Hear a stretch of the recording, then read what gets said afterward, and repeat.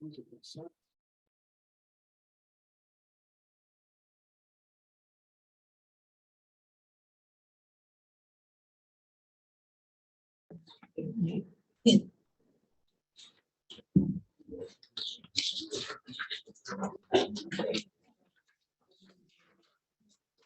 everybody, to the Land Use Board of June 5th, 2023.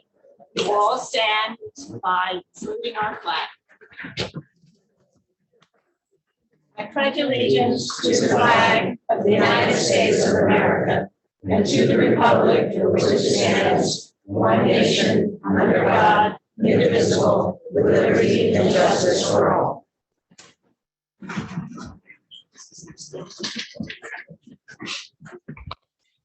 Pursuant to the New Jersey Open Public Meetings Act, adequate notice of this meeting has been provided by posting on the bulletin board in the entrance hall of the Beach Haven Municipal Building and mailing the same to the Beach Haven Times and the Asbury Park Press. This meeting is a judicial proceeding. Any questions or comments must be limited to issues that are relevant to what the board may legally consider in reaching a decision for each individual application. Decorum appropriate to a judicial hearing must be maintained at all times.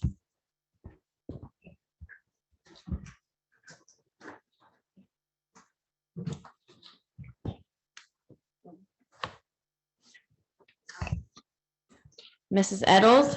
Here. Mrs. Leonard? Here. Mr. Tinquist? Here. Mr. Stevens? Oh, maybe She's on mute.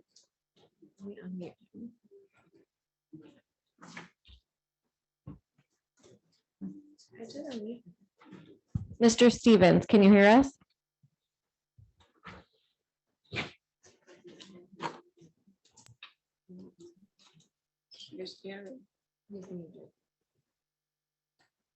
Here. Okay. Mr. Jenna? He's not here. Mayor Davis? She's on, she's here, but probably she no, she said doesn't matter. Go ahead. Mr. Meadow? Here. Mrs. Ballmiller? Here. Mr. Balbo? Here. Mr. LaFredo? Here. Mr. Wanger? Here. Ms. King? Mr. Halpern, that we have to. Mr. Halpern needs to be sworn in. Right. You're gonna swear in. And sign this piece of paper. You need to sign this, John. Mr. Halpern's a new member of the Land Use Board.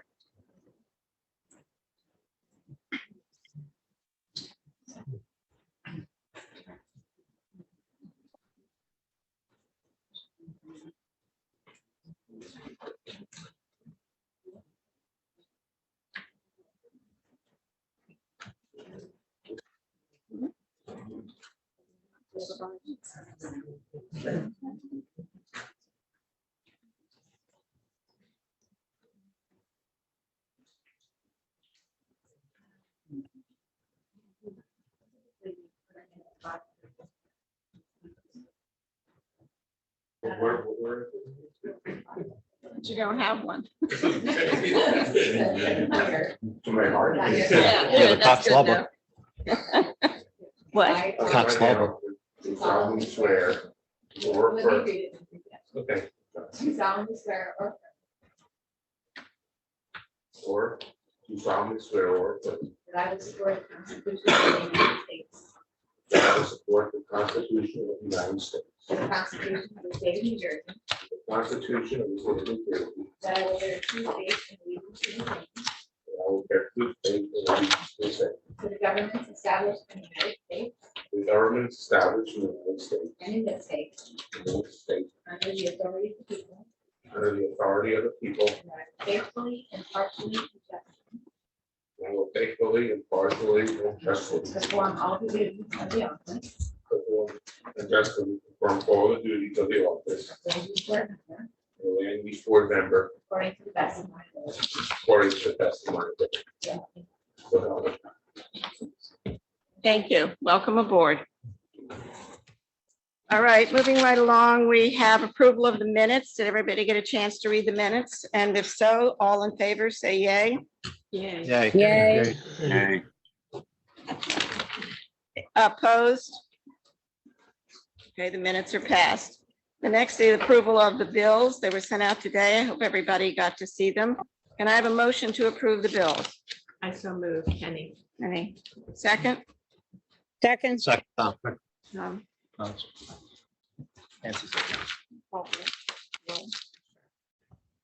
Mrs. Eddles, Yes.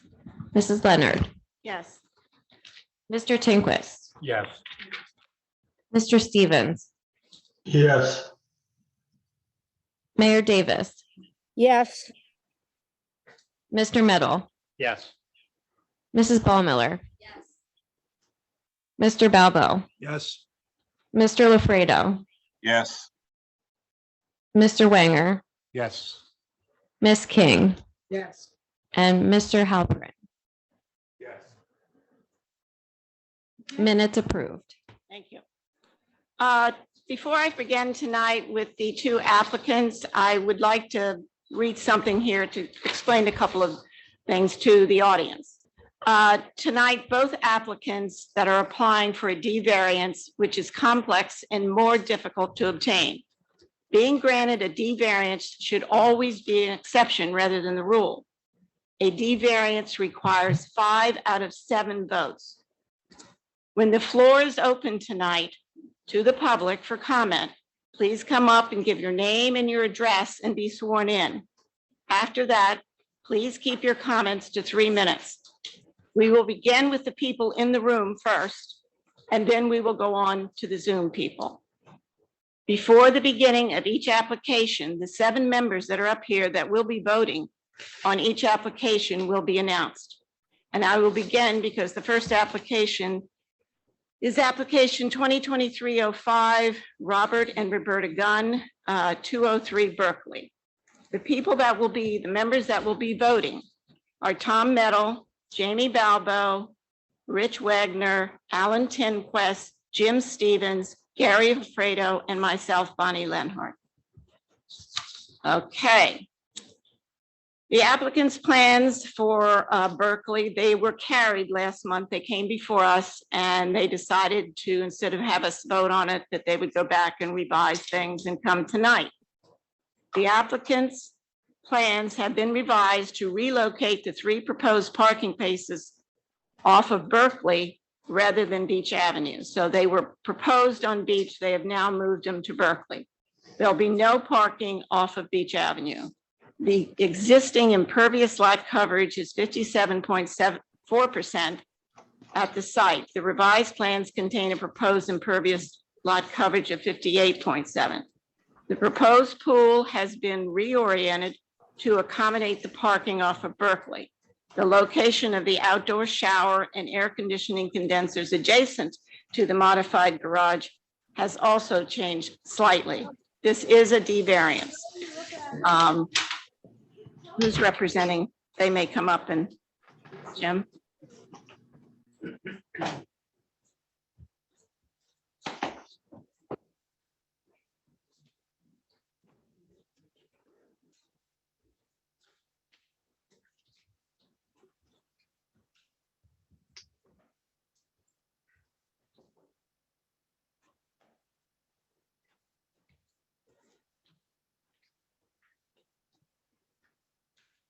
Why can't I hear?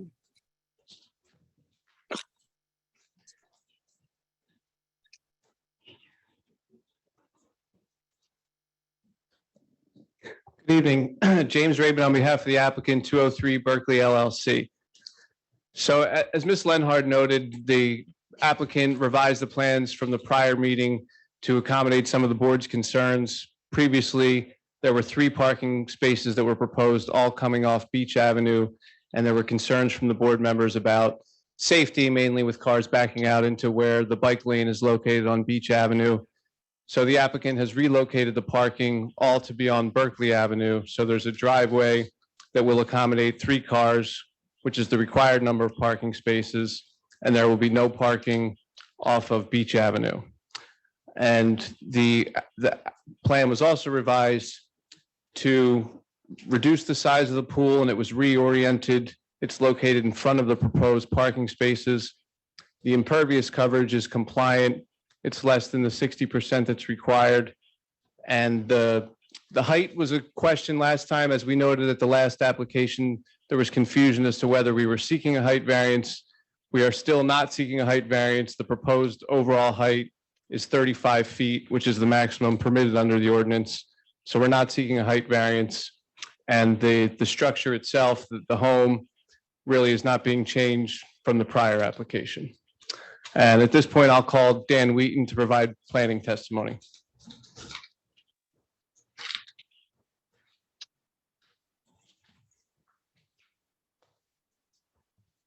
It's easier for you to sit. Whatever's there. It's up to you. I'll sit. Okay.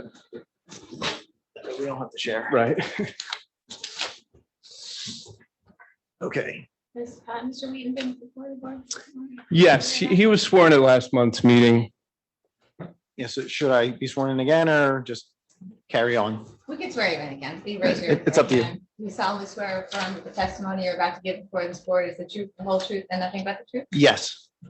Just state your name and business address for the record again. Yes, Daniel Wheaton, 714 North Main Street, Manahawkin, New Jersey. I'm a registered architect and professional planner in the state of New Jersey. Thank you. Okay, so I'd like to touch on the application itself. As was pointed out, I don't want to go over everything that we've talked about at the last meeting. The major changes were the parking, which were an issue that were talked about. As far as the variances go, I'd like to remind the board that this is a historic home, dates back to at least 1910, and has existed in this position since then. The variances that we're seeking are all existing nonconformities, so they were existing at the time of construction and perpetuated to this date.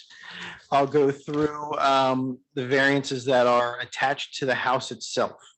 So the floor area ratio, the total living space was over at the proposed is reducing slightly, but still over. So the original existing nonconformity was approximately 0.18, and we're reducing that to 53.96. So the existing home was over in its coverage. We are reducing that by a small amount. The front yard setbacks to both front yards. So, and they are being maintained as they are. Side yard setback, once again, as a part of the existing house, is being maintained as it is. Lot coverage, so the total area of the lot covered by building was over, but we're actually reducing that. So the existing was 48.31%, and we're reducing that to 43.63. So a substantial reduction in that variance that's required. It's still a variance, but we're reducing it from its original footprint size. The accessory setbacks, which is the detached garage, that is being maintained. And then an important one is the impervious coverage. So the impervious coverage previously was over. We are actually bringing that under and removing one of the existing variances as a part of this application. So we're able to remove one and reduce two others from their original state. To refresh what we're actually doing for the house itself, the house is currently in a bit of disrepair, so we're looking to restore the house to its historic finishes, finish the inside, but also we're bringing it into flood compliance by raising the structure 2 feet. That 2 feet of height, approximately that tall, gets us out of the flood zone. And what we're doing as a part of that is filling in the existing crawl space that's there, that's below the flood zone. So the existing crawl space is non-conforming. Obviously, you know, we can't have basements on the island. It's basically acting as a basement. We're removing that as a part of the application. And one of the things to bring this back into historical conformance, this contributing structure, is the front left portion of the deck was filled in at some time between the historic photos we have from the 19-teens until today.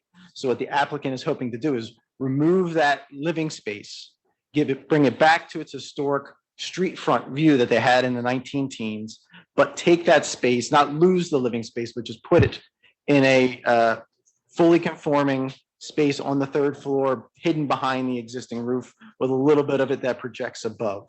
So the effort is to bring the house into more historical conformance, especially along the street front, as is viewed by the general public, but not to lose that space that they had purchased, to still maintain that and just put it somewhere else in a fully legal spot, where currently it sits in the front yard, right? So it's really advancing the public good by opening up the front porch and taking some of that living space out of the front yard setback and moving it into a fully conforming location at the interior of the building itself. So we are seeking these variances, these existing nonconformities that were attached to the building, and like I said, have been here historically, under both the C1C criteria. So an extraordinary or exceptional situation uniquely affecting a specific piece of property that that exists herein. Right, it's an existing structure. It's part of a contributing history of Beach Haven that we want to maintain and refurbish and bring back to life. And that is a unique portion of this property, right? It's the historical nature that has us wanting to maintain this property and fix it and renovate it back. And we're also seeking this under the C2 criteria, where the purposes of the act would be advanced by a deviation.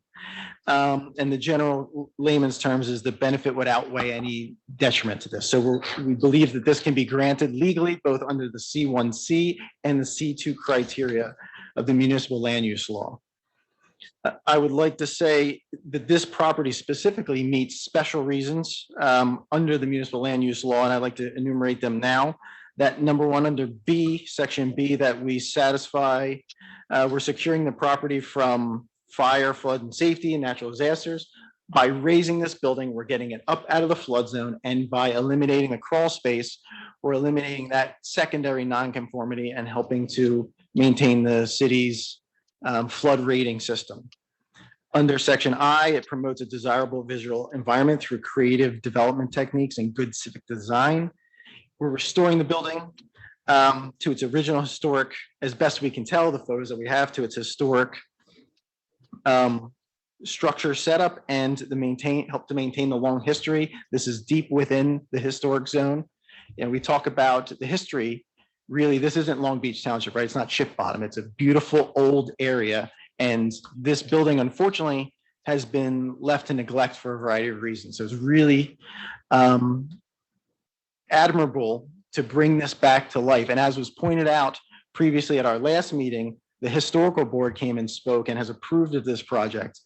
And they had talked about how multiple purchasers prior to this, to the owner, now the applicant, have come into this and walked away from it because they always wanted to tear it down. Whereas this applicant is going the extra mile trying to restore this. And that's why, one of the reasons why I believe it's got the full approval of the historical board. And also under section J of the municipal land use law is to promote the conservation of historic sites and districts, open space. So this goes to what I just previously said, right? Restoring this building in the historic district, a contributing structure to its original design. And generally speaking, it promotes the general welfare by bringing the flood conformance and the historical renovation of the building itself. And for these reasons, legally, the application can be granted without substantial detriment to the public good. And for the same reasons, I believe that it can be granted without any substantial impairment to the intent or the purpose of the master plan or zoning, right? To reiterate, these are existing nonconformities that are part of this historic structure. The only way to really remedy these would be to remove the historic structure itself in some regard and diminish it and its contributing capacity. I believe that's all. Yes, thank you, Mr. Wheaton. Does the board have any questions?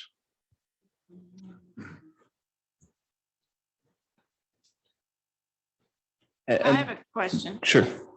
about this application. I have a couple of issues with it.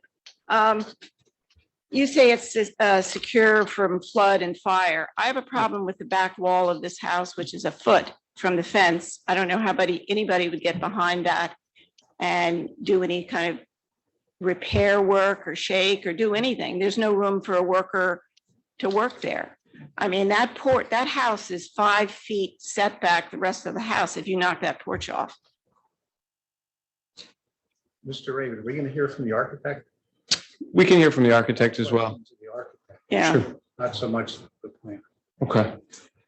So that was one of the, and then you talk about the big problem with this house is the density. And it never had 6 bedrooms and 5 bathrooms. And when you have that, you're going to have more people, more parking required. The house was never meant to have that many people in it. So those are the 2 questions and the 2 issues that I have with the house. Well, The other thing is if anything over 4 bedrooms, I think 5 and above, you need 3 parking spaces. Yes. So if the house had 4, you wouldn't need 3. I mean, it's just like, I feel like the house it's just trying to put too much on that property and it already didn't meet the standards. So, Well, I'll first start with the fire rating, which the Okay. architect would also refer to, but the building code requires a certain fire rating at that distance. Right. So the walls would have to be built in fire conformance to protect any neighbor from a fire that might happen within this home. And we have to protect ourselves from a fire that might happen in a neighbor's home. So there's a set of fire standards that this would have to be built to. and So what that's a would part- that fire standard be when it's 12 inches from the fence? So in that case, it's a 1-hour fire rated wall protected from both the inside and the outside. And the idea is that any fire that breaks out on one side or the other would have an hour before it would be able to breach that wall and impact either the neighbor or us be impacted by their neighbor. And the idea is that within that time frame, all the occupants and of any of these properties, anyone affected can get out and the fire company can get there and put it out before it spreads. So that's with regard to the fire. With regard to the bedrooms, I think it's a separate issue than the floor area ratio that is governed. So one is simply a matter of space itself, which we are existing non-conforming over the legal amount. The second question is a number of bedrooms, which is an allocation of said space. So there's no. So you're saying you're taking that part of the front porch, which was a porch, and using that space to make it a bedroom and bathroom on the 3rd floor. Is that right? That is what the application is And requesting. was yes. that porch 218 square feet? I believe we are losing 12 square feet. So the porch is larger than the space that is being replaced. So this 3rd floor is, I believe, 12 square feet less than the porch that is being opened up. And I guess my point is, as I said, the interior of that space, let's say we didn't change the porch, we didn't open it up to bring it back to the historical photos that we found from the 19 teens. For argument's sake, that could be made into a bedroom, right? So there's no ordinance that speaks to bedroom count, bedroom size, or any of those items. It's simply a square footage. So they could take the existing square footage they have now and reallocate said space. Front porch becomes living, the whole back of the house becomes bedrooms. So they could get to the same place, but it wouldn't be as historically accurate to what was there now. So I feel that this application, opening up the front porch, is more historically accurate than leaving it as is, maintaining the space they have. But by asking for more bedrooms, you're asking for more parking spaces. Yes, but we're also able to accommodate that 3rd parking space. And we have to give you a waiver, some kind of information for that wide, that's a 27-foot curb cut. No, so the curb cut has been reduced to 24 square feet, which is what is allowed for Right. corner lots. So the curb cut is of legal width. We're not asking for the 27, correct? We shrunk that down to remove that as a part of our application. So we're maintaining 24 foot and then maintaining 3 parking spaces that all access through that 24-foot curb cut. And just so the board's aware, because there was a mention of density, Density doesn't have anything to do with the bedrooms. That refers to, under the municipal land use law, the number of dwelling units you have per the lot area on which the dwelling units are situated. So there's no variance we're requesting for density. It only has to do with the floor area ratio, as Mr. Wheaton noted. I have a question about the pool and the pool house. Is that considered the backyard for the pool, or is that the side yard? So it's considered a side yard. Yeah. It's considered a side yard, but pools on corner lots have secondary zoning that governs just them. So the pool is permitted in that side yard with different setbacks than a normal lot. So the 10-foot and the 8-foot setbacks are kind of switched, but it is permitted in that location. And we're not seeking any variances related to the pool, correct? Correct. No variances are related to the pool. And how All about the pool variances house? be- Are you're changing the garage? Why can't you comply with the setback, the 5-foot setback when you're building that pool house? Well, so the pool house that's where it currently exists. So they're removing a little bit of the front of the pool house. And one thing that was a part of the original application, which we didn't mention, was that the pool house is being used to house the pool equipment, which we know are noisy items. So we want to keep the back portion of that, house the pool equipment within the building to help shield the sound from the neighboring properties. But the rear setback where it is now is, what we're proposing is to maintain that rear side yard setback as it stands. Are you going higher with that garage? With the pool No, equipment? the garage will stay as is, with the exception of the portion that we're removing from the front. But so the height will stay the same.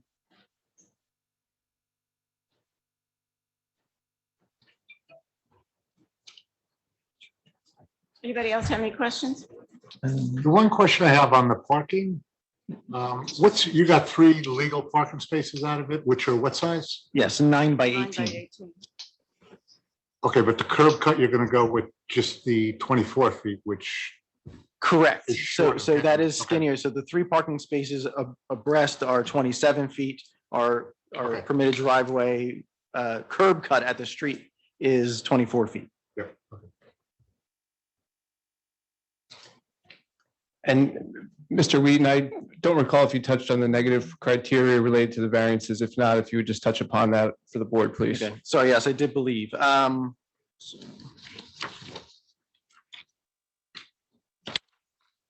So as was stated, I don't believe that there is any actual negative criteria for this. The lifting of the house is quite minimal and only being in 2 feet.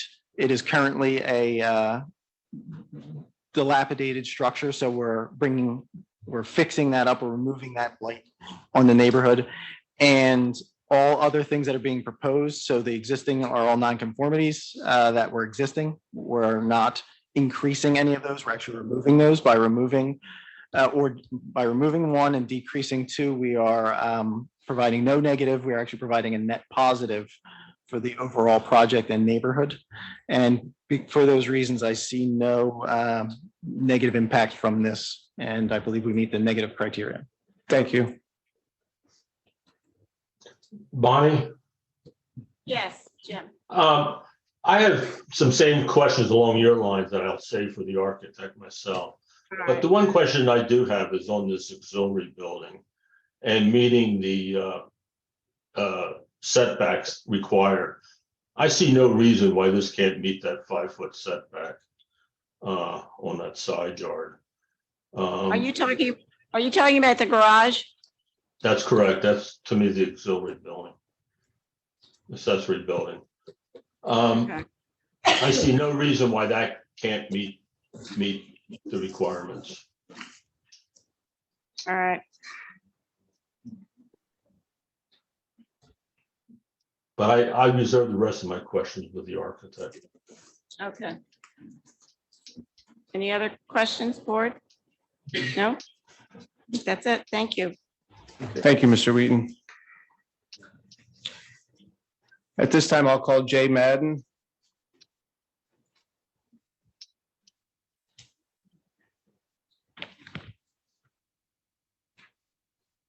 Swear him in. Oh, I'm sorry. Sorry. You were not here last time, right? Right. I was not here last time. Okay, raise your right hand. Yes. Do you solemnly swear or affirm that the testimony you're about to give before this board is the truth, the whole truth, and nothing but the truth? I do. You just state your name and business. address. Jay Madden, architect in Harvey Cedars. Thank you. And Mr. Madden, I know you weren't here at the last meeting, but these plans were prepared by you that we submitted, correct? The architectural plans? Yes. And the board, I don't know if you have any direct testimony, if you just want to address the questions from the board. I believe the board had some questions. Honestly, I think Dan did a great job presenting the house, so I'd just be glad to field any questions you might have. So are the sunrooms on the existing house at the existing floor level, or are they below the existing floor level? The sunroom, There's a sunroom on the back of the house. and Yeah. It says it's being raised to match the house floor. So currently, is that sunroom and the sunroom on the westerly side, are they below the existing floor levels now? Do you step down into I them? think you step, Sandy would have to answer that to be Somebody's honest. shaking their head, so you can, so they are lower, Yes. right? Yes, And I think the concern is, I mean, I'm looking at the sunroom on the, where it has 1.1 foot setback. yes, We're not adding anything above that. We're just raising that up yes, to match the new floor to get a bigger bedroom. yes. And it doesn't seem like there's any reason to me that can't be removed totally to match, give us the 5-foot setback to the adjoining property to the north. There's absolutely no reason.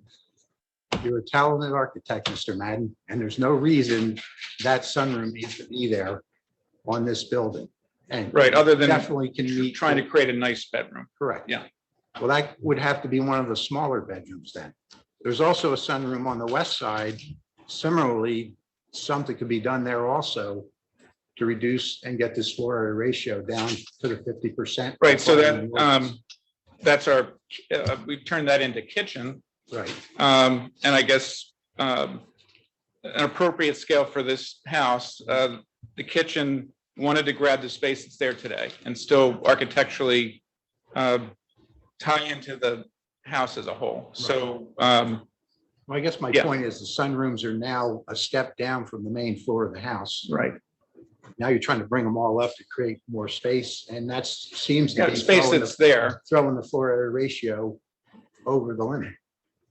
With But those it's- two sunrooms. It's considered now, right? Yeah, so I it's, understand that, But this is a major renovation, so. right, but it's not, Renovation, right, but it's not increasing the floor area ratio. I understand, but there's a perfectly good reason then to reduce the floor area ratio.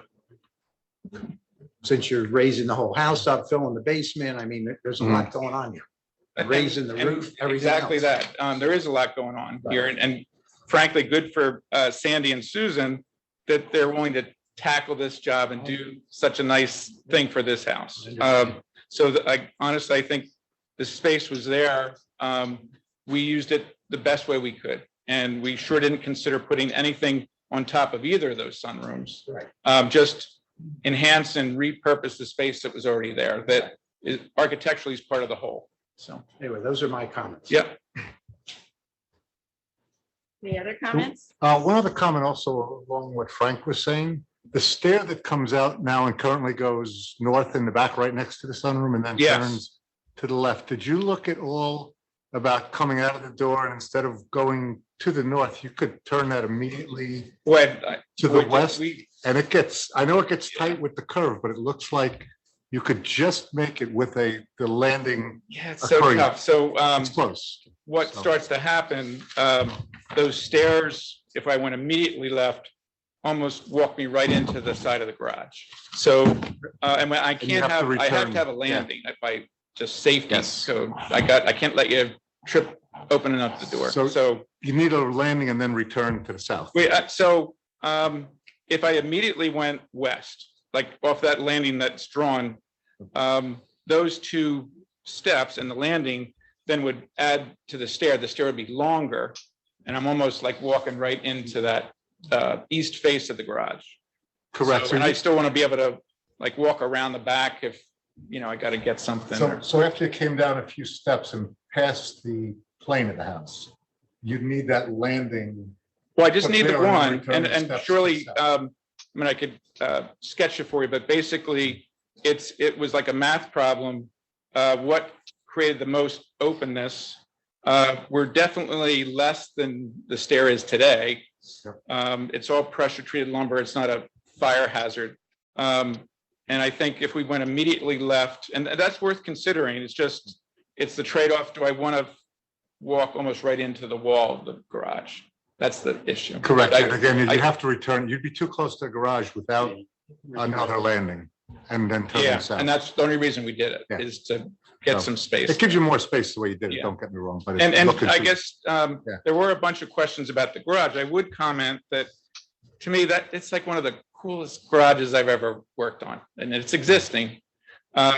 So truly what we're doing, we're not rebuilding it, unless Chris gets carried away. But the whole point is, imagine the garage is a loaf of bread and we basically just cut it in half. It's staying as is. That neat flare at the bottom of the wall, how great is that? And Yes, but if it's so great, why cut it in half? Why not just Well, redo because it? the goal was to get a nice open space for the pool in front. It was all about that. So we're reimagining the garage, just like we're reimagining the house, because today isn't 1920. It's so. Well, you could imagine that garage and still comply with the setbacks, right? That's possible. You mean shave another, what, 2 feet, 2.5 feet or 2.5 so feet. off Yep, the off the back, back. Push it to the front. Push it to the front. like slide Take the slide whole the loaf of garage. bread out, eat the middle. Yeah, I mean, it could still be Right. as great as it is now, it can comply And with the you're setback. right. We're absolutely right. We sure could do that. It'd be kind of a shame, but we sure could do that. There's not much of a garage left at that point, because we sure are trying to keep some nice outdoor space around that pool. It's honestly, as Sandy reminded me, he walked the neighborhood. There's 7 garages that are almost on the line down his backyard. So it's not like this is an anomaly. It's like But they're not pattern coming in that's- asking for a D variance. No, That's that's the right. difference. So Right. when you come in and ask for a D variance, it's kind of a back and forth kind of thing. Yes. Nothing's in compliance in this house. right. So the other question I want to ask you about are these front steps. Yes, Now, I saw the picture that these were the original. yes. I think they're terribly impractical. They look like a pyramid. And if somebody should fall, I guess you're putting railings on the side. For sure. We have to. So if anybody wants to go up and they have to go around to the side steps and walk up Correct. the If they have to side. hold the railing, correct. And honestly, it was us just being, we went through the historic board for a good reason. Right. We were, it's not like let's draw a stair like that. All I we're know doing that. is trying to be faithful. But what I'm Yeah. saying is, just because it was done like this in 1910, doesn't mean it could not be improved It on sure could, absolutely. and not go out so far and be a little safer. I think it would go out as far, because it has to Have be go legal. out. It just could be skinnier. Like, for instance, it just could be a straight up stair, railings on both sides. Well, What about the kind that have a platform that go down to the side that don't protrude so much out? I maybe could come back a little. And yeah, sure, I could have a landing and go sideways. That's Sideways. correct. And it wouldn't go so far out into the, Into the setback or Setback. into this property line, really. Yeah, so that's us just being rigorous to the historic nature of that. We just copied what was there. That's Yeah, it's as I simple mean- as that. I think you did a great job on the house, but I think a lot could be done to this house at this point to bring it into compliance with Mhm. setbacks and floor area ratio. And I mean, I think it's a beautiful house, has the ability to be a beautiful Yeah, it house, sure is. but it needs some Absolutely. changes. Yeah. It does need some changes. And I appreciate the owners moving the parking to Berkeley. I thought that was a key change. That's all I gotta say. Jim, do you have any questions? Yeah, just to follow up, and Frank kind of said a little bit where my line was going, and that is where the new proposed bedroom is. The existing use was there. It looks like some of that, to me, was with the roof lines was added on at some point. So I'm not so sure why that can't be cut off and be compliant with the 5 foot setback. And part of that is the fire code. You know, we talked about a 1 hour rating inside, 1 hour rating outside. I'm not so sure you can have windows. I'm not in the fire code, especially, you know, with the neighbor there, whether you can have glass in that wall. Maybe the architect can help me with that. Yeah, so Jim, definitely, it's sure us taking a whole wall of glass and making it less. And frankly, we probably haven't addressed the fire code and therefore the amount of glass. So I'll bet you this amount of glass wouldn't even get a building permit. So I'll bet you we're modifying that regardless. I don't think I could have near that amount of windows, other than there is a code that says if you're just replacing in kind, it's grandfathered in, but frankly, I don't think you can even have windows when you're less than a foot or at a foot. I think And definitely there would definitely be sheetrock under the siding, waterproof sheetrock that gives us that 1 hour that Dan was talking about. So you're absolutely right that right. Yeah, so that definitely it's not, I don't think that's the final answer, that amount of glass, for sure. Just fire code wise, forget, you know, land use board. I don't think Sean would ever give us a permit for that. So. So along those lines, and I guess, you know, we're all kind of winking when it comes to the front porch, because I assume there was no actual heating units in that front porch that's being removed. So we're kind of winking on whether that was truly allowable building footage. I don't have an issue with that as long as we make a better effort of getting the side yard in compliance. And that's not only the house, but also the accessory building. I see no reason why that can't be done. And especially when you look at the roof lines and amount of renovation you're going to do, I think it's just cleaning it up. Okay. Not to sound dumb, but what kind of cedar shakes are you using? Well, actually, how about I let the owner answer that, because that's. I mean, because going along those lines, if it's wood and you put anything underneath it, wood's going to burn no matter what. Pretty much anything. Wood, yeah, anything, plastic, anything that's going to burn. Yeah. Unless you're using the cement board stuff, the hard Yeah, board. and the idea with the sheetrock underneath the siding, it's about we're on fire and we're trying to not let our neighbor be on fire. It's all about protecting them. So like say he's on fire, our building's either igniting or melting, but at least the people asleep in our building are safe, right? And your AC units, are they ultra low noise? Because I mean, they're pretty close to.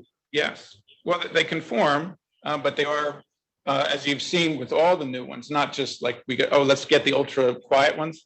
The variable speed startup compressors now are so much more quiet than even 5 years ago across the board, not just because I said so. I mean, as you've seen, it's amazing how quiet they've become. Oh, okay. Yeah. Is that the only set of compressors out there? Those two. Yes.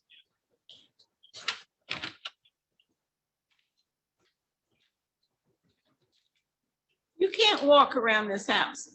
You can't walk around this house. Is that a correct Unless- statement? Like, yeah, it's barely. And where are they Sideways. where are they putting the trash? That I don't know. Because it's probably in the garage, but we don't have designated a trash enclosure. So No. how do they get it from the back to the front? Do they go through that fence? Well, surely going down the back door, out the back door, Through over to the garage, I can sure walk there. I just, at 1 foot, I could, And that gate in the front, okay. sure. So I have sure access, like I'm trying to be smart, but the only place I can't literally walk is maybe that 1 foot. If there's a fence there, neighbors or our fence, I probably have to really inhale to squeeze by there. But other than that, pretty much the rest of the perimeter is accessible. Yeah.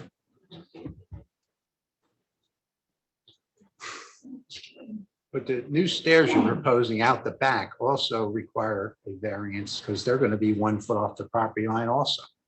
Right. Correct. And frankly, just trying to be in the shadow of what was there, just I more understand. modest.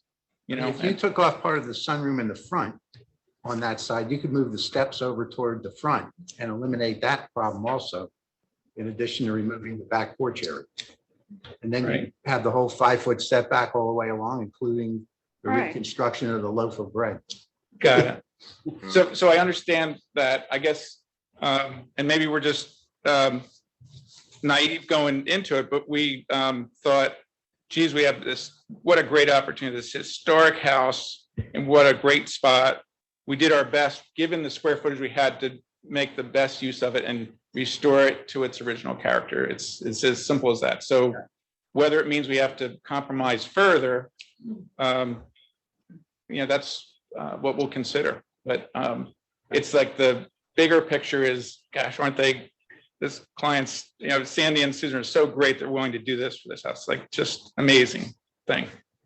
Good for them. But it could be a beautiful property I think it's going to be a great, beautiful property. Absolutely. with all of that removed that we mentioned. It could still be a beautiful property. Yes, it could. Yes. I'm sure. Just like it It's was, gonna when be- just like it was when it was first built.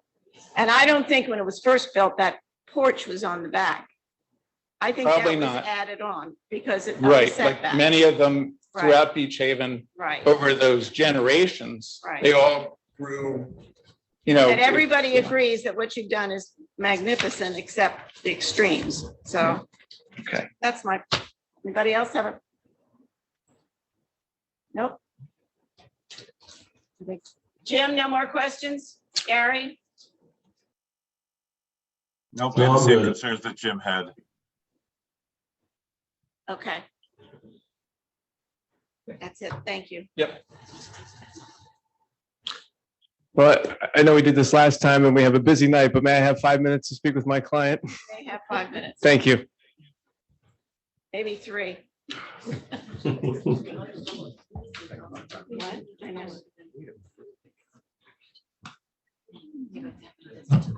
It's a shame.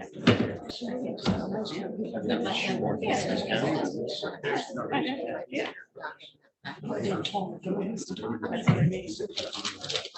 And that brings it down.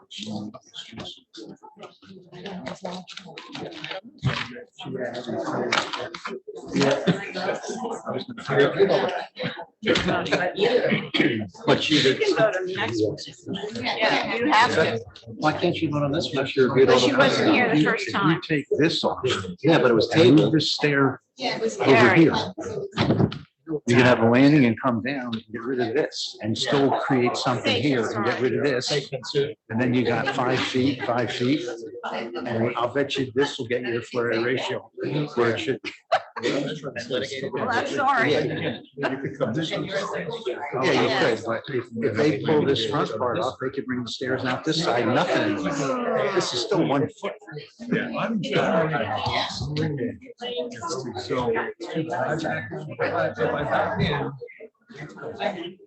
When I do. Even if they had us halfway.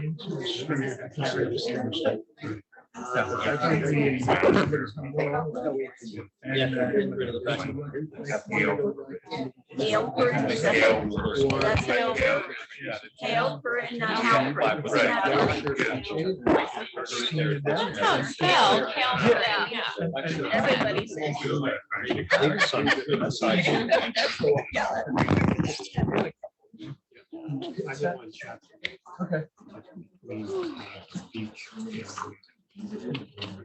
Yeah, that's probably so. In my book, I would think, they get it. That's It's interesting, one, there's 600,000. Yeah, that, I mean, that is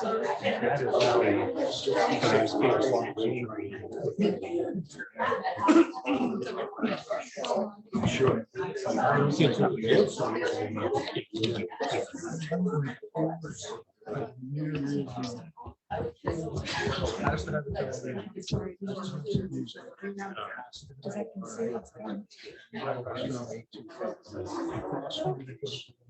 I see three houses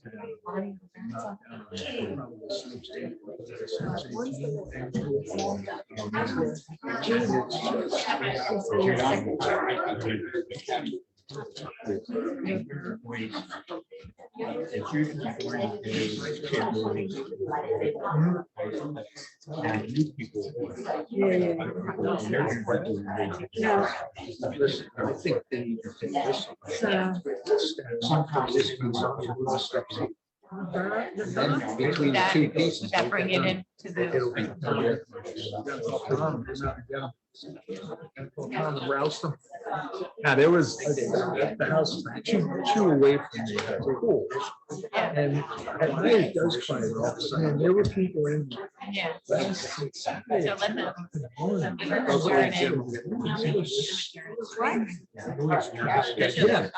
Yeah. No, it's just, it's much, it's a bit much, but it's dangerous. I'm gonna be great. I'm gonna hold my call for just. Robin would do. Parents let the kids out in the morning. Yell as long as. It's LAGUE.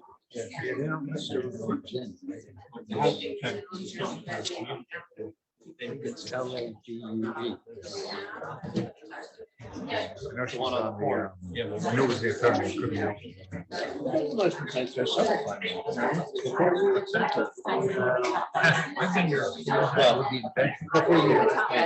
There is no bedroom. I haven't called the police. I don't know what that is. You know, a lot of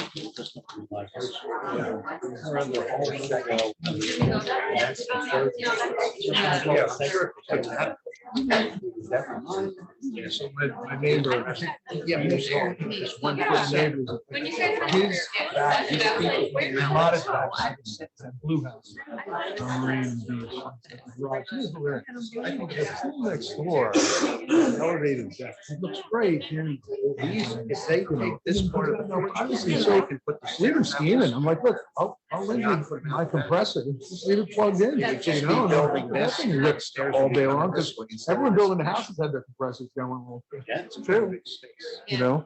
Yeah, they're putting a couple houses on Marine. They got an island. And it's all day.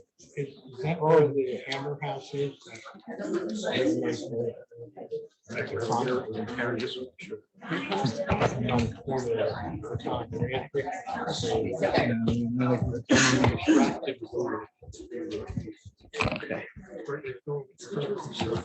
I know. I've been watching the one. I've been watching the one with those.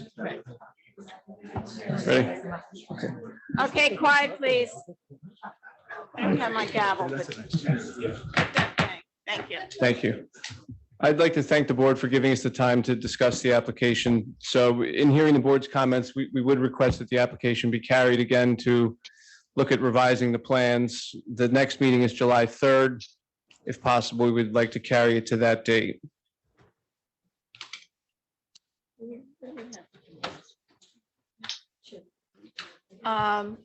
Okay, that's fine with me. Jim. We have two other applications, but. Do we have to vote on that? Yeah, can I have a motion to carry it to the July 3rd. Motion to carry, Tom. Second, Penny. That's right before 4th of July. Mr. Meadow, Yes. That's a terrible day. Mrs. Leonard, Yes. Mr. Stevens, Yes. Mr. Tinquist, Yes. Mr. Balbo, Yes. Mr. Lafredo, Yes. and Mr. Wenger. Yes. Application carried. Thank you. Third time's a charm.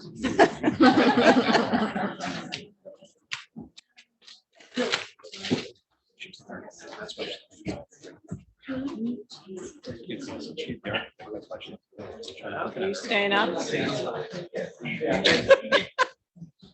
At this point in the meeting, I'm going to turn it over to Tom Metal. I'm recusing myself from this application, and Tom will be handling the meeting. Ms. Leonard, could we speak about that Oh, yes, we do have to have. Do you some want public- to, okay, you want, okay. Let's- Should we do that? Yeah. You want, yeah, we'd like to hear Yeah. what everyone's. That's concerns true. are I on forgot. that one. That's right. Motion Okay. open to the public. Yep. Yeah, oh, you, all right. I'm gonna tell them to come back in. Okay, so they can hear. Are we going to uncarry or can we just We open? can, no, we're still carried. but You're we still can- carried. We can hear the comments. I think The that would be first good for person them to come hear. up, please. Susan Burke, live at 135 Berkeley Avenue, so you need Put your to, thing down so you can, There you go. there you go. for short people. Do you solemnly swear or affirm that the testimony you're about to give before this board is the truth, the whole truth, and nothing but the truth? I do. Okay. My husband and I own the property at 135 Berkeley Avenue, and we've owned it since 1988. We have the following thoughts and questions on the variances. On the hardship variance, New Jersey State 4050D 70C1. If the owners are referring to the size of the lot as a hardship, we disagree. The lot is 5,365 square feet, 365 square feet in excess of the typical 50 by 100 or 5,000 square foot lot. The lot is oversized as compared to the minimum required lot size. If the owners are referring to the lot shape, there is no hardship, as a non-rectangular shape affords them more square footage and therefore more allowed for. If the owners are citing a hardship which is neither of the above, could they or their attorney please explain what that hardship is? So we do not feel that the owners meet the test for the granting of this variance. The substantial benefit, New Jersey State 40-55D 70C2. It doesn't appear that the development of this property is related to the Educational Facilities Construction and Financing Act cited in the section, and therefore the granting of a variance should result in benefits that substantially outweigh any detriments. Could the owners please explain how the granting of this variance will outweigh the detriment and the increase in the density to the neighborhood? We do not feel that the owners meet the test for the granting of this variance.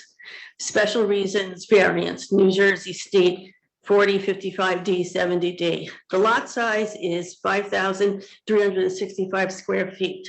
Therefore, allowed for is 2,682 square feet or 50%. The proposed FAR is 53.96 or 2,895 square feet. The proposed number of square feet is an increase of 212 feet from the allowed number of square feet. If the owners eliminate the third floor suite of 218 square feet, they will comply with FAR and not need a variance. We don't feel they meet the test for the granting of this variance. Overall variance request. New Jersey states that no variance or other relief may be granted under the terms of this section without showing that such variance or other relief can be granted without substantial detriment to the public good. Overdevelopment of a property is not in line with the public good and most certainly not in line with our neighborhood and its historic feel. The granting of the variances cited above will have a detrimental effect on our neighborhood and should therefore not be granted. Density is not a positive attribute. As I've stated, we own the house since 1988. I have observed the property at 203 Berkeley Avenue during every season and through Superstorm Sandy. The home has a basement and a sump pump. I have observed and quite frankly marveled at the sump pump spitting out water days after even moderate rainfall. If a pool is installed on this property, where does the displaced groundwater go? And how high is the water table under that house? Flooding is an important issue currently, and all of our properties are at risk from flooding. There have been multiple poured pool bottom failures in Beach Haven. Should we be installing more pools on properties that are already overdeveloped? All right. We have taken time to explain the current precarious state of the intersection at Beach Avenue and Berkeley, our feelings regarding this effort to overdevelop our neighborhood, our thoughts on the requested variances, and our observations of the flooding issues at 203 Berkeley Avenue. I'm in the sorry, hope- Ms. Burke, your 3 minutes Okay. Have elapsed. Okay, in the hope that you will incorporate the information in your decision-making process. Thank you for your time and attention. Thank you. Anyone else?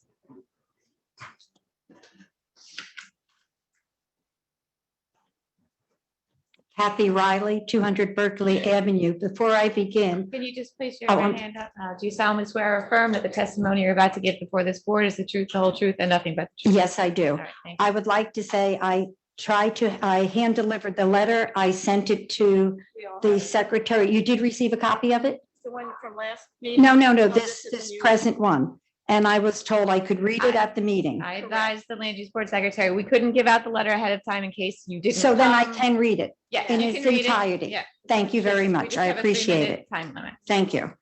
Ladies and gentlemen, I write this letter as an affected neighbor and citizen of Beach Haven Historic District.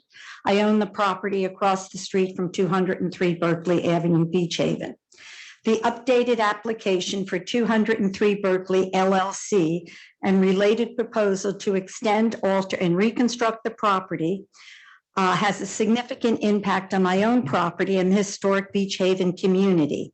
I again find the updated application troubling, and I urge the board to reject it as it does not meet the standards for creation of exceptions proposed by applicant under New Jersey Statute 40:55D-70C1, variance relief hardship, New Jersey Statute 40:55D-70C2, variance relief substantial benefit, or New Jersey Statute 40:55D-70D, variance relief special regions.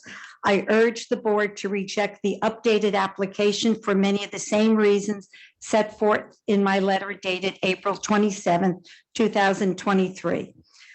At the May hearing, the applicant indicated that it may consider modifying the original application to comply with the objections proposed and input from, among others, the land use board engineer, and the letter.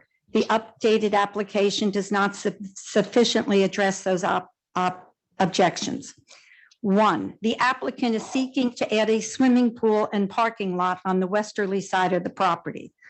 A, contrary to the testimony of the applicant at the testimony in the May hearing, a swimming pool is not a standard feature of homes in historic Beach Haven, in Long Beach Island, or homes in general, and any such proposed addition to historic property should be viewed by the board with heavy skepticism.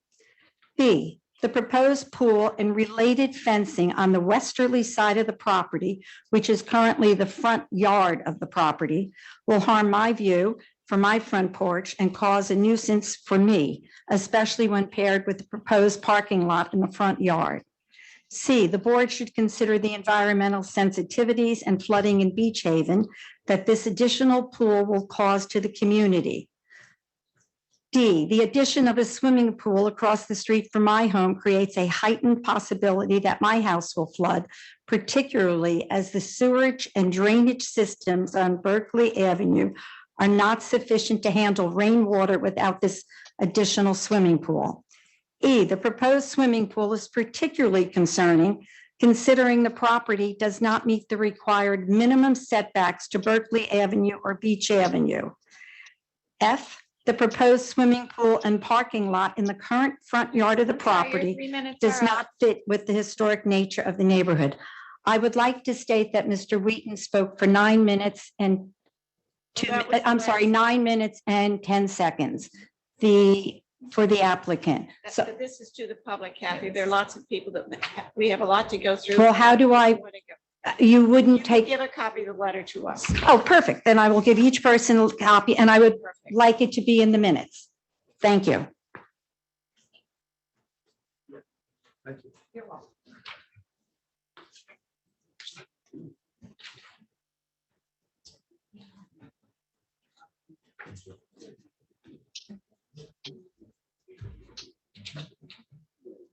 Meanwhile, is there anybody else that from the public, please come up?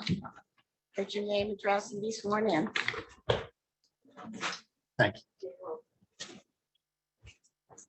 Raise your right hand. Do you solemnly swear or affirm that the testimony you're about to give before this board is the truth, the whole truth, and nothing but the truth? I do. Can you state your name and address for the record? Brian Donnelly, 610 South Beach Avenue in Beach Haven. Before I start, can I hand out a few photographs? I am the immediate neighbor in danger of a fire that we're all talking about. Absolutely.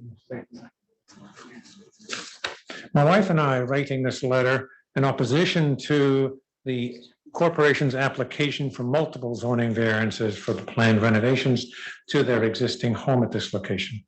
We are the immediate contiguous neighbors to this property and stand to suffer the most if these numerous variances are granted. We have owned and occupied our property since 1982. The LLC is requesting a variance to add a third floor bedroom, requiring raising the maximum roof peak to 39.7 feet from the existing peak of 32.3 feet, an increase of 23% to accommodate the bedroom. This will create a virtual cliff adjacent to my home, add the risk of wind damage, and literally block late fall and winter sunshine from warming our home. As a result of this new construction, they're requesting a variance from the maximum allowed heated space ratio of 50% of lot area to 53.96. The absence of a third floor is not an existing hardship. A self-created hardship does not qualify for a variance. This request should be denied. Variances are requested from setback rules, requiring 5 feet from adjacent property lines rear of the house. As it exists currently, there is a glass enclosed porch. If I can let you all take a look at these. Porch and the setbacks currently exist. As it exists, there is a glass enclosed porch, 1.1 feet from my property, approximately 17 feet long. The current garage is 2.3 feet from the same line, and proposed new stairs will be 1.1 feet. The measurements do not include the overhanging roof lines, which are essentially in line with and vertical to my property fence. Since major changes are proposed for the porch, that is conversion to a bedroom, the garage, and the stairs, now is the time to insist on bringing setbacks into line with the current requirements. I have some photos recently taken, which I have passed out, which quite clearly show the proximity. Whether anyone has room to actually swing a hammer in the 1 foot space is unlikely, and I doubt, Jay, that people can actually pass through that section. I welcome and encourage all committee members to come to my yard and gain a better appreciation for the space. Small drawings do not convey the reality. These variance requests should be denied. Lastly, the 11 by 17 color prints for HPAC, which are actually beautiful, are somewhat inaccurate. Specifically, the view looking northeast from Berkeley shows several large birch trees at the left rear of the subject property. This is inaccurate and fanciful. I have the only river birch tree with 3 trunks on the west side of my property. If you look carefully, the additional trees have been photoshopped and are identical to mine with some ghosting. For those trees to exist, they would have to be planted by me, since 1.1 foot and 2.3 feet of suggested setback variances will not allow for tree planting or any other planting. Thank you. Thank you. Is there anybody else that would like to come up and speak to this application? All right, now we'll open it to Zoom. Anybody on Yeah, Zoom? we have a Zoom.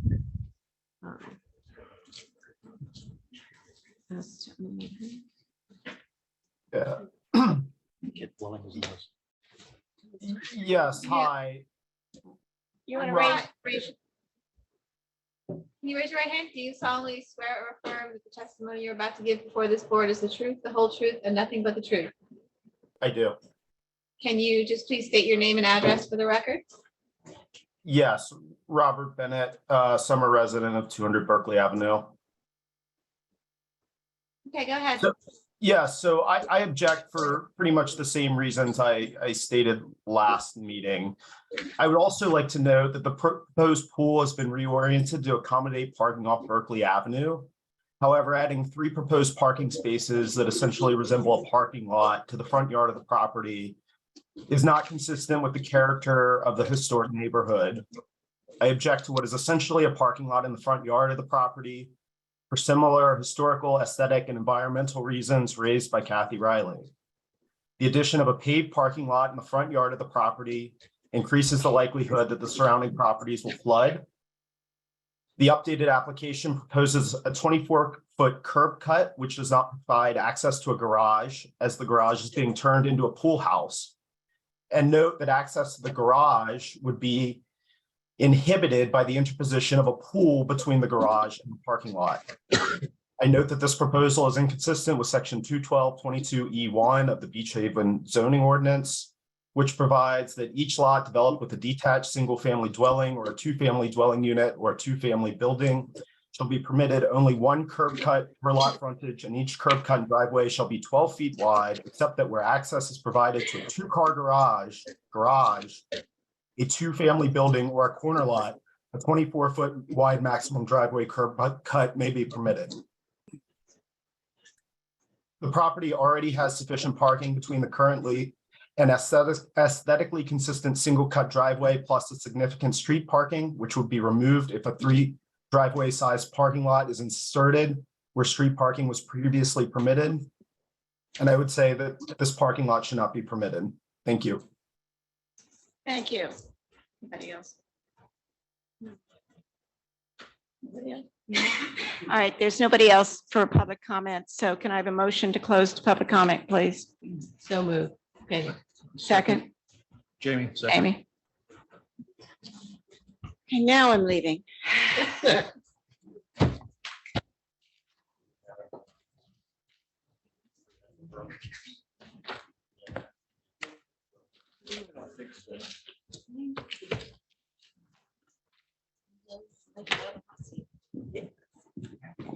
Oh, you want your photos? Well, we need them.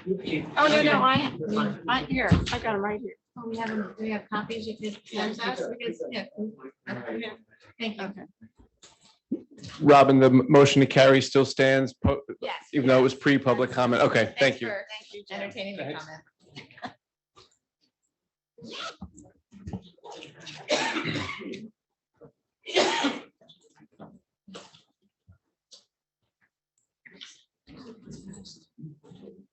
Ready? Yes. Yep. We're now here, the application 2306 401 Center Street LLC, 401 Center Street, lot 146, block 146, lot 26. We're going to hear from Bruce Padula, the town's attorney. And also, while Mr. Padula is coming up, I just wanted to go over the members who are going to be able to vote on this application. We have Mr. Metal, Mr. Stevens, Mr. Muha, Mr. Tinquist, Ms. Edels, Mr. Balbo, and Mr. Lofredo. Did you say Mr. Muha? Oh, he's not here? Why do I have, okay, then Mr. Wanger. I don't know why he was on my list. Mr. Wanger.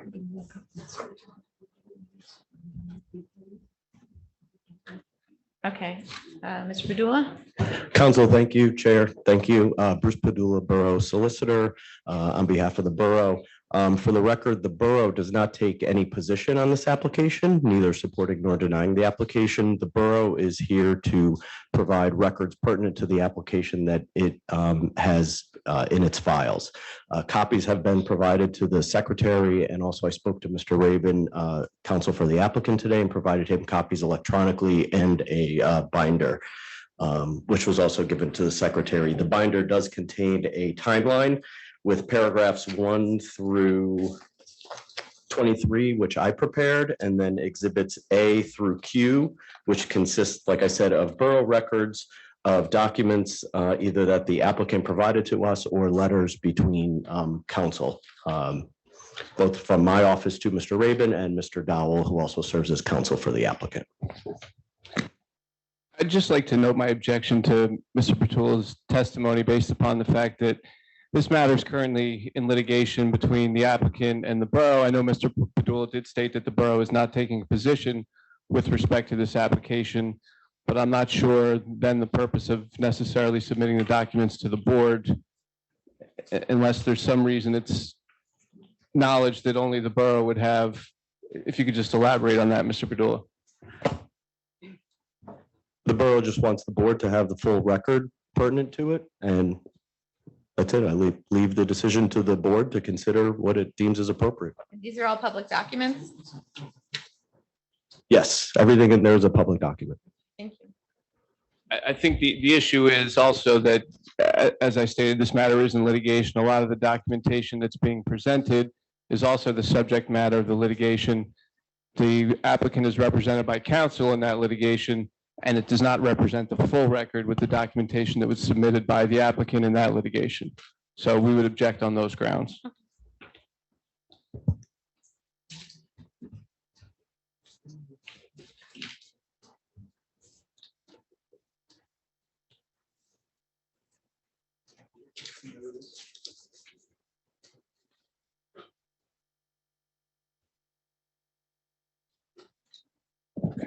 And James Rabin on behalf of the applicant, 401 Center LLC.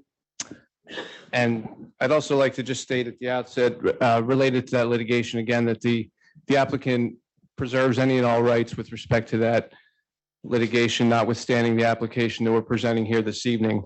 But all that aside, let's get into the application. The Holiday Snack Bar, it has been here for 75 years in the borough of Beach Haven.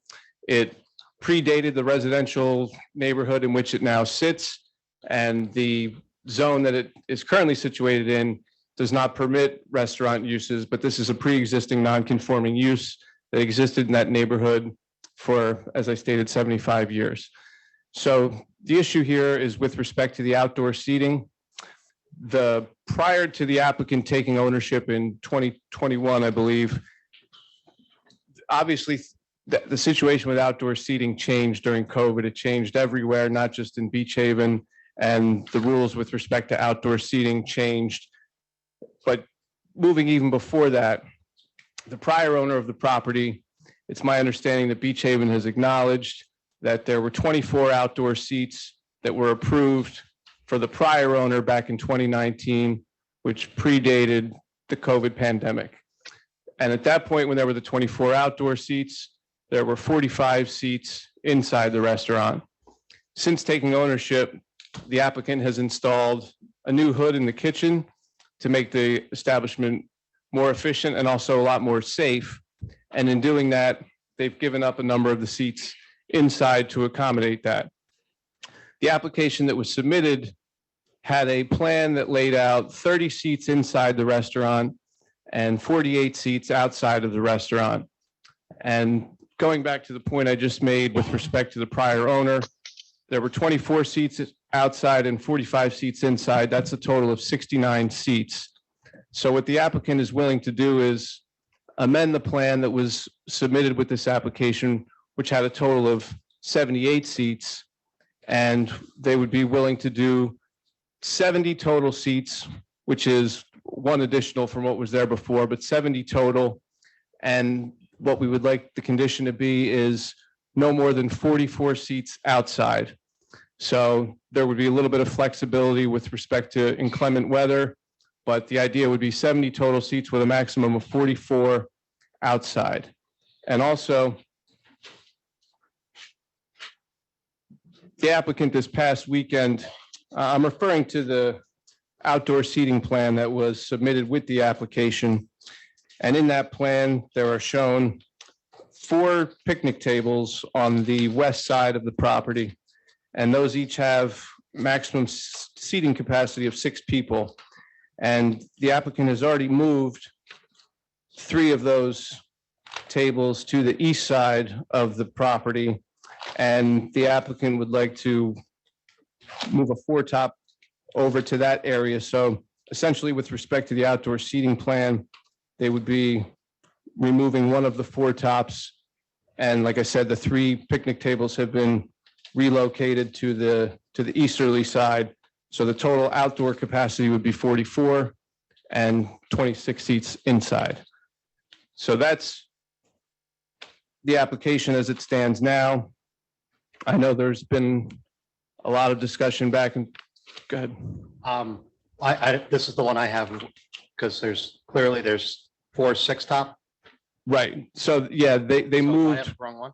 No, that's correct. They moved 3 of the 6 tops over to the east side. So basically, the 1 4-top is being removed, and then the 4 tops on this side will be replaced over here. So with respect to the outdoor seating shown, we're just losing one foretop, and 3 of the picnic tables are being moved to the east side.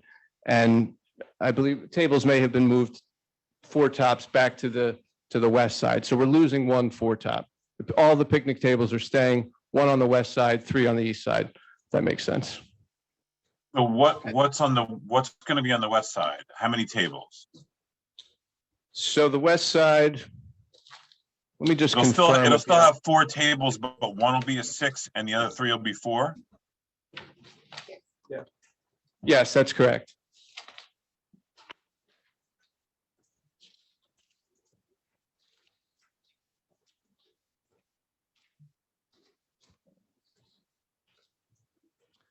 So that, I just wanted to note that from the outset. So that's the amendment that the applicant is proposing. And the idea here is to keep things in line with the way that, with the total number of seats that were approved at the property prior to the applicant taking ownership.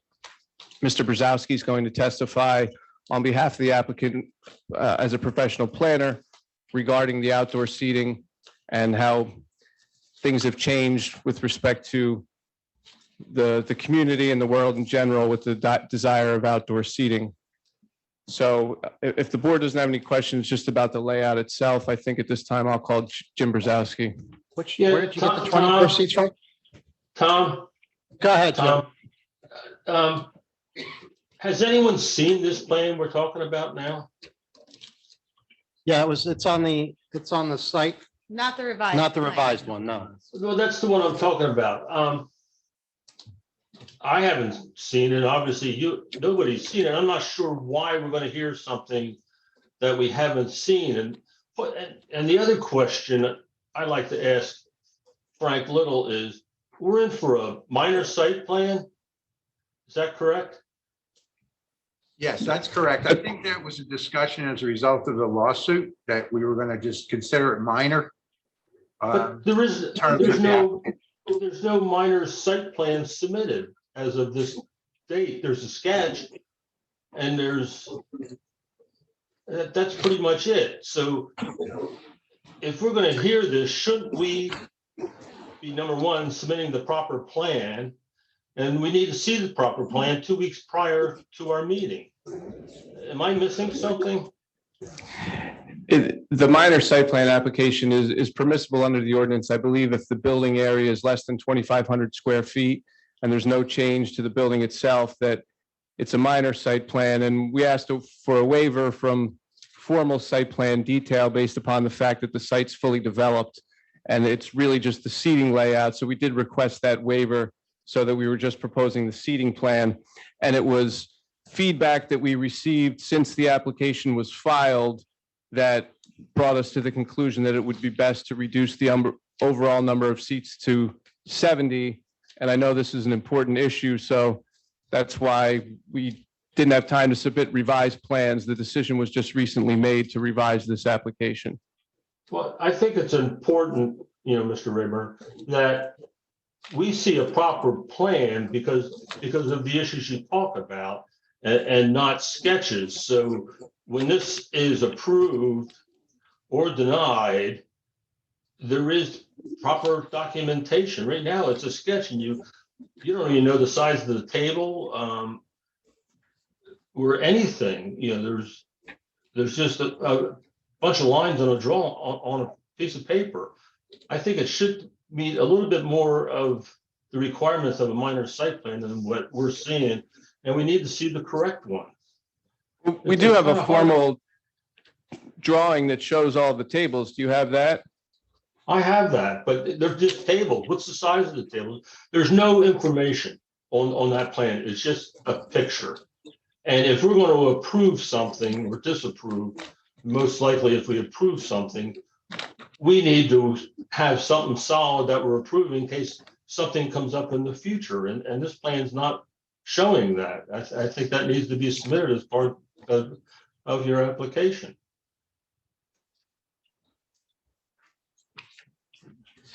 And, I'll leave it to Frank and this, Well, Jim, the applicant requested a waiver from site plan detail, which they're entitled to do. If the board wants to deny that waiver and make them come back with a full survey, full detailed site plan with everything dimensioned, the board has the right to do that. And there is a scale. It is drawn to scale. Do you think that's appropriate to ask for, Frank? Well, they have a right to ask for it. And, and again, I don't want to keep going back to the lawsuit, but we're trying to get somewhere with this and figure this out, either approving it, modifying it, denying it, doing something with it. Because it's operating and it's going to continue to operate as is based on, I believe, they're making an application here. So we keep carrying this, who knows when. We carry it to July, it's going to continue to operate the way it is. So I think moving it forward somehow is probably a good option. Okay. And we're really talking about the number of outside seats realistically. We can get dimensions on a picnic table, but they're telling me there's 6 people sitting at a picnic table. Seems reasonable.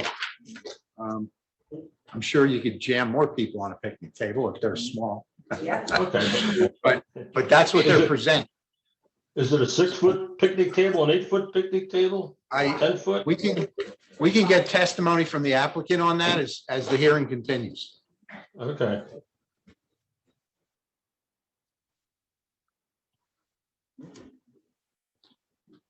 Anything else, Jim? No, I'm good. Okay.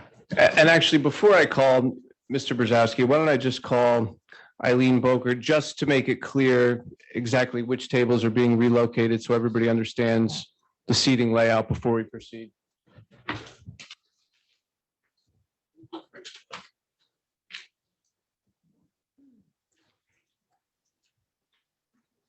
You're right. You solemnly swear or affirm that the testimony you're about to give before this board is the truth, the whole truth, and nothing but the truth. I do. And state your name and address for the record. Eileen Boker, 5404 South Long Beach Boulevard, Holgate. Thank you. And Ms. Boker, you're the sole member of the LLC that owns the subject property? I am. Okay, and just the only thing I'm having you testify about right now is the seating layout. So the seating layout that we submitted shows 4 picnic tables that each seat 6 people on the west side. And you're moving 3 of those to the east side, is that correct? We did. We moved, if you look from the south to the north, we moved the first 3 tables to the east side of the building and brought the 3 4 tops to the west side of the building. Those are slightly smaller than 5-foot tables. And for the last 3 years, Glenn bought those for the pandemic. And so the town actually had counted those as 4 tops. And yet there are times where 2 parents, 2 grandparents, and 2 small children or 3 small children will sit at the table. So for the application, we increased the number to 6 tops. And which 4 top is being removed? Oh, you're putting me on the spot. We haven't decided that yet. One of the 4 tops will be removed. And we're pretty amicable to whichever one Okay. you don't want there. The reason I like the 4 tops more, but because we have so many families, and in particular families with small children, the picnic tables just work better. The chairs can be difficult for a toddler. So a lot of times the parents will sit a child in between them on the picnic table bench. And it's easier for the children to get on off the benches.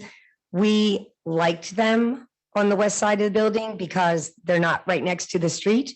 And yet, in some of the things that have been said, there can be a little bit more noise with the rowdy customers that we feed at the holiday. And so we wanted to put them onto the east side to help with that noise.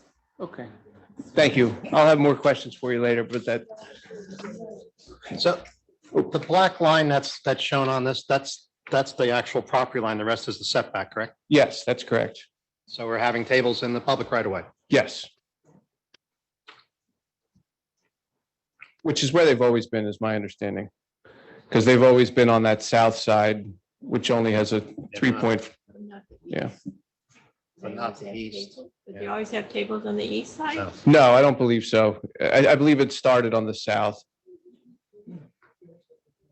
There's not a sidewalk on the east side, is there? No.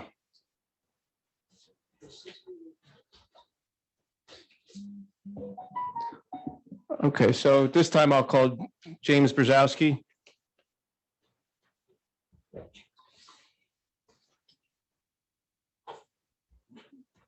you solemnly swear or affirm that the testimony you're about to give before this board is the truth, the whole truth, and nothing but the truth?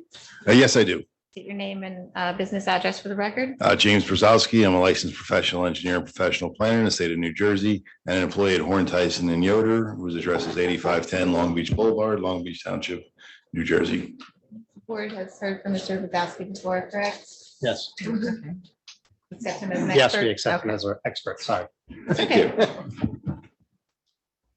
Mr. Brzezowski, I know that you didn't prepare any plans related to this application, but you've had an opportunity to review the application and the documents submitted with it. Yes, I have.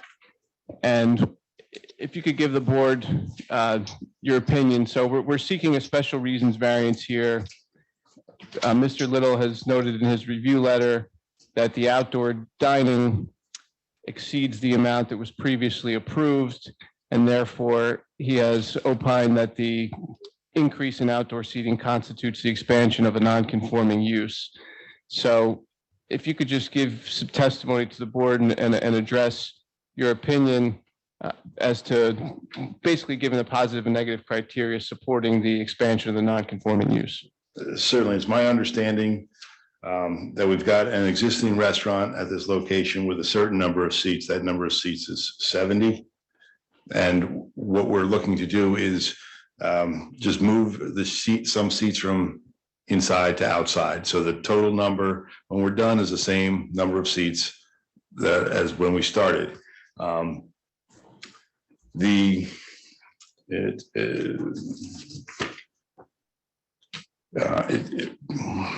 The applicant, I think, is meeting the positive criteria by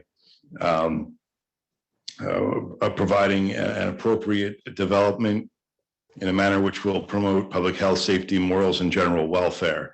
By relocating seats that are inside to outside, we're creating more safety from, as during the pandemic, we realized the state indicated that outdoor seating is safer, where people are separated more. There's less chance of transmitting disease with outdoor seating.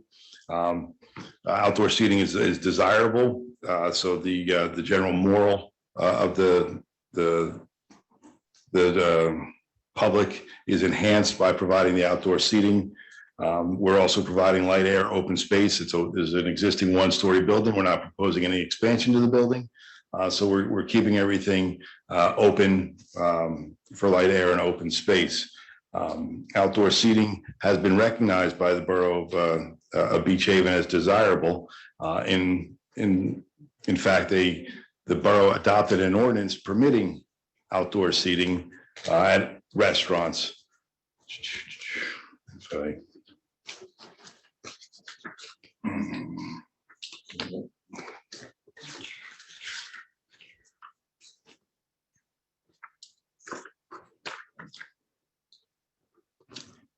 And the outdoor dining section, chapter 137 of Beach Haven's ordinance, all restaurants, cafeterias, dining establishments, food courts, with or without liquor licenses, and all holders of liquor license with retail consumption privileges are permitted to offer in-person service in outdoor areas, provided the establishment obtains an outdoor dining permit from the Borough of Beach Haven for outdoor dining in accordance with requirements set forth herein.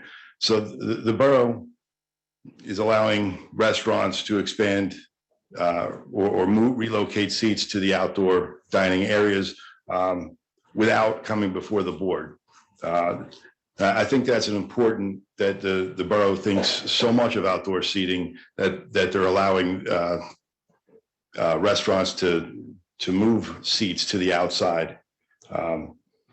And the ordinance goes on to say that they permit outdoor seating.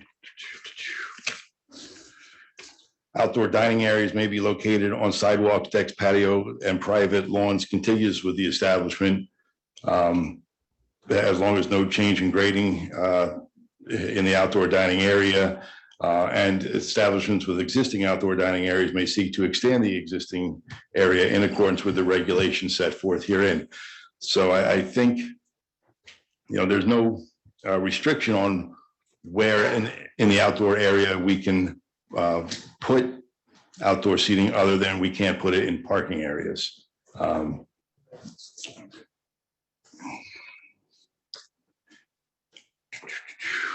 Did you say there was 70 seats inside and we're just splitting them up between inside and No, I outside? said there's 70 total.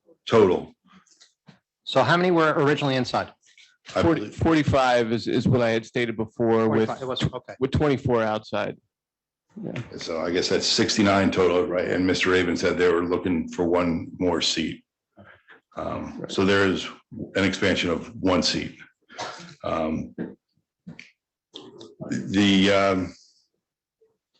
Well, I think the expansion of the dining to the outdoor areas were adjacent to Delaware Avenue, which is a 80-foot wide right of way. We're adjacent to Center Street, a 98-foot right of way.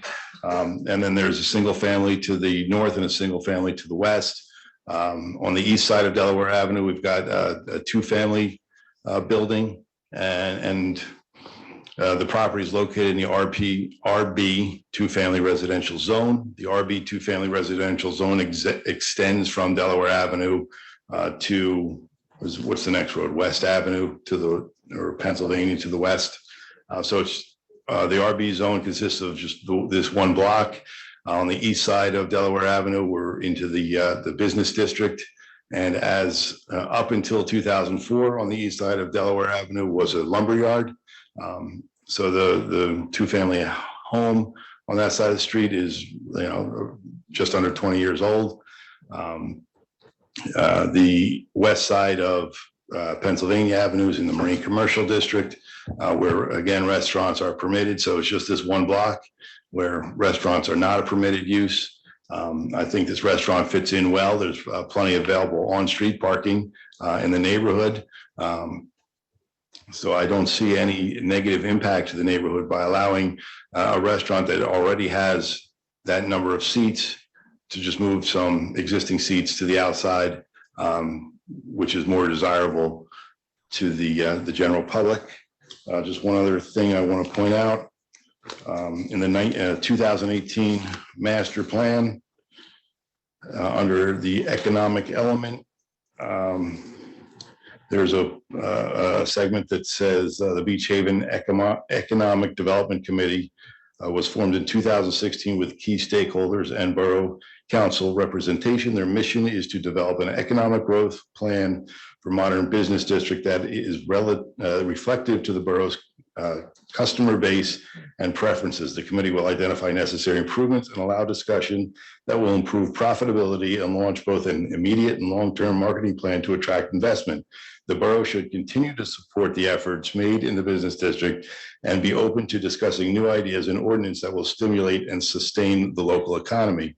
But I think it's my opinion, the outdoor seating ordinance is a direct result of new ideas to stimulate the economy in the borough. And Mr. Brzezowski, I know this property is not located in the business district. The business district, as Mr. Little noted in his review letter, does contain a buffer requirement when you have a commercial property that abuts a residential property. So am I correct in stating that there's no, to your knowledge, there's no buffer requirement that's been in place or enforced to date? That's correct. Okay, so as part of this plan, it's my understanding, going back a moment, during COVID, originally, there were seats that were approved by the borough, and I'll have the applicant testify to this later, but I believe where the 10-foot buffer is shown on the seating plan that we submitted, the borough had previously allowed tables within that buffer area. The applicant has now, within that 10-foot buffer area, it's not completely buffered, is that correct? But there are some plantings in there? Yeah, we're talking about the westerly side yard. Yes. There's, according to the survey, there's about 18 feet from the building to the property line. The The 5-foot picnic tables would occupy the easternmost 5 feet of that 18-foot space, leaving 13 feet from the edge of the picnic table to the property line. If you left a 3-foot wide aisleway, you could have a 10-foot buffer in that area. Currently, there's a raised planter with arborvitae that provides some screening and buffer, but they probably occupy about half of the 10-foot buffer if a buffer were required. And being that there was a minimal buffer previously, if any, the buffer that's in place now plus the fence, is that adequate in your opinion in screening that property to the west? There really is no fence adjacent to where the 4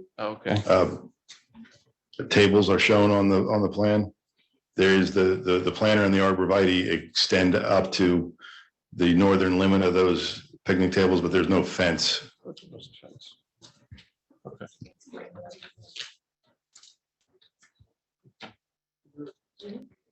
So we recently had a restaurant come before us, similar situation, with a buffer zone for a residential, abutting up to a residential.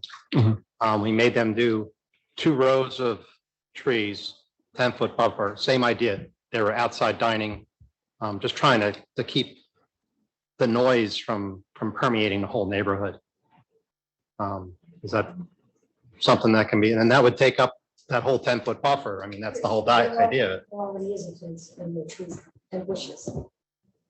Yeah, well, they staggered them so to absorb all the sound, or as much as they can. The applicant has agreed to plant, an additional row of arborvitae and increase the buffer to 10 foot. Yeah. The north side of the building is set 5 foot from the north property line. There's an existing 6-foot cedar fence. Unfortunately, no additional buffer can be provided along that fence because there's an egress from the restaurant, the kitchen area on the west side. And the north side of the building is necessary to provide access to the trash area. There are no tables on the north side. Right, there's no tables on the north side, but I think Mr. Little referenced in his letter talk about is there? That's where the bathrooms are, right? In the back. Kind of. I don't know where the bathrooms are. Just a quick question. This is, I know Mr. Brzezowski got brought into this toward the end, but can you fit 45 seats inside this building? The fire. I'm not sure you can answer that. I'm I just can answer curious. it. The fire marshal was there today. Right. And he measured today with the hood, without his roller, 32 seats right now can fit, only because, in his opinion, he really doesn't believe that people should sit near that grill area where the hood is. All right, If there were to be a fire, he felt, although that had existed in the past, when we put the hood in, he recommended that we take those 16 seats and put them outside. Okay, so my understanding is the original application that you obtained for outside seating said there was 45 seats inside and you're gonna have 36 outside. That was before we put the hood in. Okay, well, I don't know anything about a hood, but that was the permit the borough was able to issue.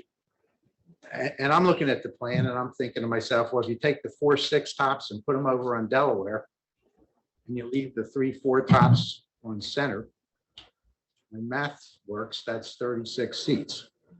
And then you wouldn't have to have any on the west side. And you still may need to plant the buffer. But that's my initial thought. So we can keep going on this, but. Can I ask, there are several benches on the property. Isn't that more seating? There's one on the west side, there's 2 on the brick on the way in. I don't know if a bench constitutes restaurant seating.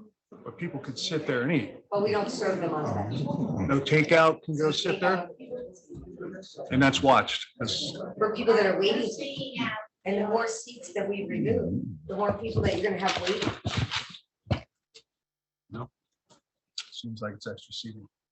It's not. You can come by any time and do not serve the customers sitting on the benches.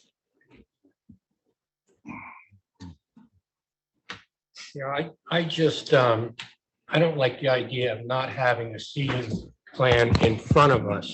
Everything's up in the air. Oh, we're gonna do this, we're gonna do that. There's nothing concrete, and you want us to vote on it and give you the okay. I'm uncomfortable with that.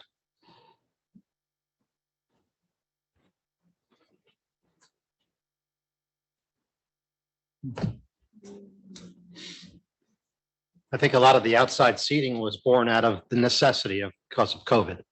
It worked well, kept a lot of businesses afloat. But I think a noise buffer is definitely in order there. I know COVID changed everything for everybody. And the people that bought the house and lived in that house bought a nice, quiet, I mean, it's been a busy place for forever. It's always been a good business. And obviously, looking at the room, it's well loved for obvious reasons. But I think it might be outgrowing its footprint and its capacities. So I think we need to be cognizant of that for the people that buy houses, that the people that have purchased the houses there. I mean, that's my opinion. Well, again, this number of seats is changing by one. Right. From I don't get that. I don't get how it's changing by one. So If the fire marshal said 32 inside and 36 outside, the fire marshal did not render an opinion on the outside. It was just the inside, saying that the maximum capacity would be 32, but we're proposing 24, 26 inside and 44 outside. So they could seat more. What that does is gives flexibility. Basically, we're asking for a total of 70 with a maximum outdoor of 44. So that would give flexibility if it's raining, that, you know, you could have up to 32 inside and maybe 0 outside, but the idea would be to never exceed the 44 outside. it's my understanding that there were 45 seats inside, 24 outside. And then the applicants changed the fire suppression system or the grill or something.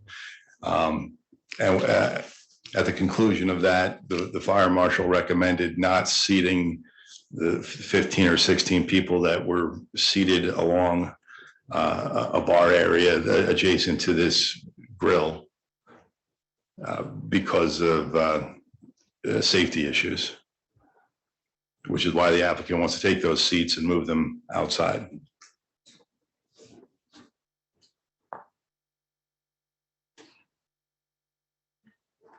And Mr. Brzezowski, in the application that was submitted, which the applicant will confirm, the hours of operation that are proposed are 7 a.m. to 9 p.m., serving breakfast, lunch, and dinner. And this application is requesting that the applicant be permitted to begin the outdoor seating for breakfast at 8 a.m. And that would be only for the tables on the east side and the south side of the building. So it would exclude the 4 tables on the west side of the building. And then 4 picnic tables, the 4 picnic tables the 4 tables, it would only be 1 picnic table once it's revised, but the 4 tables on the west side, seating would not start there till 9 o'clock. And is any of your testimony affected based upon those hours of operation that I just described?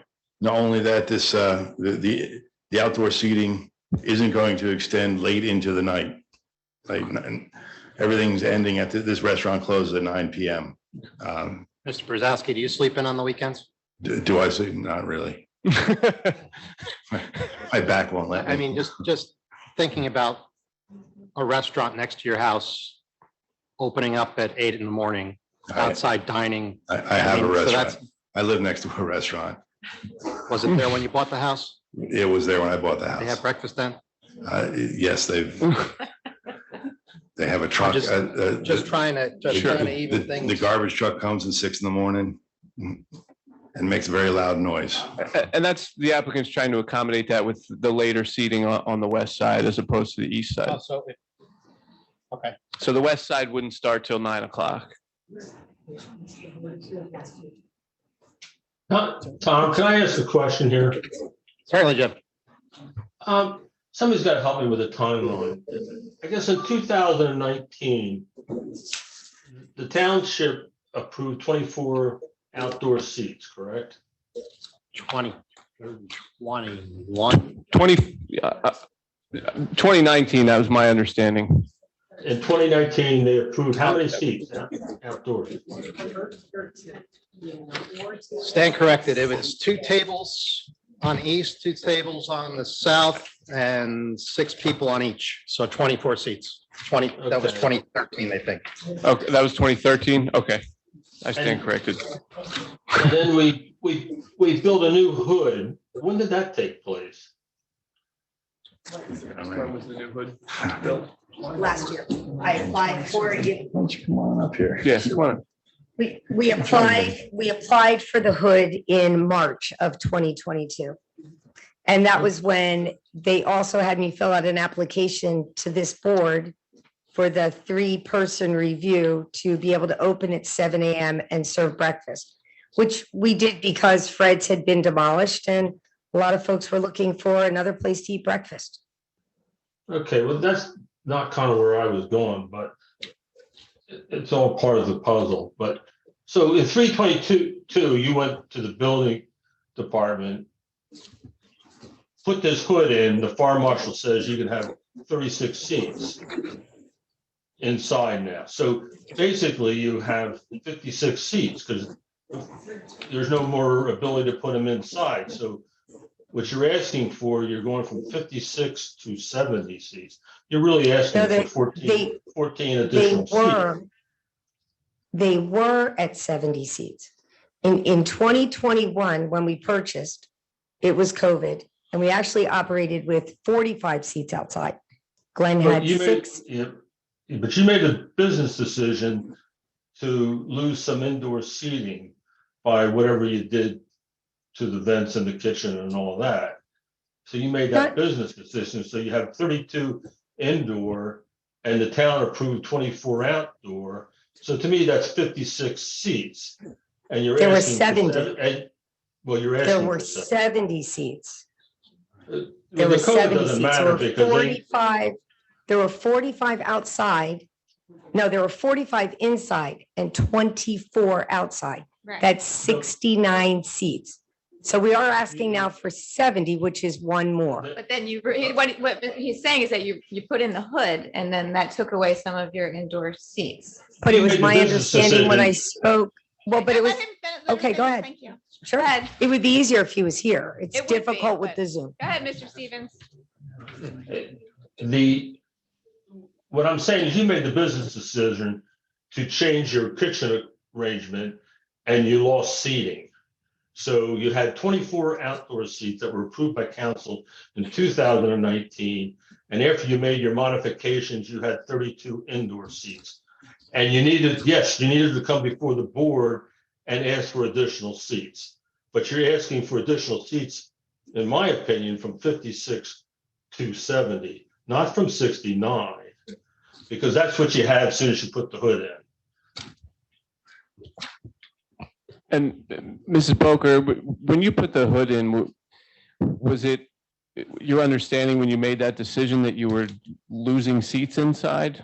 No, I was actually told by the zoning department that all of the seating was always based on total seating capacity.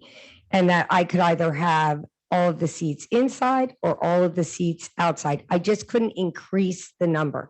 So as long as the number remained the same, and in our documentation, that number was 69, and we never talked about 110 top, and we never will, but there were 69 seats.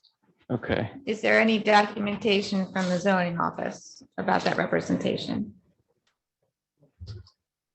Mr. Dow? Yeah. You answer that, I mean, what were you told when you spoke to the town about prior record running with the holiday snack? The town actually had no documentation from any office, from anywhere at the very start of it. And actually, if we want to talk a little bit about history that maybe we don't want to mention, this was never about expansion of use. This was about serving breakfast outside.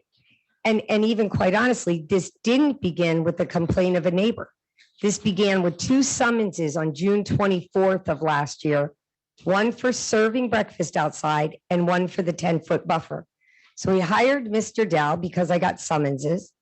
And when we looked at things, that within 3 days of those summonses, we moved the tables out of the buffer. Although for 3 years, the town, the zoning office, had approved the seats in the buffer. But we really want to be good neighbors. So we moved the seats immediately out of the buffer, and we did continue to serve breakfast, but we never served breakfast outside at 7 o'clock. We decided 8 o'clock was a reasonable time because you could start construction. And when we show you pictures later, and I'm sure they're even probably in Mr. Padula's, breakfast hasn't been busy. Will it get busy? Probably. And yet here we have yet another restaurant or business on the island. And this is in a residential zone, much like Crepier Del Mar. And what time do they open and serve breakfast? That's in a residential neighborhood. And all of a sudden, we then just don't want to allow the businesses to grow when we've allowed the homes to become bigger and more people to come to the island. So that's it. In terms of the business decision for the hood was a good one because we weren't scraping grease off of the side of the building anymore. And it was a Board of Health concern. And then the safety concern in terms of fire with that same grease.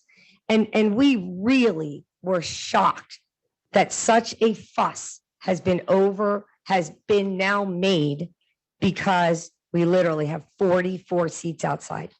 I think on the Morrison's project, this board just approved 17 picnic tables, and they're going to be serving food until 2:30 in the morning.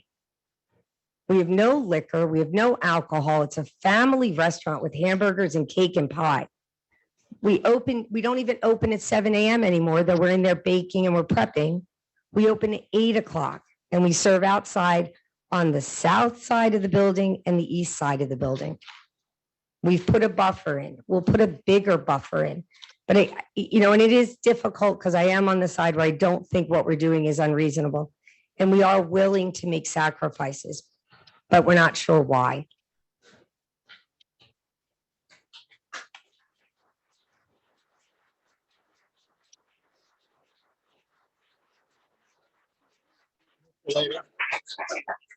You submitted the application to the borough, right? Yes. The 3-person committee that met on breakfast last year. Can you read what that says there, please? With the asterisks? I can say it by heart. Yeah. Yes, so this is what Mr. Meadow has presented is a 3-person committee application. It's undated, but I believe I did submit this with the application, right? Yeah, that's your page. Yes, and this was to apply for the breakfast and it was approved. There's an asterisk next to 2 of the signatures of the 3 that signed the approval. And it says no outside dining for breakfast hours. It says with understanding, no outside dining for breakfast hours. What we don't know is whether that was ever communicated to the applicant, whether there was a discussion. There's nothing to indicate the context of that. So that's what it says though, yes. What is? And then the 3-person committee that met a couple of years ago about the idea that you had outside music. We said, okay, because you wanted to have a live acoustic thing. We didn't have a problem with that, but we also said wouldn't start before 11 and you complied with that. And that was absolutely fine. Well, and actually though, I'm glad you brought that. First, on the very last page of the packet I gave you are the minutes where the land use board granted us the ability to serve breakfast outside at 9 a.m. And this was never shared with us. Mrs. Herkner actually gave it to Mr. Tate in late August. So the board already approved outside dining for breakfast starting at 9 a.m. The live music, Mr. Meadow? Mr. Herkner told me he didn't like the selection. They didn't like the amplification. And so we never played loud music outside again. And that was on a Saturday afternoon from 1 to 3. My point is the idea of growing your business, me personally, I've never had a problem with. Thank you. The idea that there are people that when they bought into the neighborhood, that maybe they didn't buy into living next door to what it's what it's developed and grown into. And, But trying to be good neighbors to everybody, I think is a very big concern of the land use board. We try to get that with everybody, and sometimes we miss, sometimes. I would agree, but here this happens, and I do real estate, so I sell things, and you sell someone a beautiful home with an amazing view, and there's a little tiny cottage next to them. And the first thing I'll generally say to them is, listen, enjoy the view while you have it, because Don't know. yeah, because change is constant, right? This is John F. Kennedy. Change is constant. And those that look only to the past are certain to miss the future. And I think one of the one of the greatest challenges of any land use board on this island is that highest and best use is residential. And yet, if we don't plan and if we don't maintain what little commercial we have left, who comes or where do they go when they come? There is two giant problems on the island in terms of eating establishments and not enough of them, and housing for the workers. And we consistently keep looking the other way on both of those problems. And I heard that just yesterday in the New Jersey court system, Long Beach Township prevailed on that Kubel's property, and a restaurant needs to be built there. It cannot become all residential. When folks come to a place to vacation, they need places to eat. And for us, we're very mindful that it is a blessing to be able to serve people food. And we keep our prices incredibly reasonable so that families can do that.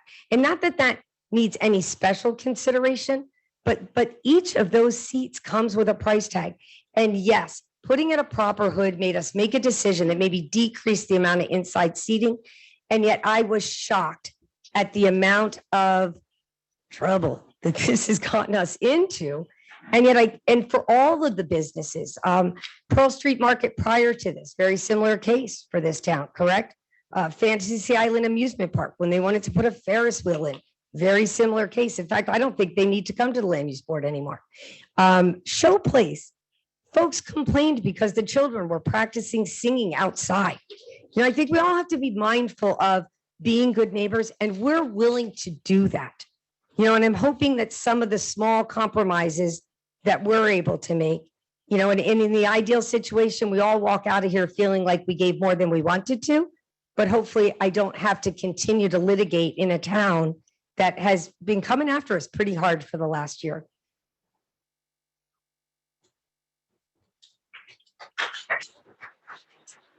We don't need to have a problem. We understand you're all here for the applicant. We get it. Because our land use boards are never this well attended otherwise. Feel free to come out and support people. Anybody have any questions from the board? I have one. Not there yet. I have an apology for the board. I should have been here sooner. However, when Mr. Dow and I really first looked at it, and because the holiday had been there for so long, and because we also knew that we had the evidence that demonstrated that the outside seating had also existed prior to the new ordinance, we really felt that we were grandfathered within the buffer and in the outside seating. And again, even last year, when we put this application before you, and I had spoken with the zoning that we were going to move those seats outside, they never really said to me then, this has to go in front of the land use board. It was never about expanding the use. And Mr. Dow has a file, how big, of all the writing that has gone back and forth. So hopefully we can get this resolved tonight. Thank you.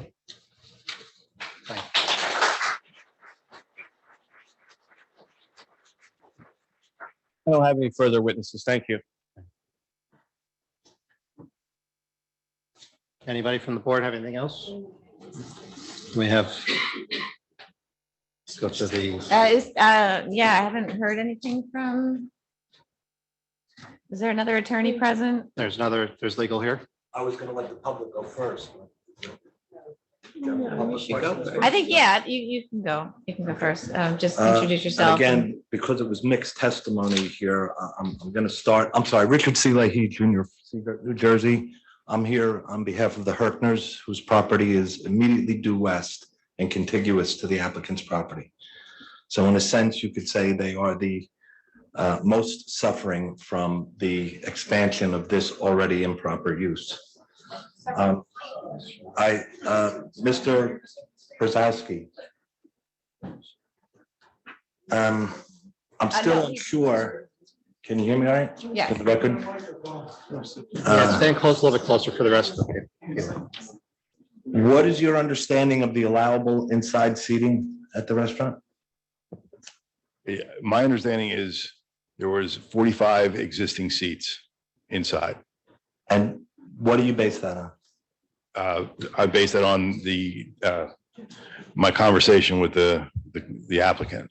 So there's no official documentation either from the fire marshal or the zoning officer or the construction office or anything of such that tells you what the maximum capacity of that restaurant is indoors? I would defer to the applicant.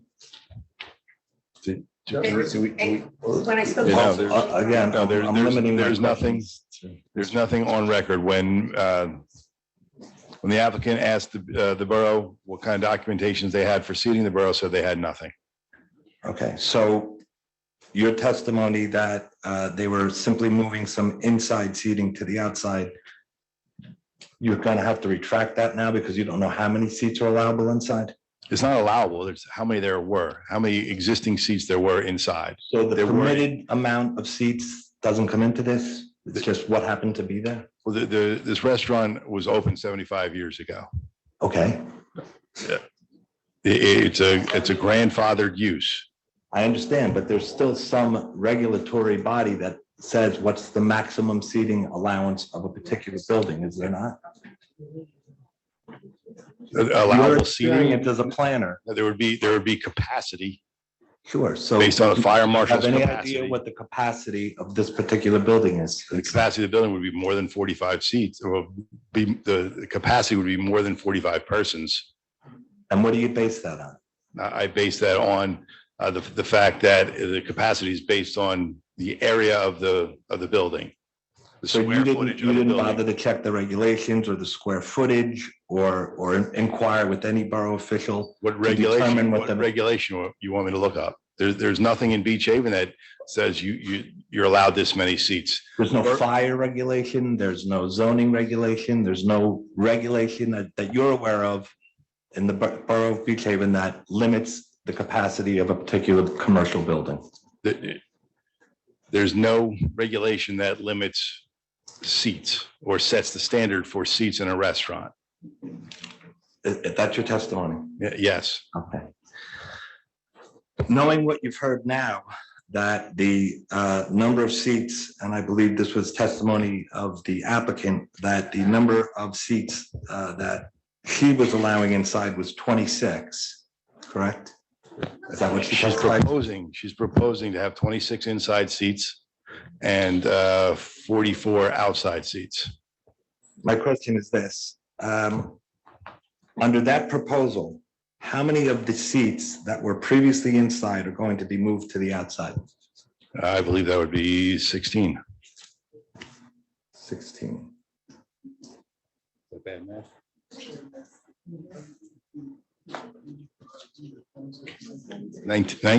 19 seats would be relocated outside. And based on your testimony that outside seating is preferred and it accomplishes goals such as fresh air and keeping people away from each other, do you, is it your opinion that moving those 19 seats serves that goal? Yes. Do you feel that that goal is served by adding an additional 24 seats to that?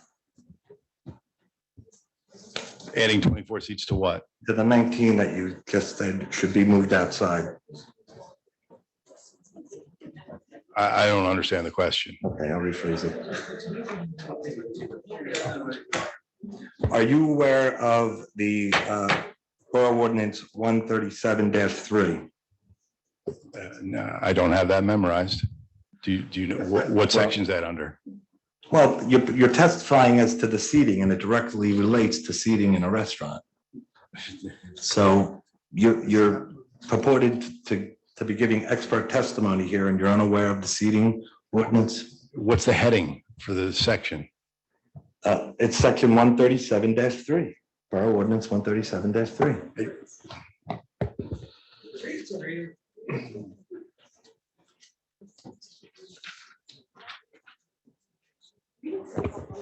137.3 expanded outdoor dining areas? Correct. Yeah, I'm aware of that section. Okay. And are you aware with the phrase, "The total amount of seats available to patrons shall not exceed the permitted occupancy of the establishment"? Yes. So you've just testified that the permitted occupancy of the establishment was at most 45, and now it's 20. That's not what I said at all. That's not what I said at all. In fact, I said just the opposite. I So said. what it would be- are it you would be greater proposing than is that. the permitted indoor occupancy of that building? I have no idea what the permitted occupancy is. You'll have to ask the fire marshal. Okay. Only the fire marshal can make that decision. And the occupancy of that building would include the kitchen areas, which are not open to the public. So providing seats is not the same as occupancy, as I stated before. Okay.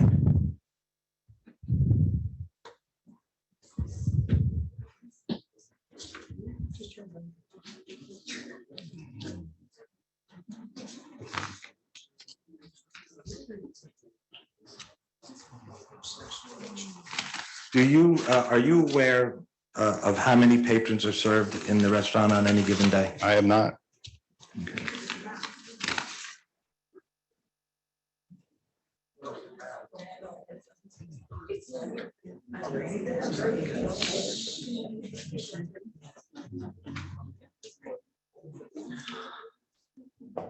Are you aware of the permitted number of seats prior to the 2013 expansion to outdoor seating? I am not aware of how many seats there were prior to 2013.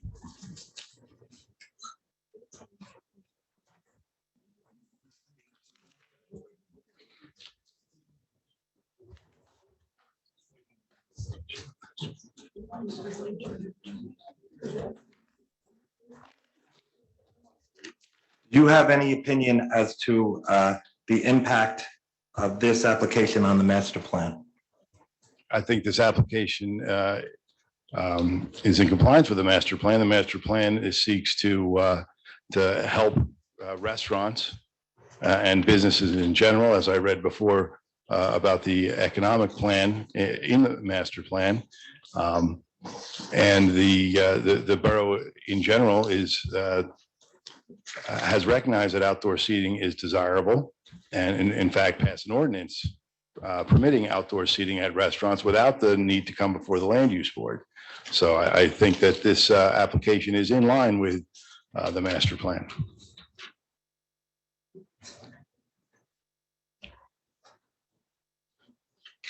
That's all the questions I have. Thank you. Thank you. Is there any other legal counsel here? For either? Anyone? Okay.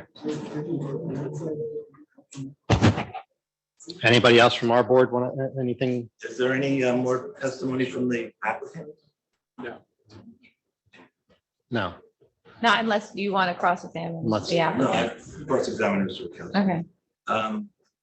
I know the board has a 3-minute rule, and I'm going to ask for a slight relaxation of that. If it need be, if other parties want to speak first, we're willing to go later in the meeting, but we do have expert testimony as well as some lay testimony that we want to present. You got to present an expert? We will, yeah. Okay. That you should allow a relaxation of time for that. For But if just you- the expert, not for public comment. Right, public comment, you can keep it to 3 minutes. Do you want to do that now, or do you want to do it after the? It's at the board's pleasure. I don't want to hold people up who may want to just simply make a statement and not sit through an hour's worth of testimony. But Let's do it now. I'm gonna call Mr. Andrew Thomas to the stand. The audience be reminded, this is a judicial proceeding. If you get spoken to, you'll be asked to leave. Swear the witness in. Yes. Mr. Thomas, raise your right hand. Do you solemnly swear or affirm that the testimony you're about to give before this board is the truth, the whole truth, and nothing but the truth? Yes, I do. Your name and address for the record? Andrew Thomas. The business address is P O Box 363 in Brielle. And Mr. Thomas, what is your occupation? Can I sit over here? Is that okay? I just take the microphone. I don't think it's that long, but you can try. All right. Thank you.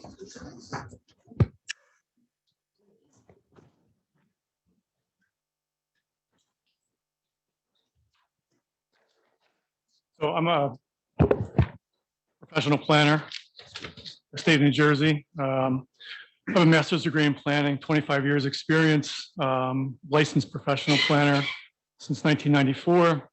I've testified before approximately 75 planning and zoning boards within the state of New Jersey on behalf of applicants as an expert planner. I have testified before this board on a previous occasion. It was a number of years ago.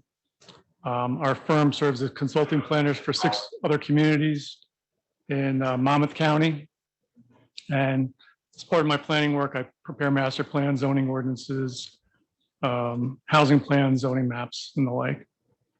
I would submit Mr. Thomas as an expert before this board and to allow him to render opinions. I think the board will recognize him as an expert. Thank you. Mr. Thomas, you had an opportunity to review this application in detail, is that correct? That's correct. And do you know something about the background regarding this application? Yeah, so the items I reviewed were the notice, the application, the site plan, the zoning ordinance of the borough, the engineering review letter from Mr. Little, visited the site and the surrounding area. I have some exhibits, an aerial map, and some historic aerial photos of the site as well, and reviewed the master plan. The exhibits you have are those. Oh, yeah.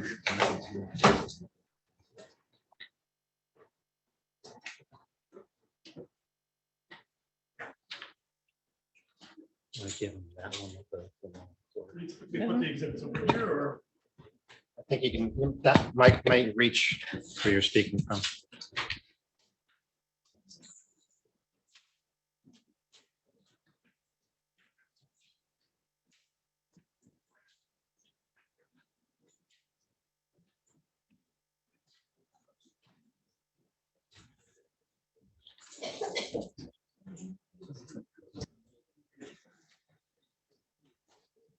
Do you have any of this electronically, digitally,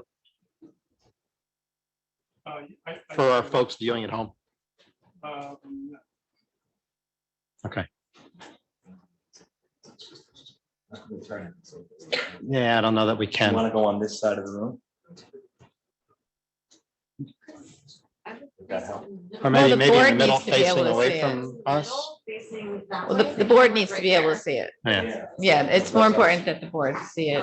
So if you want to put it over there where everyone here can see it, then that works. Because that camera's Zoom is going to be over. They're probably not going to get any detail. Yeah. It will zoom, but I don't know how clear it'll be on the pictures.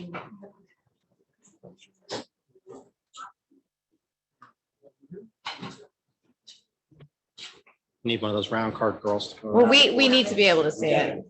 Not me, but they need to be able to see it.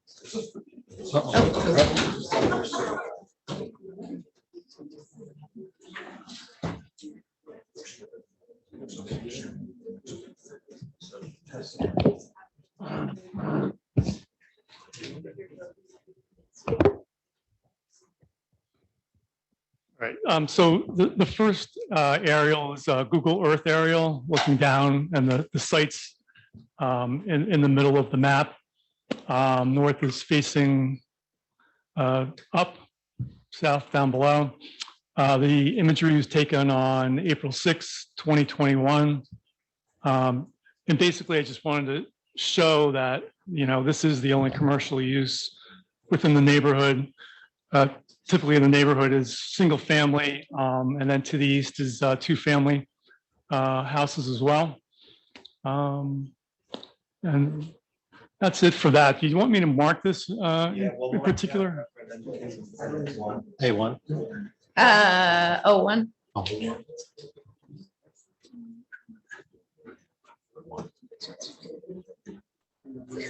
I got you.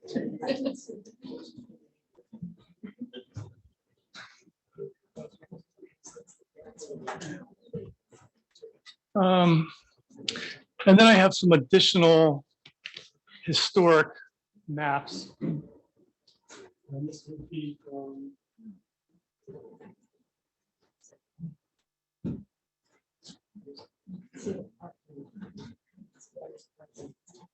this is from August of 2013. This is also a Google street map, August of 2013. Taken from Center Street, looking towards the Holiday Snack Bar. And in particular, you can see on the left-hand side, our client's house, the single-family house. And then you can see pretty clearly on the west side between the house and the building is that buffer area. It's open, it's grassed. There's a couple plants along the building itself. And in the front of the building, you can see that there's three outdoor seats with umbrellas. Three outdoor tables with umbrellas. It appears to be 4 seats for each of those tables. So a total of 12 seats at that particular time.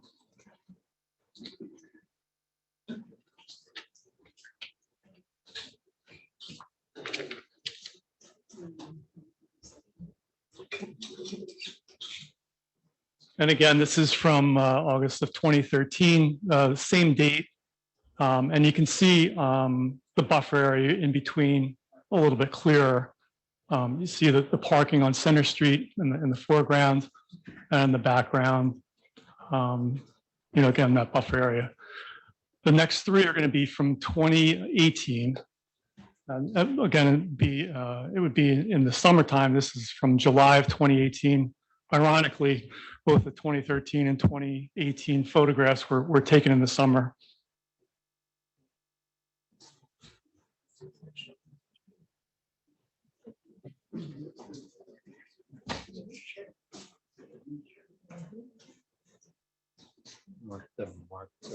I'm marking them as I go, as he presents them. This would be around 04 at this point.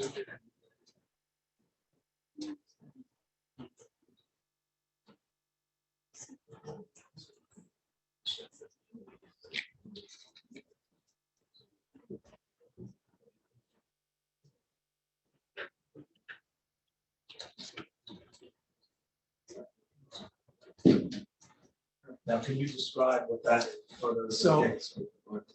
So again, this is from 2018, July 2018. It's another Google Earth street view. And again, it's taken from Center Street, looking north towards the Holiday Snack Bar. And again, you can see that, again, there's 3 outdoor tables with 4 seats at each table, again, with the red umbrellas. You can see the 2 concrete seats going along the walkway towards the front door, parking in the foreground. And again, the buffer area between the residential house and also the Holiday Snack Bar is a grassed area once again. And what is this item behind the white? It looks like a bike rack.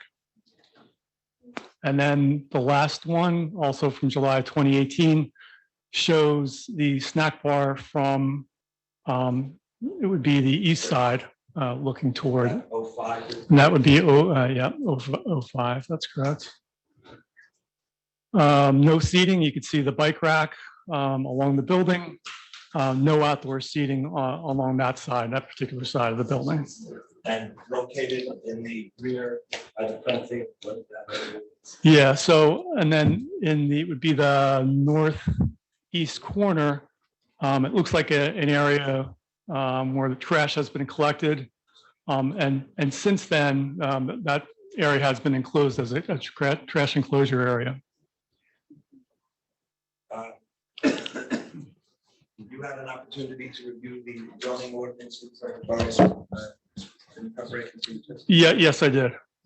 And specifically referring to Section number 137-3. Yeah. Okay. Yeah, so under 137, again, that was the outdoor dining provisions under the zoning regulations. I think there's two important and applicable regulations, not only to this site, but also this application. The first was mentioned, 137-8. It says that there has to be an approved site plan on file with the borough for this site. And presumably, it's my understanding that's why we're here tonight, is to approve the site plan. And then secondly, under 137-3, and that's under expanded outdoor dining areas, it states the total amount of seats available to patrons shall not exceed the permitted occupancy of the establishment. And what the applicant's doing here tonight is asking for an expansion beyond, well beyond the occupancy. I also reviewed the non-conforming uses portion of the ordinance. And it's very clear from the Beach Haven ordinance that, assuming that this is a non-conforming use, and I would imagine that it would be, that it can't be extended, the non-conforming use can't be extended to occupy any land outside the building. And specifically under 212-7, it says any non-conforming use may be extended throughout any parts of the building which were manifestly arranged and designated for such use at the time of the adoption of this chapter, but that no such use shall be extended to occupy any land outside such building. And similarly, within that same section, it says no such non-conforming use shall be enlarged or increased, nor extended to occupy any area of land that was occupied at the effective date of the adoption. And that's pretty typical for zoning ordinances throughout New Jersey, is to provide regulations for non-conforming uses.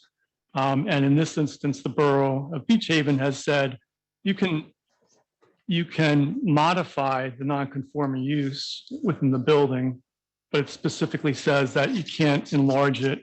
And then it went on to say that you can't go outside the building and expand the use outside the building. So in my opinion, allowing this additional seating and any other activities that may be conducted outside the building would constitute as an expansion of the use under 212-7E2 of the zoning ordinance, and a special reasons use variance would be required. And I agree with Mr. Little with that, what he said in his letter. And so for that, the use variance, both the positive and negative criteria, have to be satisfied by the applicant. Before we get into your opinion regarding the satisfaction of the negative and positive criteria, upon review of Mr. Little's letter, and again, this is per zoning case law, that if a use is not permitted in the zone in which it exists, but it is permitted in another zone, should a board totally consider the setback and bulk requirements of the zone where the use is permitted, or does that become more of a guide in consideration with the zone where the use actually exists? You understand my question? Yeah, so I think it becomes more of a guide. So for instance, this is a restaurant in the RB residential zone. The restaurants and luncheonettes are actually permitted as a permitted use in the BD district, which is the business district zone. So when you're asking for a use variance, typically the board will consider how the council wrote regulations for the restaurant within the permitted district, the BD's business zoning district. So I think, again, it's important for the board to consider those regulations as a guide. Mr. Little sort of mentioned that within his letter as well. and prepared a similar analysis for that. Even with those relaxed standards, that being the business zone bulk variances that are required, does the non-conforming use conform to any of those setbacks? So the lot is slightly undersized for the BD zone. 3,600 square feet is the minimum required, where 35,550 square feet exists. So it's minor, but it's still an undersized lot according to New Jersey law. There's a 10-foot setback required for the shed. The shed's right at the existing property line right now, so it would be 0 feet. There's several other regulations. So one of the important regulations that was touched on in the applicant's testimony, and that would be under 212-14E. And again, this is under the BD zoning district. It says that a minimum buffer area of 10 feet in width shall be provided along any common property line with a residential district or residential use. I know that the chairman had mentioned that there was a previous application that also considered that 10-foot width buffer area. And from a planning perspective, I think that's an important consideration, certainly for the board. And so with regard to the buffer and landscaping regulations as shown on the current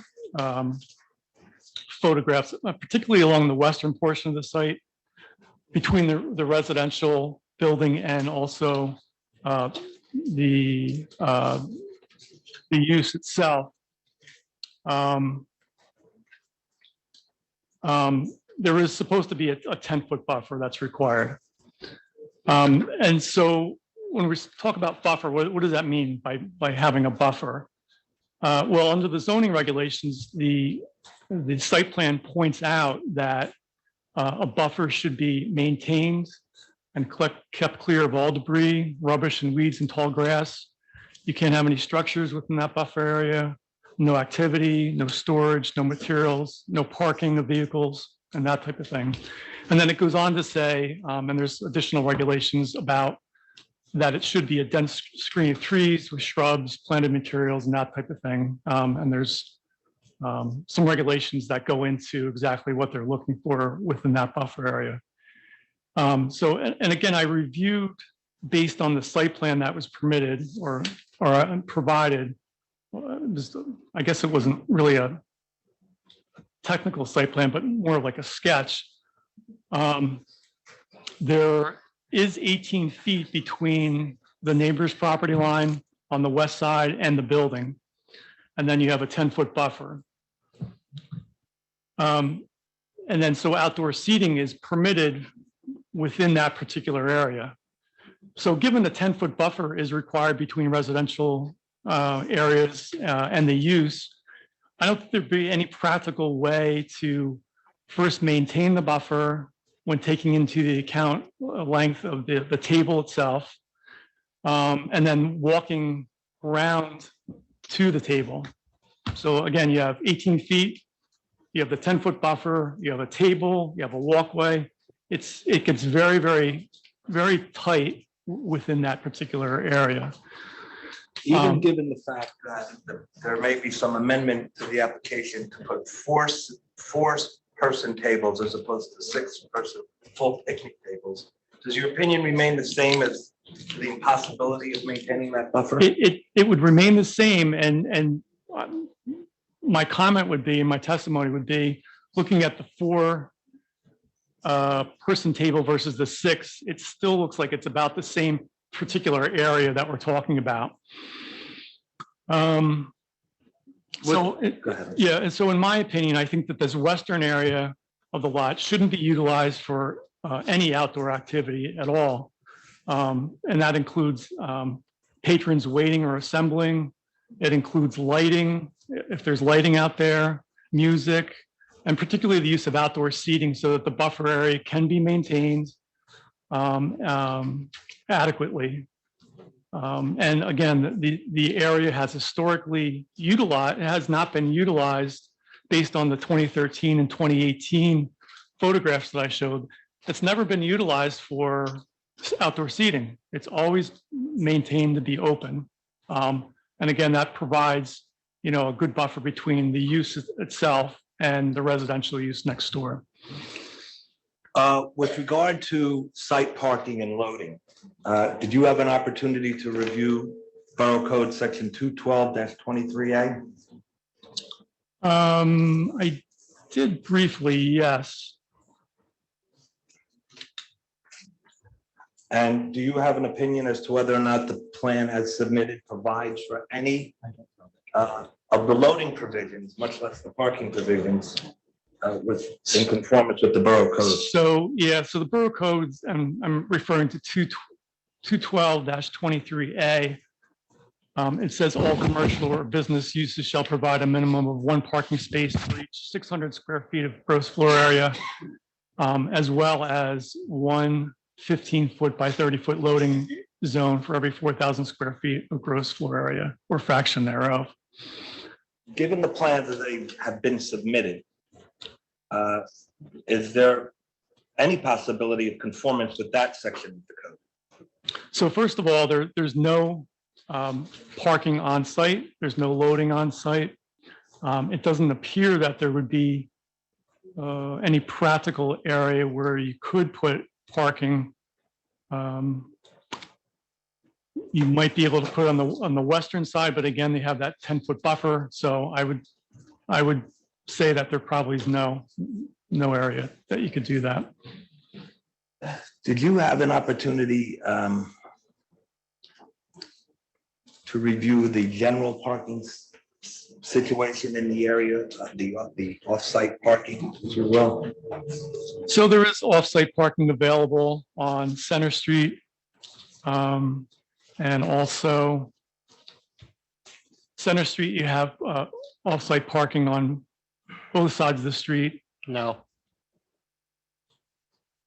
Okay. The westerly side of the street is actually, no, it's prohibited parking between Center and Dock Road. The police department does not enforce it because of the lack of ability to park there. Okay. So we kind of let that slide. Okay. So it's less than we thought. Okay. And then Delaware, there's some parking on the east side of that street. Okay.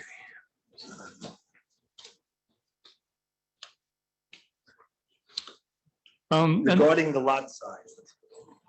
Okay.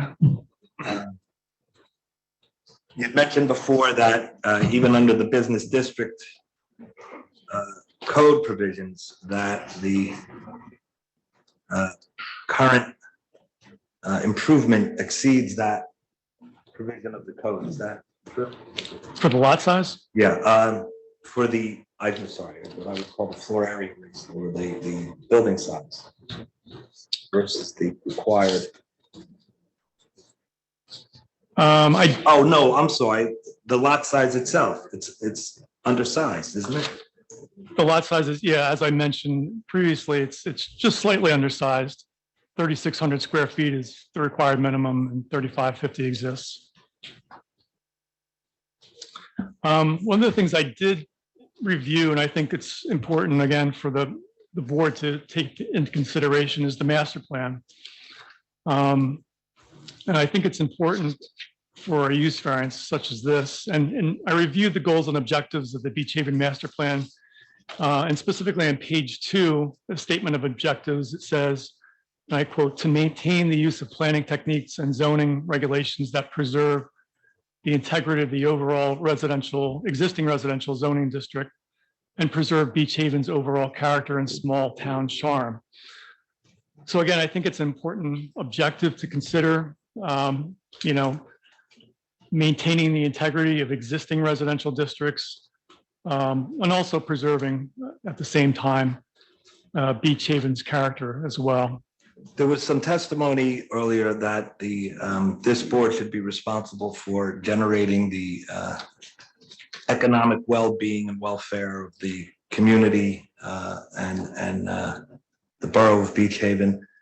In your opinion as a planner, is that more within the purview of the governing body in reflection of the master plan than for this board to grant individual variances?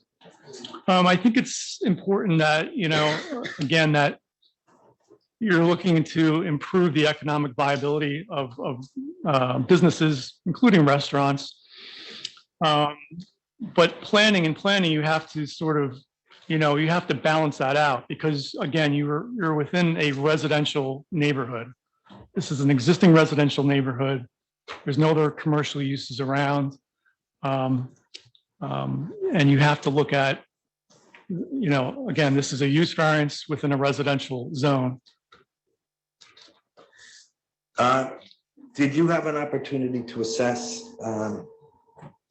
the special reasons, positive criteria under the Municipal Land Use Act as specifically 40 D 55-70? Yes. And So what were your opinions with regard to that? So this is an expansion of a pre-existing non-conforming use. A use variance is required, as you heard, and the applicant has to demonstrate special reasons, both the positive and negative criteria. So the special reasons, you have to allow a departure from the zoning regulations. That's one of the key items. And then the negative criteria that the variance can be granted without substantial detriment to the intent and purposes of the zoning ordinance. And then the second prong of the negative criteria is that the variance can be granted without substantial detriment to the public good.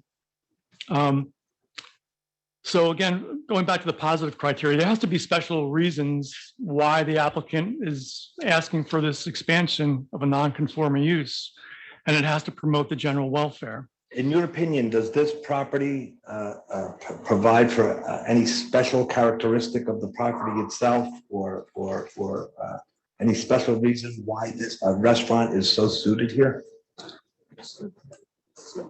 Well, it has existed. Given the historical,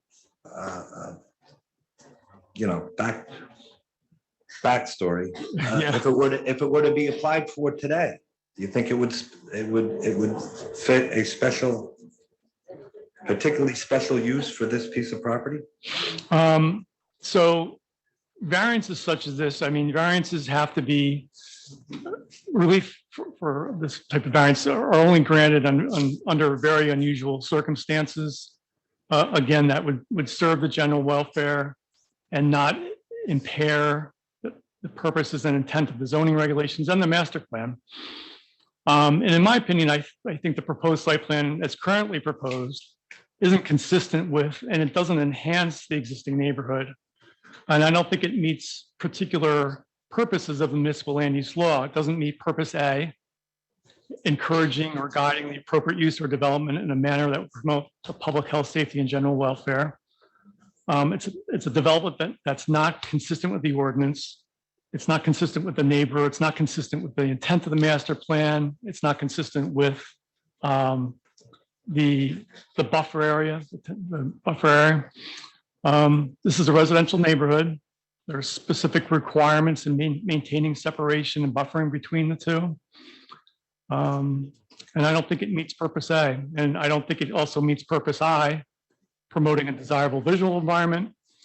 It would not be particularly visually appealing, especially given our client's property next door, because of the amount and arrangement of all the outdoor seating on the west side and other activities that may be taking place, such as music, indoor games, patrons waiting and seating within that area. And the applicant has not provided any mitigation measures for the placement of all these seats. It's only expanding the use. And again, this is a non-conforming use. This doesn't promote a desirable visual environment. So in my opinion, in terms of the positive criteria, it doesn't promote any special reasons under the MLUL. With regard to the negative criteria, did you form an opinion as to whether or not this particular application satisfies the negative criteria under the municipal land use law? Yeah, and so the negative criteria, again, you're looking at substantial detriment to the public good, and if it substantially impairs the purpose of the zoning plan and zoning ordinance. And with regard to that, the public good, the expansion of the outdoor seating has and continues to have a detrimental effect on the neighborhood. particularly the adjacent residential homes, and especially my client to the west, by including an overabundance of outdoor seating, noise from patrons, employees setting up. There's outdoor lighting perhaps within the buffer area. And then the application is substantially detrimental to the zoning ordinance, in my opinion, for the reasons I've already testified with regard to expansion of a pre-existing non-conforming use. And again, the goal of a non-conforming use is to eventually be more conforming of a use within the zone, not less conforming. Based on everything you've reviewed and what you've testified to this evening, did you draw any conclusions with regard to the appropriateness of this application and how it conforms to appropriate planning? So, guide this board? Yeah, just to recap, in my opinion, the application does require use variance approval since this is an expansion. The property has not historically been used for outdoor seating based on the photographs over the past 10 years. In the summer, the request for this additional outdoor seating on not only on the front side of the building, but on the east side and also the west side, in my opinion, is excessive. It constitutes an expansion of a presumably pre-existing non-conforming use. The expansion is not consistent with the Borough Council, what they envision as far as outdoor seating under the regulations. Again, in order to meet the 10-foot buffer requirement between the restaurant and the residential uses at the property line, in my opinion, I think that all the outdoor seating and other activities should be removed from the western side and revert back to the historical seating arrangement, which includes the 3 tables at the south side or the front of the property. And finally, I think the application as submitted doesn't meet the positive and negative criteria, and the variance request should not be granted by the board unless the site plan is modified. That's all the questions I have. The witnesses available for examination by either the board or members of the board. The board have any questions for Anyone on the board? Becker's plan? Mr. Raven, do you have any questions?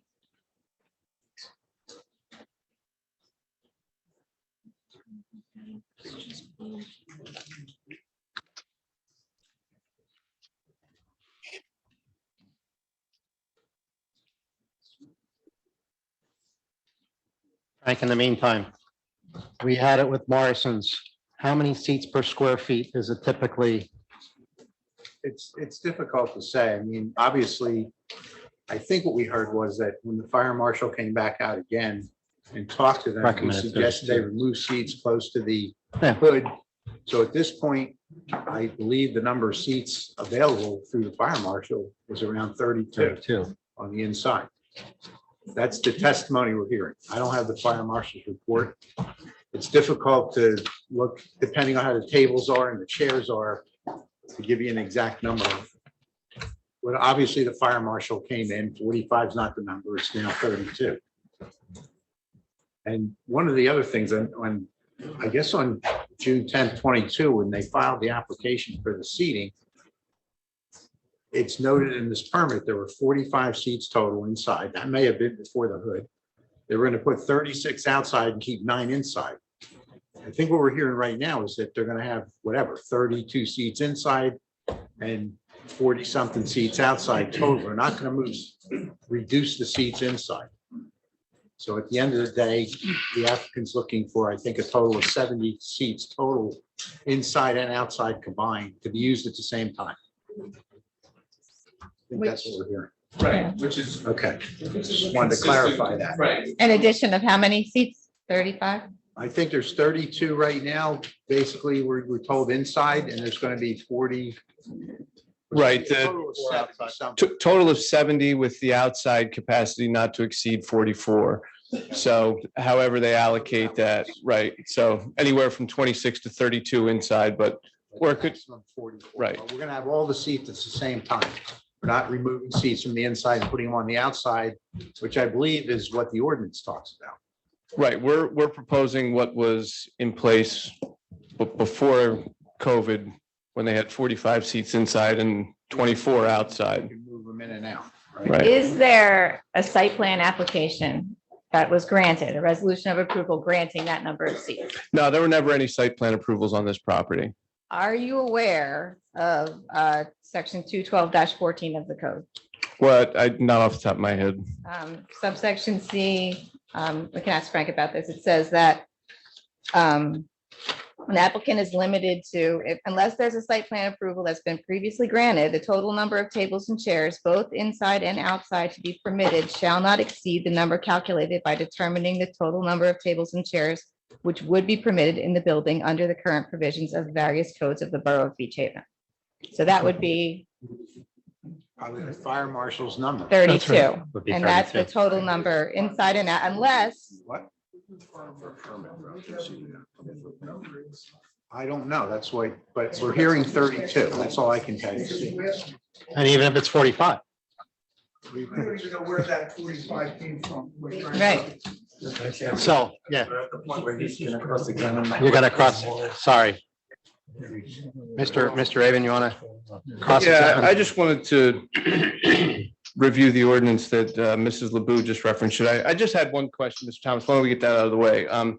Just with respect to the parking and the loading zone, Yes. the applicant's proposal here, you had testified previously that the parking requirement is based on the gross floor area of the building. Yeah. One space for every 600 square feet. That's correct. So what the applicant's proposing here this evening is not resulting in an increased parking requirement or additional loading zones? That's correct. It's funny that every municipality has different parking standards for restaurants. Right. Some restaurants are based on the number of seats. Right. In this particular borough, it's based on the square footage of the building itself. So you're not expanding the building, and therefore the parking requirement would not, yeah. That's the only question. I just wanted to clarify that. Thank you. And I'll review that ordinance. Bear with me.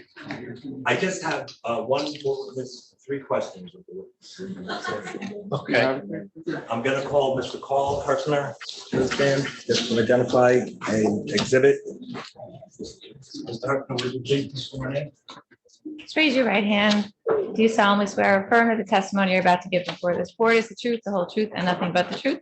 Yes, And just state your name and address for the record. Carl Herkner, 407 Center Street. Thank you. Mr. Hertzner,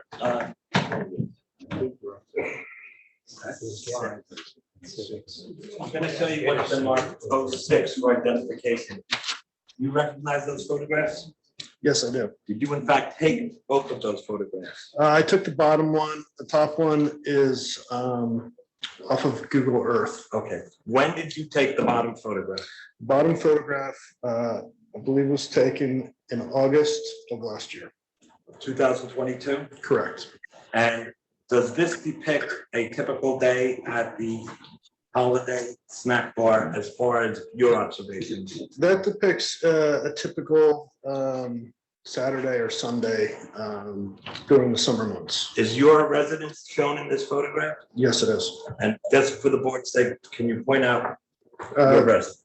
Just to the left, to the east. That's all the questions I have. And I would pass an exhibit to the I would also like to reserve just the additional 3 minutes that every member of the public has for impact statements by my clients, not to exceed 3 minutes. You're gonna, I just want to reserve their right to make an impact statement. oh, yes, yes. Okay, otherwise I have no further witness. Them first? No, I think they want to go after. So, unless Jim has something else he wants to say. It's 212-14. It's use regulations BD district subsection 2.1C.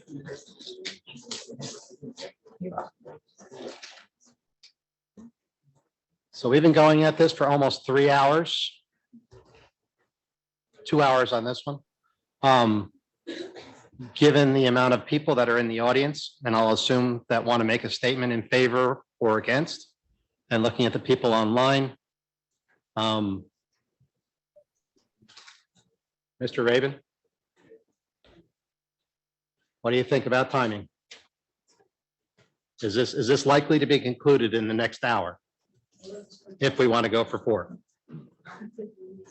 Mr. Chairman, the only problem is, and again, I don't want to push the board, but the borough has conditionally given the applicant a mercantile license to operate.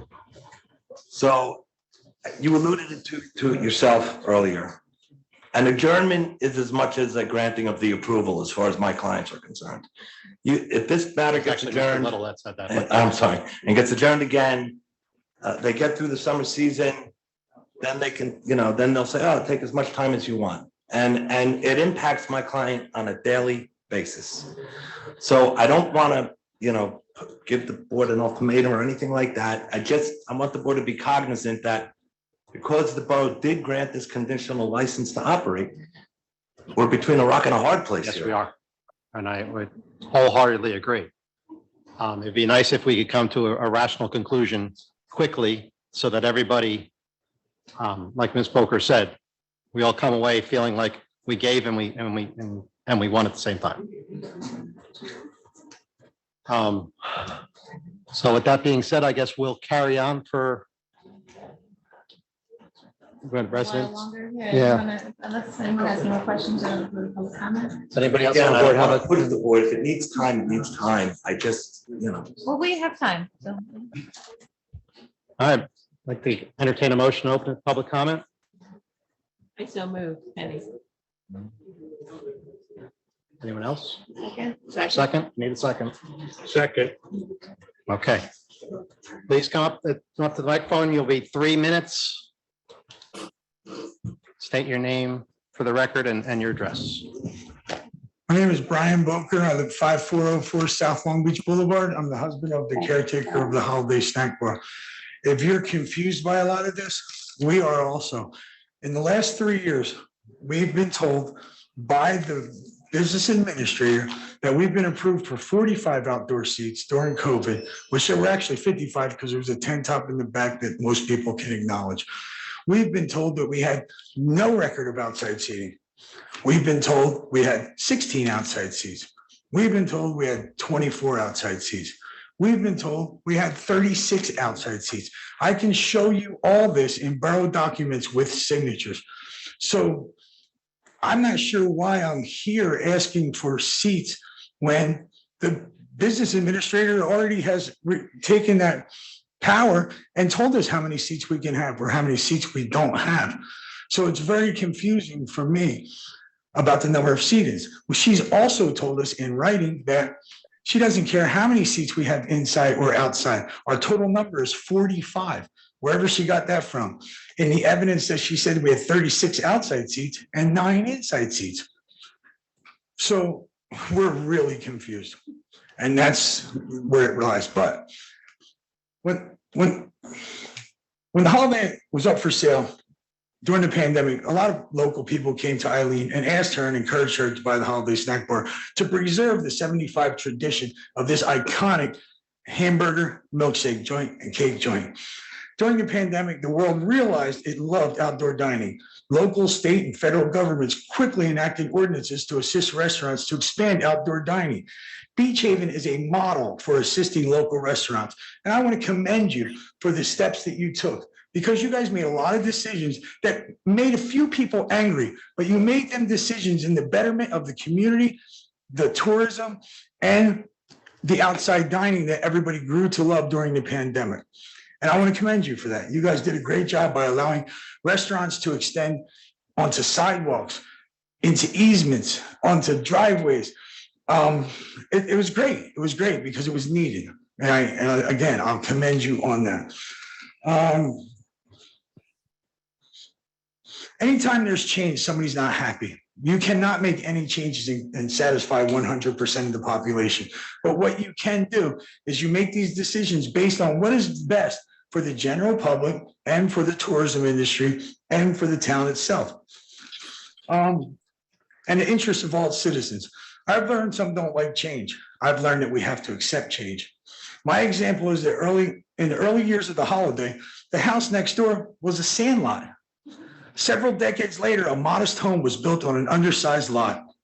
Within the last decade, it has transformed into a 3-story with a rooftop that towers over the Holiday Snack Bar. The Holiday accepted all these changes with no resistance. Sorry, so your time is up. Thank you.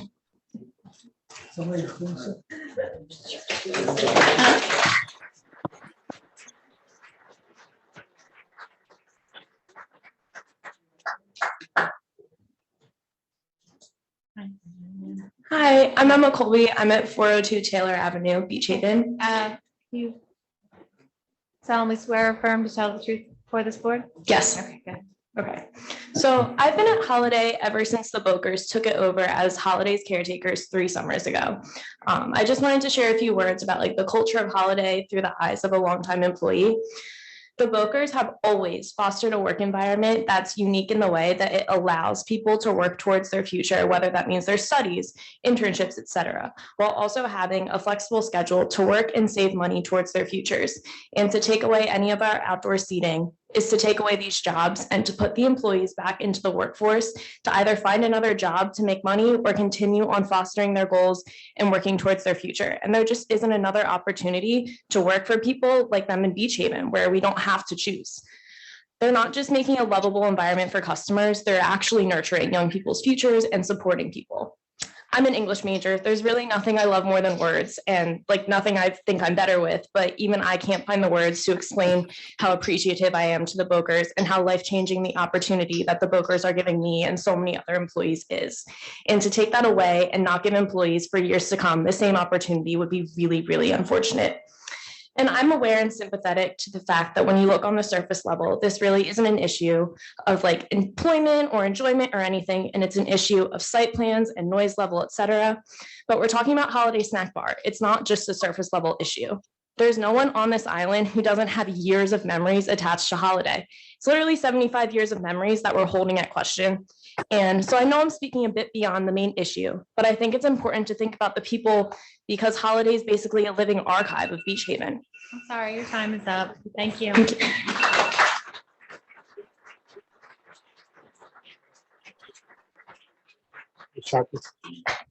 Oh, She beat you to it.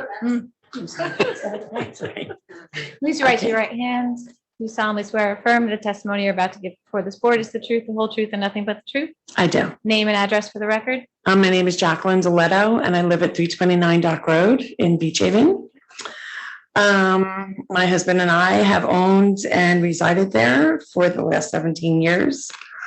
That's for the 7 years prior to this, beginning in 1997. We owned and lived full-time also at the property next to this, which is at the corner of Dock and Delaware Avenue, known at that time as 101 North Delaware Avenue. Both of these properties are almost catty-corner to the Holiday Snack Bar, and we have never been bothered by any outside noise coming from there at any time. Recently, taking her time. thank you. I'm sorry, recently, since the past few years, since the Bokers have bought it, they've done quite a bit to improve the outside of the building and the property. And it is very appealing and adds to the neighborhood. And in our opinion, looks the best that it has in 25 years. For the past 18 years while living in these locations, we have had dogs and we always walked them down Dock Road, made a left to Pennsylvania and made another left and came back up Center Street. I know that there have been several outdoor tables and chairs with stacks of chairs against the building for extra guests for the past 10 to 12 years, because my dogs that we had at that time would always pull us to get to the tables where the guests were eating. I feel the additional outside seating at the Holiday Snack Bar is an asset to our community. I can see it right from my kitchen, right from my living room. I can see what they have just now put on the east side. I feel it's an asset to the full-time residents and to the vacationers, as people often like to sit outside during good weather to eat. I also don't feel the parking will be a problem, as there are 2 municipal parking lots within half a block of this restaurant. And as far as just what I heard from the expert witness regarding the loading zone, in the 25 years that we've been there, I've never seen a loading zone. I've always seen the people, the trucks just loading from, the street, unloading from the street, just as they do at Barry's, which is also on the street that we live. Thank you. Thank you very much.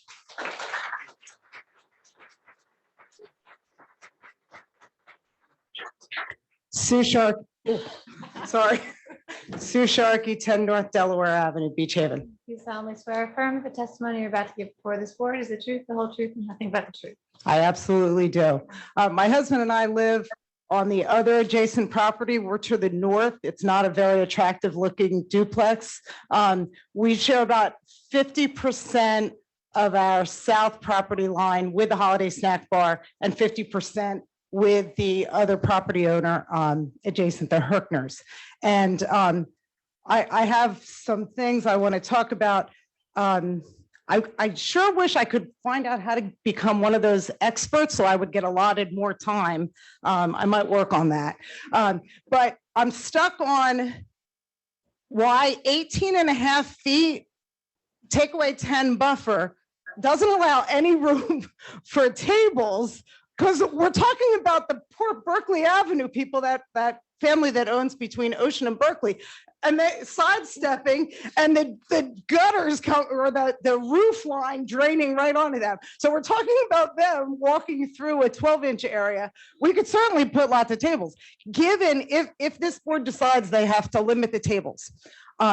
I would hope the tables would go on the west side as far as safety for children, rather than on the Delaware side where there is no sidewalk. That's just, a side point. The other point, if I had a magic ball, I would like to rotate the entire property, bring the tables on my side, if there was any kind of ruckus or anything, and maybe the dumpster would go on the Center Street side. That's just, magic ball can't happen. So anyway, I just want to thank the land use board.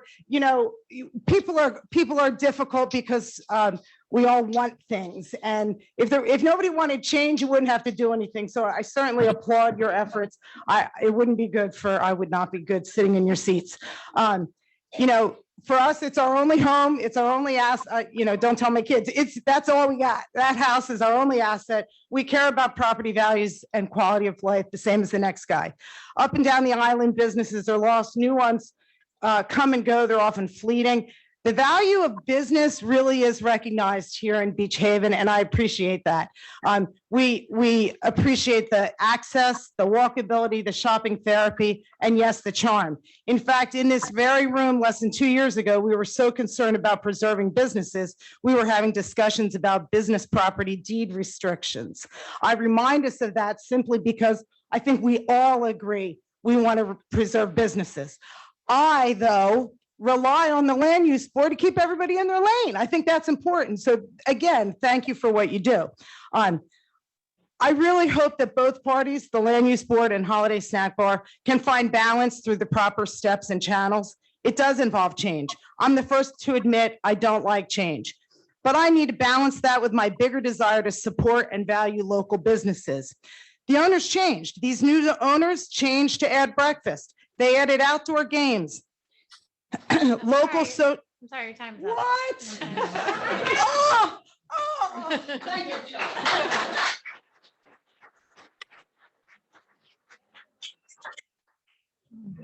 Emma Deletto, 329 Dock Road, Beach Haven, New Jersey. Do you solemnly swear or affirm the testimony you're about to give before this board is the truth, the whole truth, and nothing but the truth? Yes, ma'am. Go ahead. I will say, not going to go over what my wife said, but she's right. The business has been outside our house for over 27 years, and it's never been a nuisance. It's never had a noise problem, and I've seen generations go through the place. I opened a family restaurant in 1987. Didn't have alcohol, just had families. And I touch people from young to old. And those people, especially in today's times, are true heroes, because it's not easy to do it. And what these folks did to that building is just business. They just wanted to upgrade it. And they did. And the people before it, they ran it well, very well too. It's never been a problem. But I will say, with the time spent, the 75 years, and the fact that they're providing the service that this island needs as much as anything, is enough to be considered to let them be. Thank you.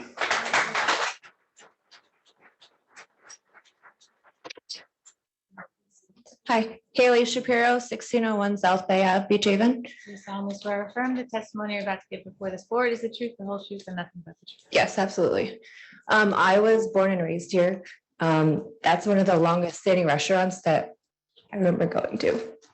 Sorry, but seeing what they've done to it, it's amazing. And with the pandemic, which I've recently moved back home, we would go after work, sit outside. It was like our one little niche to go before we went back home or to my other job. So being that they added so much to what was already an amazing memory, I'm now making new ones now that I'm back home. So it would kind of be hard to see that not be an option for them. I have never been outside there, and it's been loud, rowdy. Most of the kids who are there, they're compliant, they're listening to their parents. I have never seen a nuisance. I mean, I understand different times, different things, but I would hate to see them lose that as like an option. That's really it. I just would hate to see that be taken from them.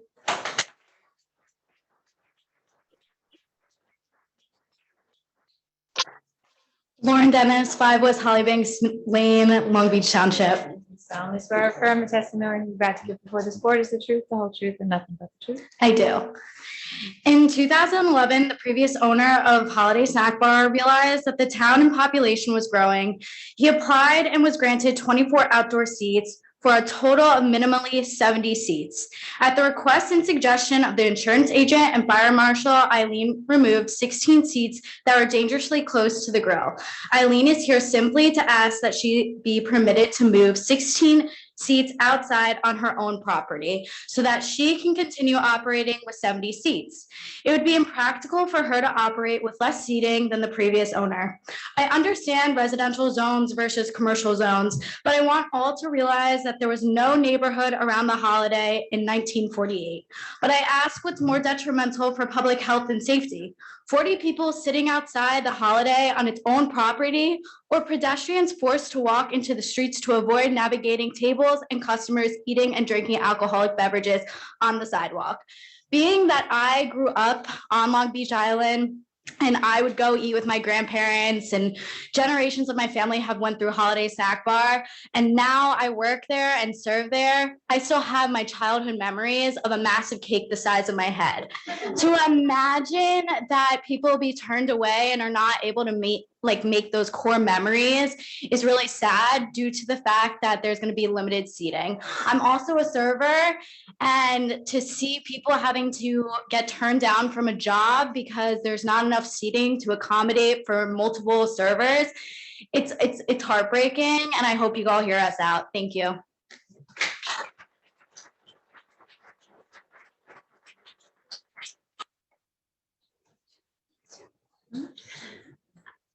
Hi, my name is Stacy Beckett. I am not from I'm Long. sorry, just to raise your right hand. You solemnly swear or affirm the testimony you're about to give before this board is the truth, the whole truth, and nothing but the truth. We just need your address. 26 Plymouth Road. Can you say it to the microphone? 26 Plymouth Road in Summit, New Jersey. We have been coming to Long Beach Island for 18 years on and off. There's a reason. Prior to coming to Long Beach Island, we went to Martha's Vineyard, we went to Nantucket, we went to the Midwest, we went to the Ozarks, we went to all kinds of places, but we came back here.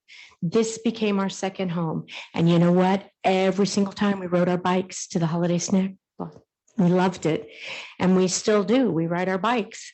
It's a wonderful place. I know that you've talked about a lot of things here tonight. One of the things is the pictures that they showed. We were just looking on our phone on Google, you can see lots of pictures separate from these that showed that there were tables on the left, there were tables on the right, there were tables in different years.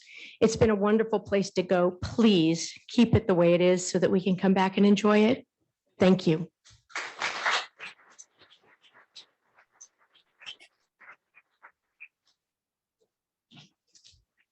Anyone else? There's people on Zoom. We have a couple people on Zoom. Did you want to wait? I know. Okay. Please. If you could just.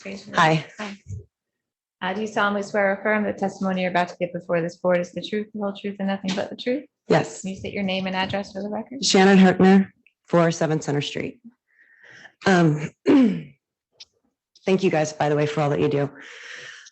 Last fall, my husband and I spoke at the council meeting about all of this. And interestingly enough, I'm able to restate a lot of what I said at the time because nothing has changed.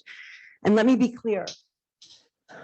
When we purchased our home 9 years ago with our own hard-earned money, we saved and we skimped to buy it. We're not rich New Yorkers. We loved that we lived next door to the Holiday Snack Bar. We loved it. We were proud of it. We would talk to people about, oh, we live next to the snack bar. Our kids at 6 and 9 would run over and get the milkshakes. We loved seeing our neighbors come out and enjoy their lunch. We loved living next to the Holiday Snack Bar. My husband owned cafes for years. He got up at 3:30 in the morning every day to make bagels, and he got his restaurants ready. He and I are still small business owners. We support small business. He ran restaurants. What we don't support is this blatant disregard of the law by the new owners, the Bokers, and their campaign of misinformation using the name of the holiday. My husband's been going to the holiday with his parents. His grandparents went there, his great-grandparents. For over a century, his family's been going to the Holiday Snack Bar. Jim, I sent you a picture of 10 people sitting at a picnic table. They seat 10 people at the picnic tables. Don't let Eileen make you think they only sit 4. People are missing the point. They haven't been compliant. I appreciate, our daughter worked at the holiday until when she was 15 years old. I appreciate what you're saying. But the Bokers, by the way, have also been sued in Holgate because they also were non-compliant. They had the same issues of non-compliance and they were sued by the neighbors and they lost. So what's the constant? Different towns, different neighbors. The constant are the Bokers. They bought the Holiday Snack Bar during the pandemic at a great price because it was in a non-conforming lot in a residential zone, and the seating zoning restrictions were grandfathered in to the existing business. The tables were allowed during the pandemic. Every other restaurant removed the picnic tables. There's probably a place somewhere where all the picnic tables are now. Tucker's removed them, Barry's removed them, all of the restaurants, they kept their tables. They have completely had a blatant disregard for any zoning or any compliance, and that is the problem. So please keep in mind when you guys post on social media and say that we built our house into the property zone, because Eileen, I can hear you, your voice carries. I sit on my porch and I hear all the things that you tell your customers. The facts are that we didn't build into your property, that you haven't been compliant, that you're not following zoning regulations, and you're running a Wild West show next door when all other restaurants have done what they're supposed to do. So the Bokers have been the problem, not the beautiful tradition of the Holiday Snack Bar, and people need to separate the two.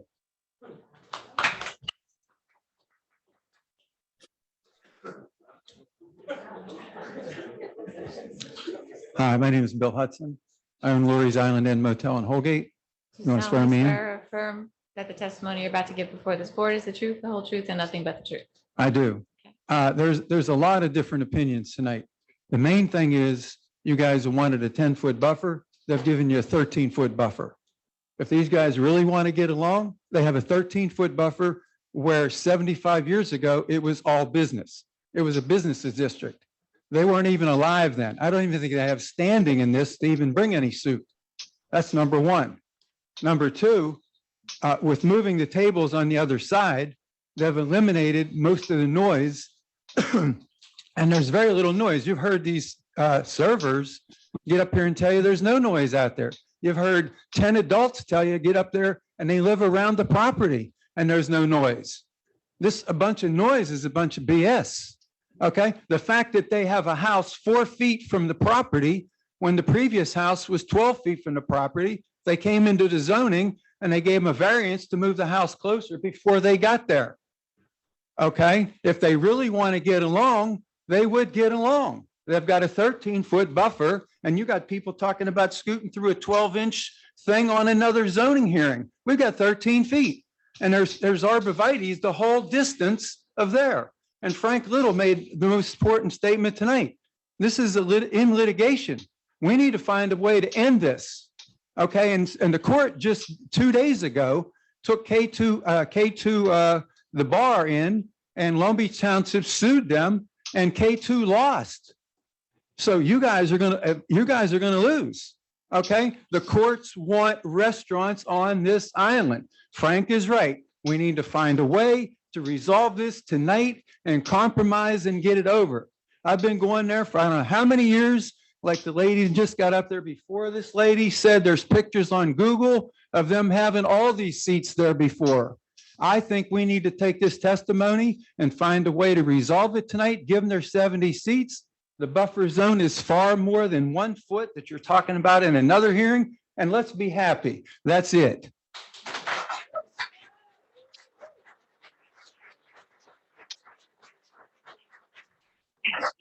My name is Max Goldman, 12 Sterling Lane in Barnegat. Swear affirm the testimony you're about to give before this board is the truth, the whole truth, and nothing but the truth. Yes, so I'm one of these customers. I guess I'm a rowdy customer that eats at the Wild Wild West that I guess I've been going to for almost 22 years now. So I was introduced to Holiday Snack Bar by my grandparents. Tonight's meeting, we've been talking about maintaining Beach Haven's character, which all of these lovely attorneys have brought up tonight. Are we maintaining a dirt lot that dates back to 1950 or a snack bar, a tradition from 1948? The other thing is we're talking about a detrimental effect. The Holiday Snack Bar, I think the only thing detrimental is the fact that all of us eat way too much cake there and it's not on our diet. So we're talking about, you said purchase 9 years ago on our hard-earned money. I mean, I've known Eileen, I've known Brian, and any business owner, I've formed a business, I bought a business. Every business comes from hard-earned money.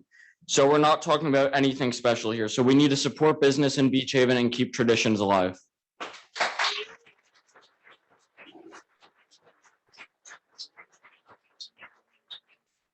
The Zoom. William Burris. Good evening. Good evening. Mr. Burris, can you raise your right hand?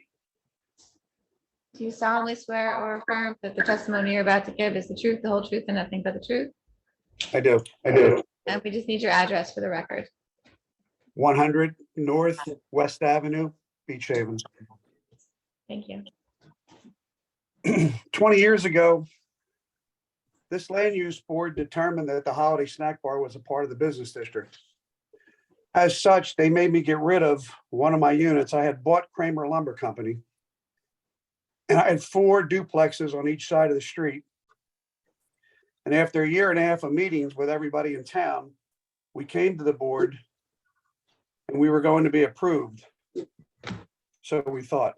However, we were asked and demanded to get rid of our last unit at the corner of Delaware Avenue and Center Street to build parking on Delaware Avenue for the Holiday Snack Bar across the street from the Holiday Snack Bar. We had to build 14 parking spaces, I believe. And the reference back then was very clear. We consider the Holiday Snack Bar to be part of the business district.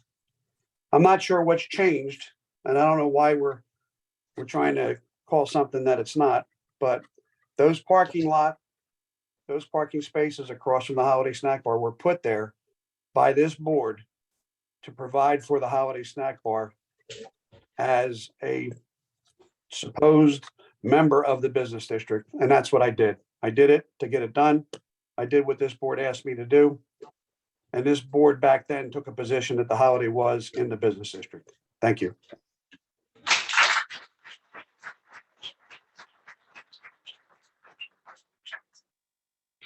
Leo Ginsburg. Hello, Leo Ginsburg, 5511 West Avenue in Holgate. Do you solemnly swear or affirm the testimony you're about to give before this board is the truth, the whole truth, and nothing but the truth? They're not compliant. What about her? She's not compliant with their fucking apartment. No, they can, okay. Mr. Burris.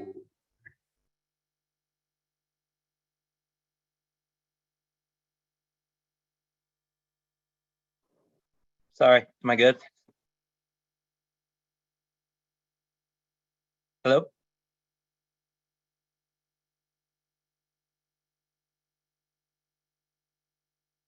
Can you hear me?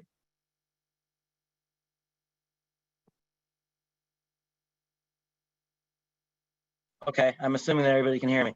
All right, We I'm hear Leo you, Ginsburg. Leo. We hear All you. right, thank you.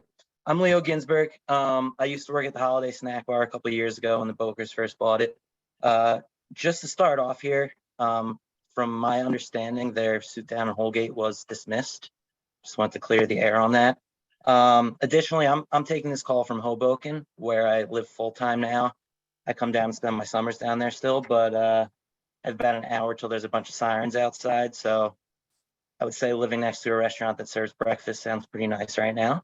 But just on a more, straightforward basis here, somebody said it earlier that they are outgrowing themselves at the Holiday Snack Bar, which I wouldn't say is perfectly worded, but it's somewhat true. They are very, very popular. Demand is up, which is why that they need these seats, which is why they're asking for a variance, which is a change. It's the whole point is that it goes against what the current law is. They're asking for an exception.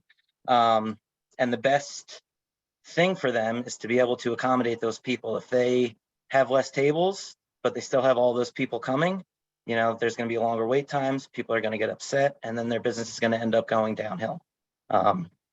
Which is not good for them. It's not good for the town. So yeah, I think you should let them have the seating. Thank you.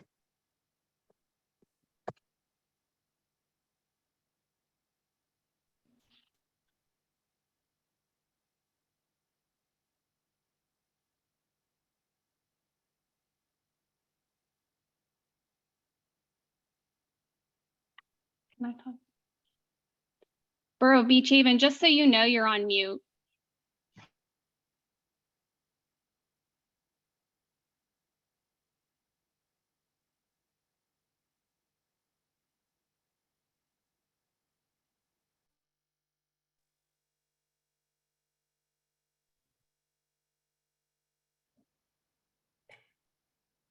Beach Haven Borough, you're on mute. Can you hear us now? Now you can be heard. Okay. Is Mr. and Mrs. Danker still available?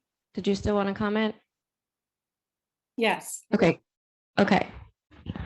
Mrs. Denker, are you going to be commenting? Yes, Jill Okay. Denker. All right, will you please raise your right hand?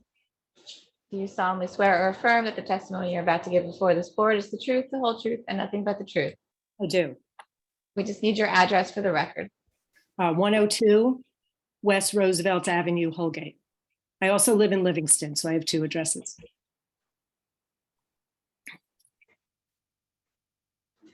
Go ahead. Yes? Okay, go ahead. Sorry, Yeah, thank it's you. hard to hear you guys, so sorry. So I kind of think a holiday snack bar, especially since Eileen has taken over as the Surflight Theater, as the Showplace, as the LBI Historical Museum, as so many places that are part of it.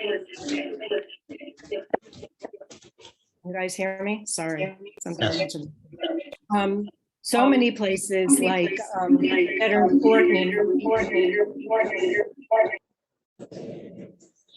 I don't know what's happening. Keep going, we can hear you. Okay, sorry, I'm getting a disruption. So it's in the heart of, as many of the waiters and waitresses that spoke, young people. I live near Eileen in Holgate. I see how she cares about the property that she bought, that she owns, what she did with the Holiday Snack Bar. I have brought my parents there. My children have grown up going there. My daughter even wrote an article for Bon Appetit on the burgers when Glenn owned it. We have an attachment, and it's in your heart. You kind of just can't take it away. It's part of what Beach Haven means. It's a meaning when people come and take a vacation, as you've heard from people. And when you remove something that's so important to the community of Beach Haven, it ruins the visits. It ruins living there. It's in your heart. Where are we going to go tonight? I think I need some pea soup, and I want to go to the Holiday Snack Bar. And we take our family and friends, and it's from South Africa. We brought friends there. So it's a place to go, just like I get tickets to the Surflight. I help run concerts at Beach Haven for Community Arts Program. And those concerts have meant so much to me. That's why I'm now on the committee for the past 20 years. Bottom line is, Eileen Boker, no matter what her neighbors just said about her, it is untrue. She cares, she gives, and whatever she does, along with her whole family, they mean something. And she's only there to improve the neighborhood, not to harm anybody ever. I know her, and that's not what this should be about. You buy a home next to a restaurant, you never know what's going to happen. And I know I am there. It is not noisy. It is anything but noisy. It is family friendly. It has a warmth and fuzzy feeling. And the waiters and waitresses care about the restaurant people, the people, the guests. I'm going to call us guests. We are guests of the Holiday Snack Bar. And I hope you do the right thing, as Bill Burris and everybody else just said, everybody that just spoke. Thank you.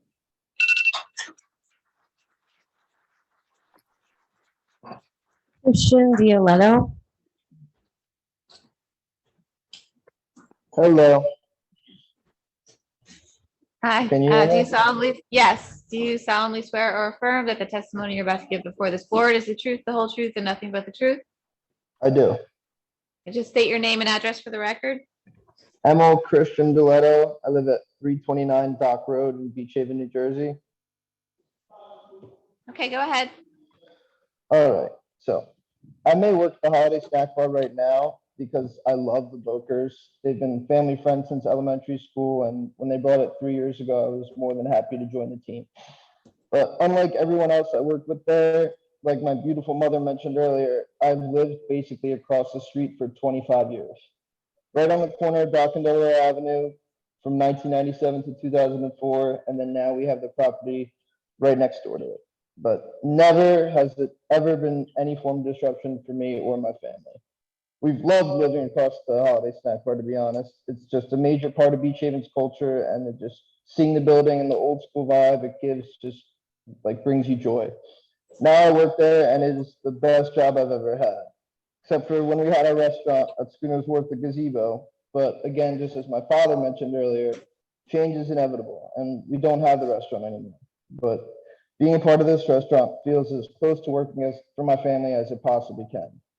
My father is the hardest working person I've ever met in my life, but Eileen sure sits right behind him. She was my CCD teacher growing up and is like a second mother to me. Nobody who works there or comes there as a customer is ever having a bad time. I'm so excited every day to be the one to give generations on generations of return customers a cheeseburger that I probably made and a milkshake. It brings a smile to their face, and it certainly brings a smile to mine. And as Leo said, we are very popular right now. But going back to change, social media wasn't here 75 years ago, but it sure is now. And if you see a picture of our cake or our burgers online, you just want to get there and try it.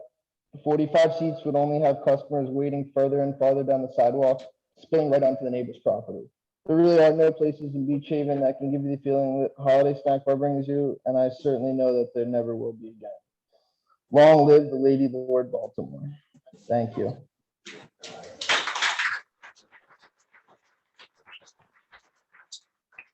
I think that might be it. Anybody else from the public?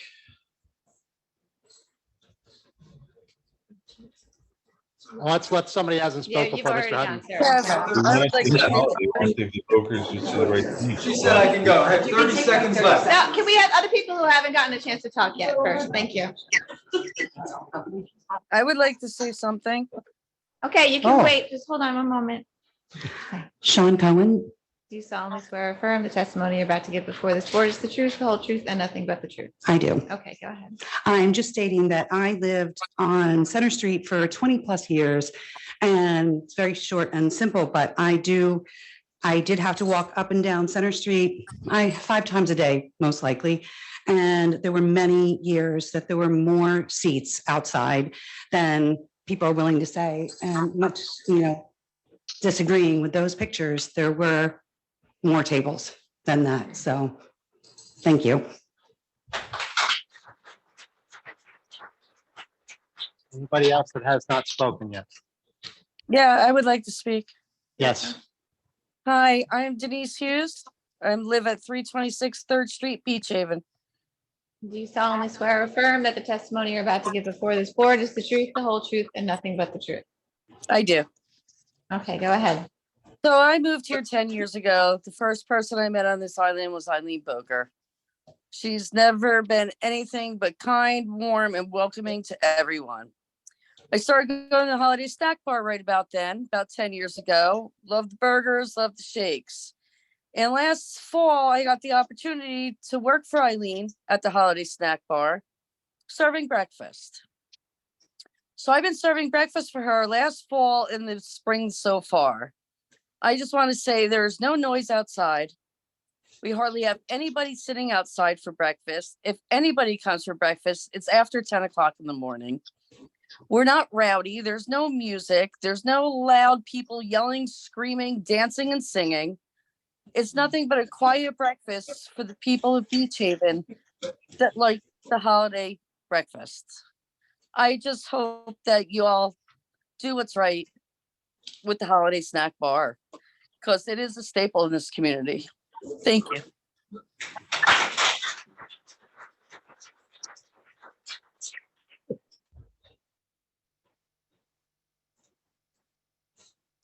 Lois Uhas, 414 Midland Avenue, Pine Beach, New Jersey. Do you solemnly swear or affirm the testimony you're about to give before this board is the truth, the whole truth, and nothing but the truth? I do. I don't live on Long Beach Island, but I did grow up in Seaside Heights a long time ago. And I have helped out at the snack bar on many occasions. Two things that were mentioned by the lawyer and the planner were maintaining the integrity of existing residential areas. And this particular residential area has had that building in for a long time. And it's a building filled with small town traditions. When the Bokers bought it, they were told they were not to change the menu. People came back for the same things. And recently someone came in, an 80-year-old woman, younger than I am, and said that her parents brought her there when she was 5. She's been coming for 75 years. And I have been there many times. I have not heard loud music. I have not seen a lot of noise. I have seen the Bokers nurturing people with food and nurturing the staff. And I think that I grew up in the middle of Seaside with a train running through town and businesses nearby. And when you live in that kind of area and there's a business near your house, expect there to be a business by your house. Thank you.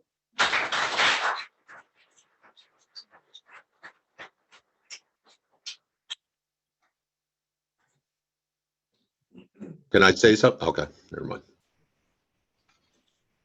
You've already been sworn in. Go ahead. So I'll just touch on it real quick. You know, nothing against the Holiday Snack Bar. We love it. That's why we moved there. We do want the Holiday Snack Bar to follow the zoning rules, regulations, and laws that are put in place. Here's a picture that was taken this weekend of the 10-foot buffer zone. It was my understanding that there should be nothing but vegetation in the buffer zone. So when our buffer zone started to become encroached upon, we did talk to the Bokers because they would say, come over, talk to us if there's any problems. And there was a sand table, a pool, and a ring toss, kids' games and everything. And it abuts up to our back deck. And what happens, the parents eat and let the kids run over there and do whatever they want to do. So that being said, we asked them, could you just take the ring toss because they're screaming, somewhat dangerous. Kid last weekend got hit in the head with a ring toss. Luckily, it wasn't his eye. I have it on video if anybody wants to see it. So we asked them, please take the ring toss down. And they weren't real, accommodating, I guess. The following week, they put 2 more ring tosses up. So that's the kind of neighbors they are. The other thing is the parking, the overseating. Here are a typical weekend. This is the sidewalk, not the borough's right of way, but the sidewalk. So it gets congested. And what happens, people take to the street, hold on, people take to the street, which causes more congestion. You know, people are parking in our driveway. People are walking over here, flicking cigarettes into our yard. We ask them not to, and, you know, they don't really care. So it's just the over congestion and not following the laws. And again, this picture is actually the buffer zone right here and the Beach Haven right away there. So again, we moved there. We love this Holiday Snack Bar. It operated for 72 years without any documented issues from neighbors, including us, for 7 years before the Bokers bought it. It's kind of an odd thing that in the 3 years that they've been in business, they have numerous summons. They've been in a lawsuit for 10 years or 10 months with the borough, and you know, seem to think that the law doesn't apply to them, and they're just really trying to sell as many, you know, overpopulate the area. So I think you guys really should look at, you know, the seating and what's allowed there. Thank you.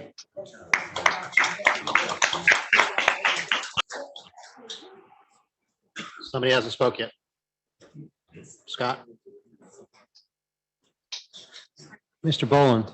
Oh, Mr. Boland. Hello. Yes, I raise just your- wanted to bring up, oh, I'm Can sorry. you just Scott raise your right Boland. hand? So you, yep. Yeah. You Scott solemnly Boland, swear- 302 Windcrest Court and 5 East 29th Street in Long Beach Township. Do you solemnly swear or affirm that the testimony you're about to give before this board is the truth, the whole truth, and nothing but the truth? Yes, ma'am. Okay, you can go ahead. First thing I wanted to bring up was, I think it's very nervy for anybody to get up to that microphone and try to discredit the character of the Balkers. That should have nothing to do with determining seating in a restaurant. In fact, any testimony that was given by those people should be dismissed and thrown out and should not be allowed to be part of any of this proceeding. That's first of all. Second of all, photos that everybody seems to be coming up with now from yesterday or 2 years ago or on Google Maps, photos are a snapshot in time. It doesn't mean that that's what was going on 5 years ago, 10 years ago, or 20 years ago. So you can't be bringing up photos as evidence because who knows what happened in between the times of the photographs. Third of all, anybody that buys a house next to a restaurant and then comes back and complains that, well, they're growing or I don't like the parking that's going on. I looked for a long time for a house on Long Beach Township, and I gave up a lot of houses because they were next to places like that. That's like the people in Englishtown that were upset when they bought houses because they had Raceway Park next to it and they wanted Raceway Park shut down. It doesn't make any sense to me. And the township is trying to grow businesses and things like that. I don't think that most of the testimony you heard tonight should even be submitted.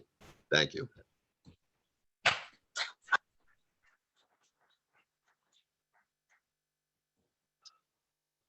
Mr. Hutton?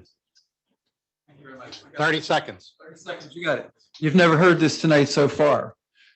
Fred's Diner went down. It's now a candy store, 200 and some seats. Kubel's 250 seats is 350 total. You just did Morrison's 17 picnic tables, subtracted 2, you're still minus 250 seats in this area.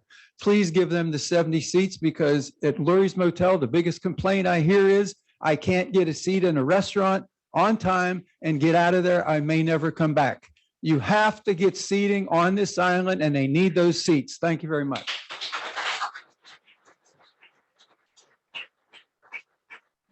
Motion to close public comment. So move. Second. Second. Okay, does anybody from the board have any comments? Jim? You're usually good for a couple. Yeah,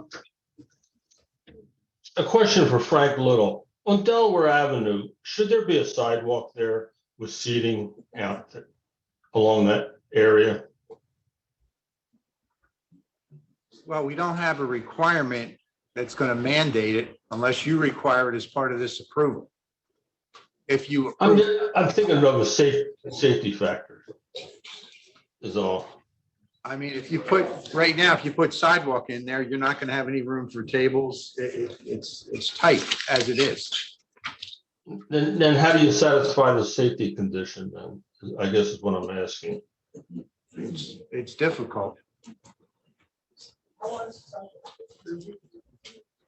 We're not having So we're public not having comment. public comment.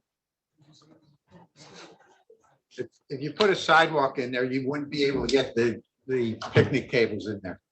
Okay, and I guess that goes back to my whole question of, and I know you want to do something tonight, and I don't have an issue with that, but it goes back to what I consider a minor site plan, where it's very clear. So when this gets approved or disapproved, everybody knows what it is and what we're going to play with, you know.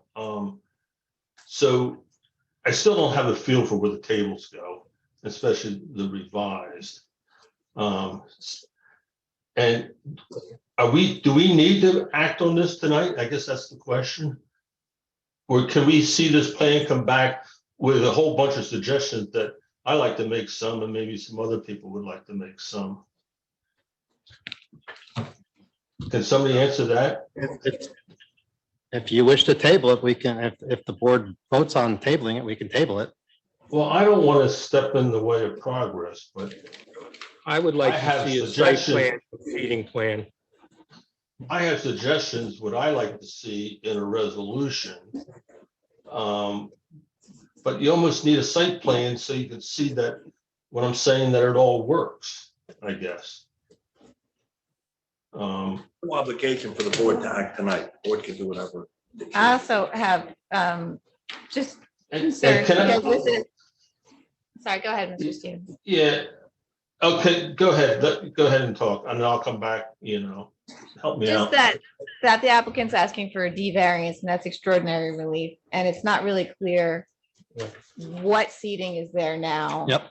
And there's no site plan approval that gives them a certain number of seats. There's been testimony that they have 32 seats. The ordinance, and Frank can speak on that, does say that unless there's a site plan approval for a certain number of seats, you're limited to indoor and outdoor, the number of seats that you're approved for inside, and that would be 32. So, Right, but we're here for site plan approval that would allow us to apply for any number that the board would approve. That's my understanding of that ordinance is. Where's the site plan? We requested a waiver from the submission of a formal site plan, but it's a minor site plan application, which would constitute site plan approval. But yeah, that's my understanding, that we're not limited if we do apply for site plan right, so, approval. but you are looking for an expansion of a non-conforming use. Right. So I think the board needs to know what is there now, and what, you know, if you're asking for 70 seats, what's been going on? Because we've gotten several different numbers from several different people. There has, along the lines of that, there has to be codes that govern, you know, a building like this. How many seats are you allowed to have?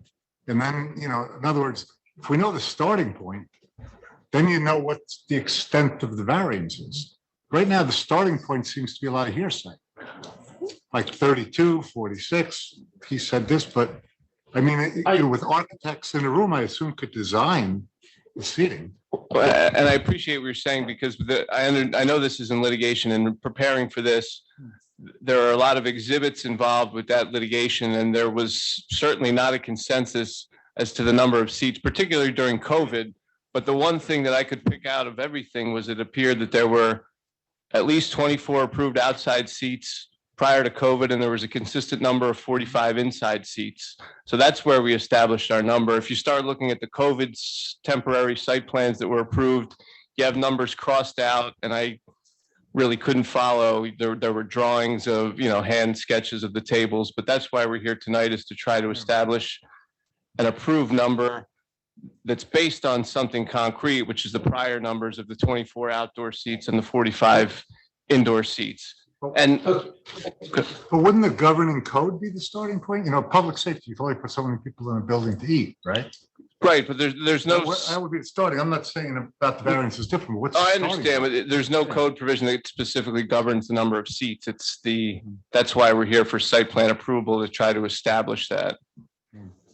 If I may, the board, on a contentious application such as this, the worst thing the board could do is act without having evidence they thought they might need. And if the board needs time to gather that evidence, the board should do that. So, Mr. Raven, is the applicant willing to plant a double row of trees in the 10-foot buffer along the east side of the building? Yes, the West side, I'm sorry. Yeah, the applicant is willing to plant in accordance with the ordinance within the 10-foot buffer area from the property line back to the picket fence that's shown on the plan. I know there's a couple trees in that area. I guess they would have to go around that, but or stagger them. But yes, that's another point, is that there's discussions of the buffer. Right now, there is no buffer because there was never a buffer required. It's a pre-existing non-conforming use. There is no site plan. But we're willing, as part of this, to establish the buffer, which will improve the situation. And the neighbor that's affected will greatly benefit from that. And I had a suggestion about taking the 4 picnic tables and putting them on the Delaware side. And that's 24 seats, and then you had 12 in the front, the 3 4-tops. And not have any seating on the west side. Yeah, I know. Frank, yeah. Can you hear me? Yes. Yeah. Good. Good, Jim.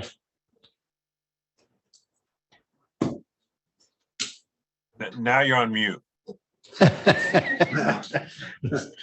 Okay, tap to speak. Okay, can There you you hear go. me? Yes. Okay. This is where I'm coming from. I like to table it. I like to see a real site plan. And the first thing up, I'll say that the number of seats, I don't really care about as much as one thinks. But I would like to see a site plan that really starts to conform a little bit. And we're talking about the 10-foot buffer, both on the westerly line and the northerly line. And on the northerly line, it's where possible. I understand the buildings and that, but otherwise it needs to be in there. I like to see a landscape plan on how that's going to be planted. And I'm not sure what the best trees are for both visual and noise, but not something that's going to grow fast and die soon. So Frank would know that, but I would like to see with the site plan, I'd like to see the landscape plan. I like to see the shed removed out of the buffer area. And I guess some of it is like cleaning up the yard so it doesn't look, so it looks more going back how the old holiday snack bar did, and not like, I'm not sure what it looks like, I won't mention. I think there should be a restriction on music, and I think there should be a time for outside breakfast eating, which is probably, whether it's a weekend or a weekday, probably closer to 9 o'clock, because they're indicating from what we're hearing in testimony that nobody really comes before that time anyway. But I like to see that in writing. And I like to see it all in writing and clear, so there's no arguments later on. And, you know, so that's what I Bike think. parking. I'm sorry? And bike parking. And yes. You're gonna need someplace to, you got a ton of people that travel there on bikes. I think think only they fair all surface travel. will block the sidewalk. I think they all travel on bikes. But that bike, right now, it's shown in the buffer. Okay. I think they have to figure that out. And that's the plan they have to bring back to it. Whether it's 60 seats or 70 seats or 80 seats, that doesn't bother me. It's what works when you put there what's supposed to be there. And that's the main thing is the buffers, and have some sort of, like you're saying, bike parking. Shed needs to be pulled out of the buffer area. That's where I am. And I don't know how everybody else feels. And yes, and we all have fond memories of the snack bar. I'm probably one of the oldest visitors in this group tonight that's probably been into the snack bar. And I won't mention how far that goes back, but we all have fond memories. We all like the snack bar, and we like to really continue to be successful. There's no question.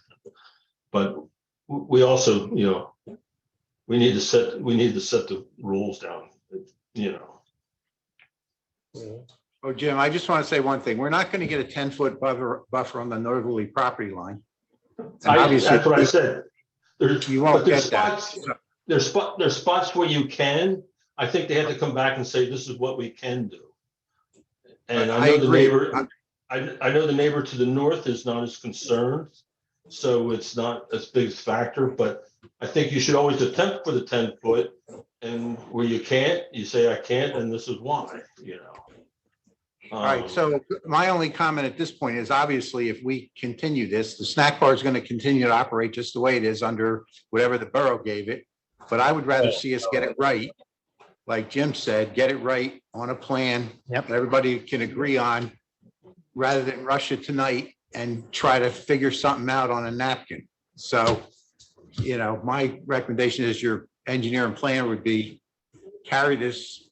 The applicants heard what we're talking about. Let them come back with the landscape plan. Let them come back to show us exactly where the seating is going and have a better plan and a better opportunity for everybody to look at something that we can really improve. Would it be proper to have a special meeting so that we don't keep pushing? Well, That's the board, if you. I think the problem's going to be too, if we're getting a formal site plan, Mr. Brzezowski can tell you that just professionals are extremely backed up to get a plan complete. That was the reason that we put forth the plan that we had, because we were pressed for time. You can't pull it together in 2 weeks? I don't necessarily know that it has to be a complete formal site plan. I think there's some room to give what the board is seeking within the next 30 days. Mr. Lavin? 10 days.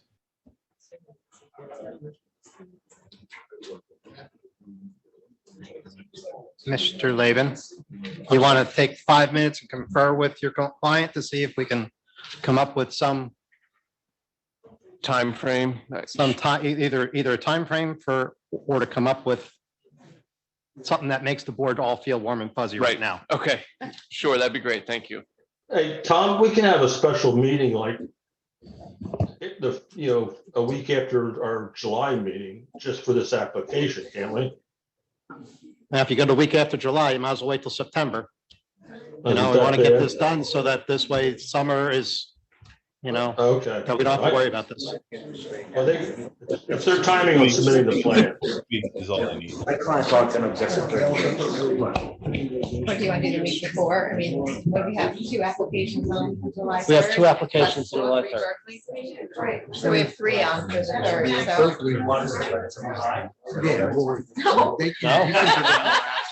No, you're getting paid for this. We're not. Nobody has a problem with it. We just need to fix this problem. I feel bad for these people.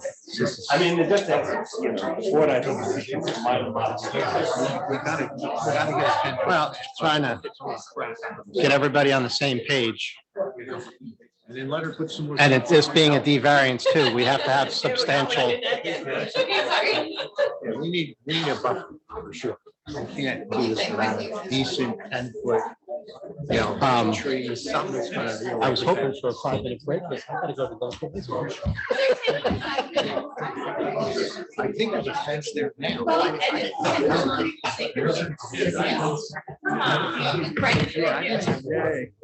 Frank, what kind of time frame is this picture?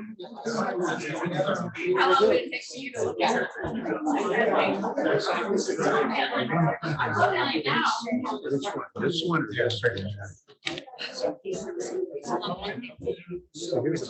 gonna take me a half a day to review it. But if they basically do a buffer with a bunch of. What Jim's saying is carry the buffer all the way down to the shed. But then make a picket fence across the buffer. Yeah, trees, the kids are gonna be. But I think, isn't there a fence on this property line now? There is. Then you plant the buffer and you should be okay. The games for the kids. It's all in the side But you yard. gotta It's all make- down here. And this is what everyone's complaining about. You can't rid of the things and let that go big. That would make sense. I think you do the 10-foot buffer all the way down. I think that'll take care of the And then maybe they move some, I don't like the table. I think they should move more over here, put a couple more over here. They got some planters. Well, let them take some of it out. They don't even have that on. That's why we're suggesting to get a better plan so we can see what's really there. They're actually huge. Yeah. They're like, this is their famous, it's big things, not actually. Yeah, I know. Get a plan and then they're gonna. Yeah, exactly. And then maybe they can get a real determination on what's inside. Yeah, that's whatever. Why don't they give us a seating floor plan?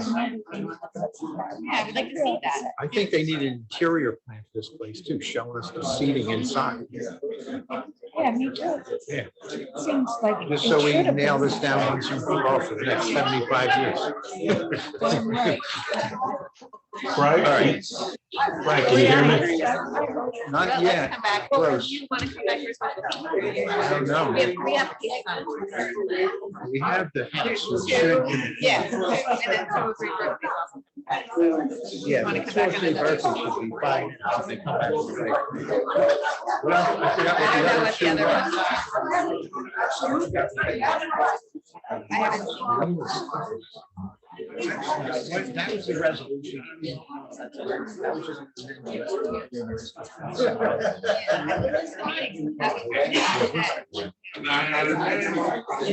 Listen, I'm good for July 10th. We'll have a special meeting a week later.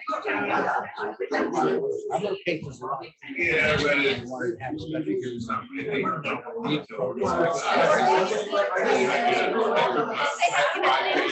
How about June 26th? I can do that. Mark down what time 5 minutes was.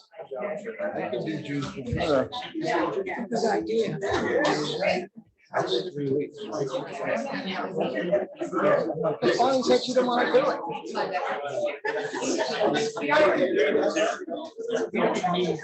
We need some kind of hybrid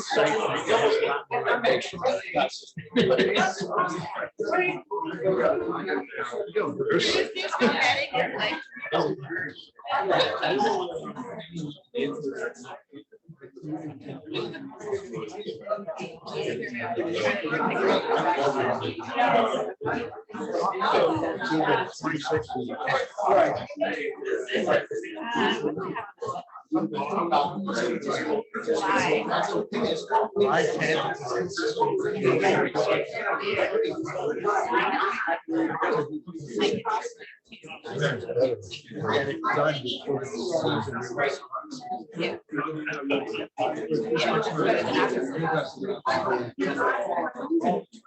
Full-on shoes. It's really cold. It's really cold in here. I got June bare 26th. feet. You're going. I'll give them a couple I weeks to put a plan together. Yeah. You know, they have to. know, you need dinner and I didn't wear shoes. Yeah, no, I wish That they will were not here. happen again. Show it. Will not happen again. I learned my lesson. He was all over.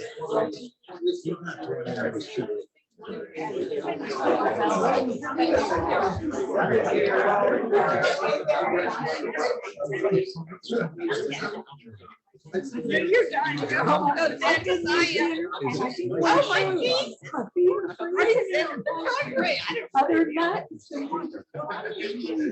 Sleep 2 hours. Yeah, me too. Way past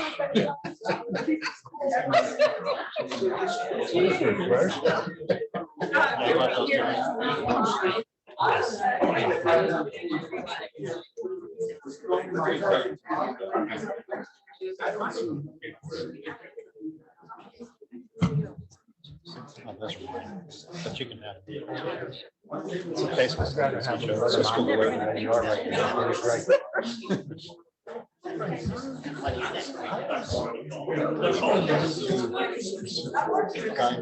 Yes, yes. Well, not really. I mean, you still, the fire marshal could come in and say the occupancy is 60 people without tables. Oh, Jesus. You know, it's a weird thing the way they do this occupancy. There should, yeah, there's so many square feet per person, things like that. I don't need, yeah, you know what? We need to have this 10 days before the meeting. We were looking at either the 26th or July 10th. 26 gives you a week. Somebody gotta get the plan right. Because we're not gonna wait till September. We need to resolve this.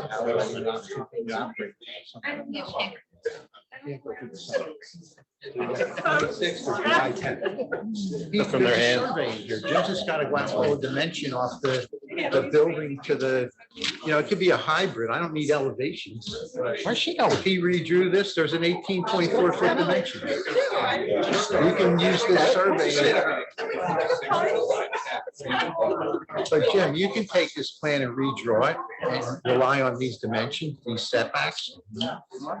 And then show us the 10-foot buffer planted and measure the exact size of the table and chairs and put them on there. Well, if it's in the buffer, at a bigger size. Indoor. You know, and indoor, we'd like to know what the indoor is. I mean, can you get somebody to really do an indoor scene plan that really shows us what it is? I can get 4 tops here. That'd be fine. Like the week before. Like 5, 6. I don't know. I mean, again, I'm not asking you to go out and resurvey. You can rely on those surveys. I know what you're like. Yeah. I can't take that time. Right. Mr. Hudson, just wanted to say. Well,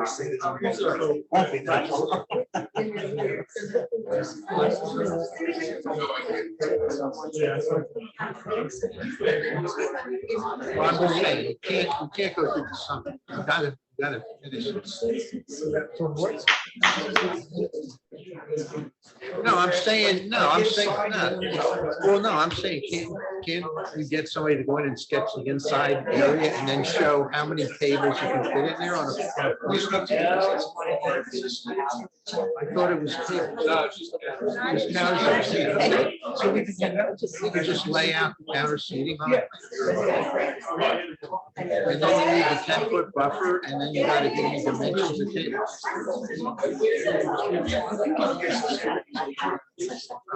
You got 18 foot. Then you're gonna have this is a survey. That's what they bought.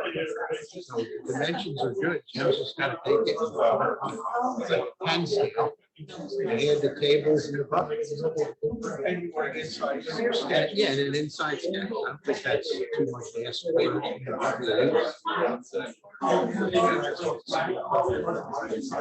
Talk to Jay Mack. He's coming back.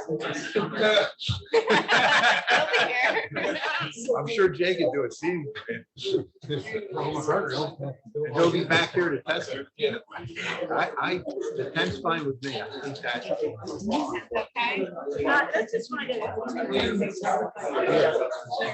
Everybody that heard it. Everyone who's voting, July 10th. You don't have to be here on the 10th. Is that gonna, the third meeting? You don't need to be here on the 10th. No. I don't want to see you. I don't want to see your ugly face on the 10th. 2 weeks in a row. Yay. Where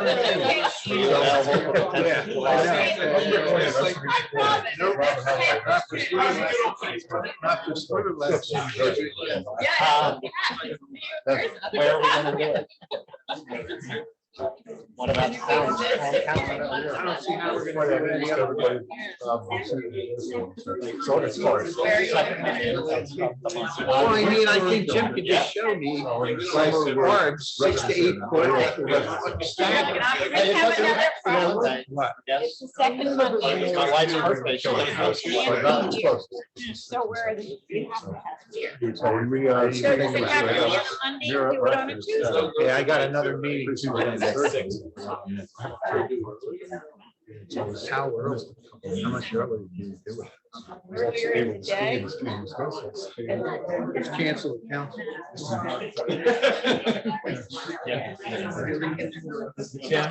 So what did we, what, not yet? No, because I believe it's a town meeting. What I'm looking at, It might be for everybody else. how's July 6th? How much you want this? Why don't we just bookend that holiday? July 6th, that's a Thursday night. I can't make it. How about the 11th? I can't do the 11th. I could do the 13th. Why can't we do it? I can't do the, what's the problem? We need to submit it 10 days before. Today's what? There. How's July 13th? I would think 10 days max. They But don't they can need, still operate. No, I would shut them down. they don't need more than 10 days, right? Can we do Saturday morning? Can't we, they don't have to do it pending. That was a 17th is okay. But I I'm trying to figure out which one it was. You gotta ask the objector. Do you have a problem if we don't have the plan 10 days prior to the meeting? Instead, let's say 5? All right. Wait, back to Jim. Yeah, like 5. Back to July. Start with the July, 5th of You June. don't need any more time. Keep operating like. I mean, we can bring you back on the 3rd. Do it over and over again. It's not gonna be as long, that's right. Because they don't care about any. Bring you back on the 3rd. Yeah, they've got a business there, yeah. All right, so how's the set, oh, you said you can't make the 17th. I can't make the 3rd, I can make the 7th. How about July 17th?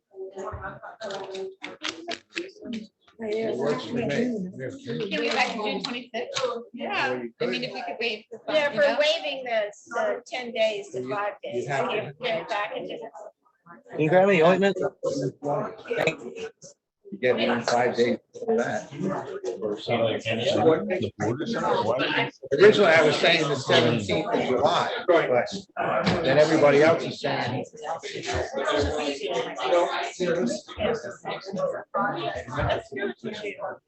The problem is they get planned. Somebody can get. Somebody can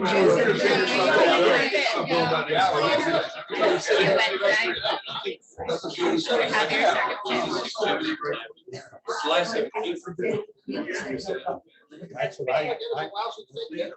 It's too late. Why can't you do anything? So the other ointment. You just said blow up the site plan that you have and put the tables on. Frank Little, Well, I just picked the Monday, the 17th. Frank Little, can you hear? Yeah, Jim. Can you do it to June 25th? Waive the 10-day requirement, That's what they're working on. and then we can memorialize it on the July meeting. Yeah, what's the difference? I mean, Yeah, I don't even have to be here. That's what all the legal counsel is trying to discuss. Okay, good.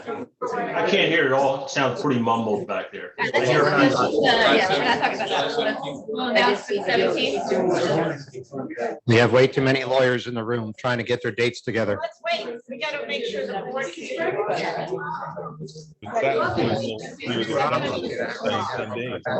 I want it. Another ointment, please. Thank you.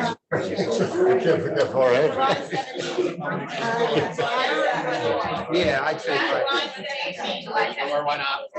So Jim, you gotta get it in. Yeah. Yeah. All right. You're gonna have to get it in like that Monday. Yeah, well, the we 10th, wanted the to, week but they before. can't get there. So if you get it in on the 10th, we'll do the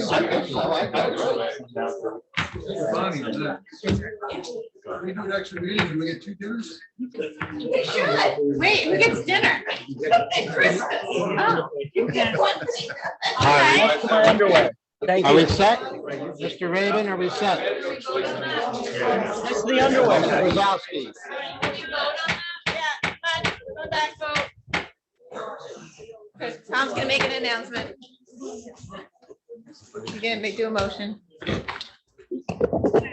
That'd be for a motion, right? Yeah, you need a motion.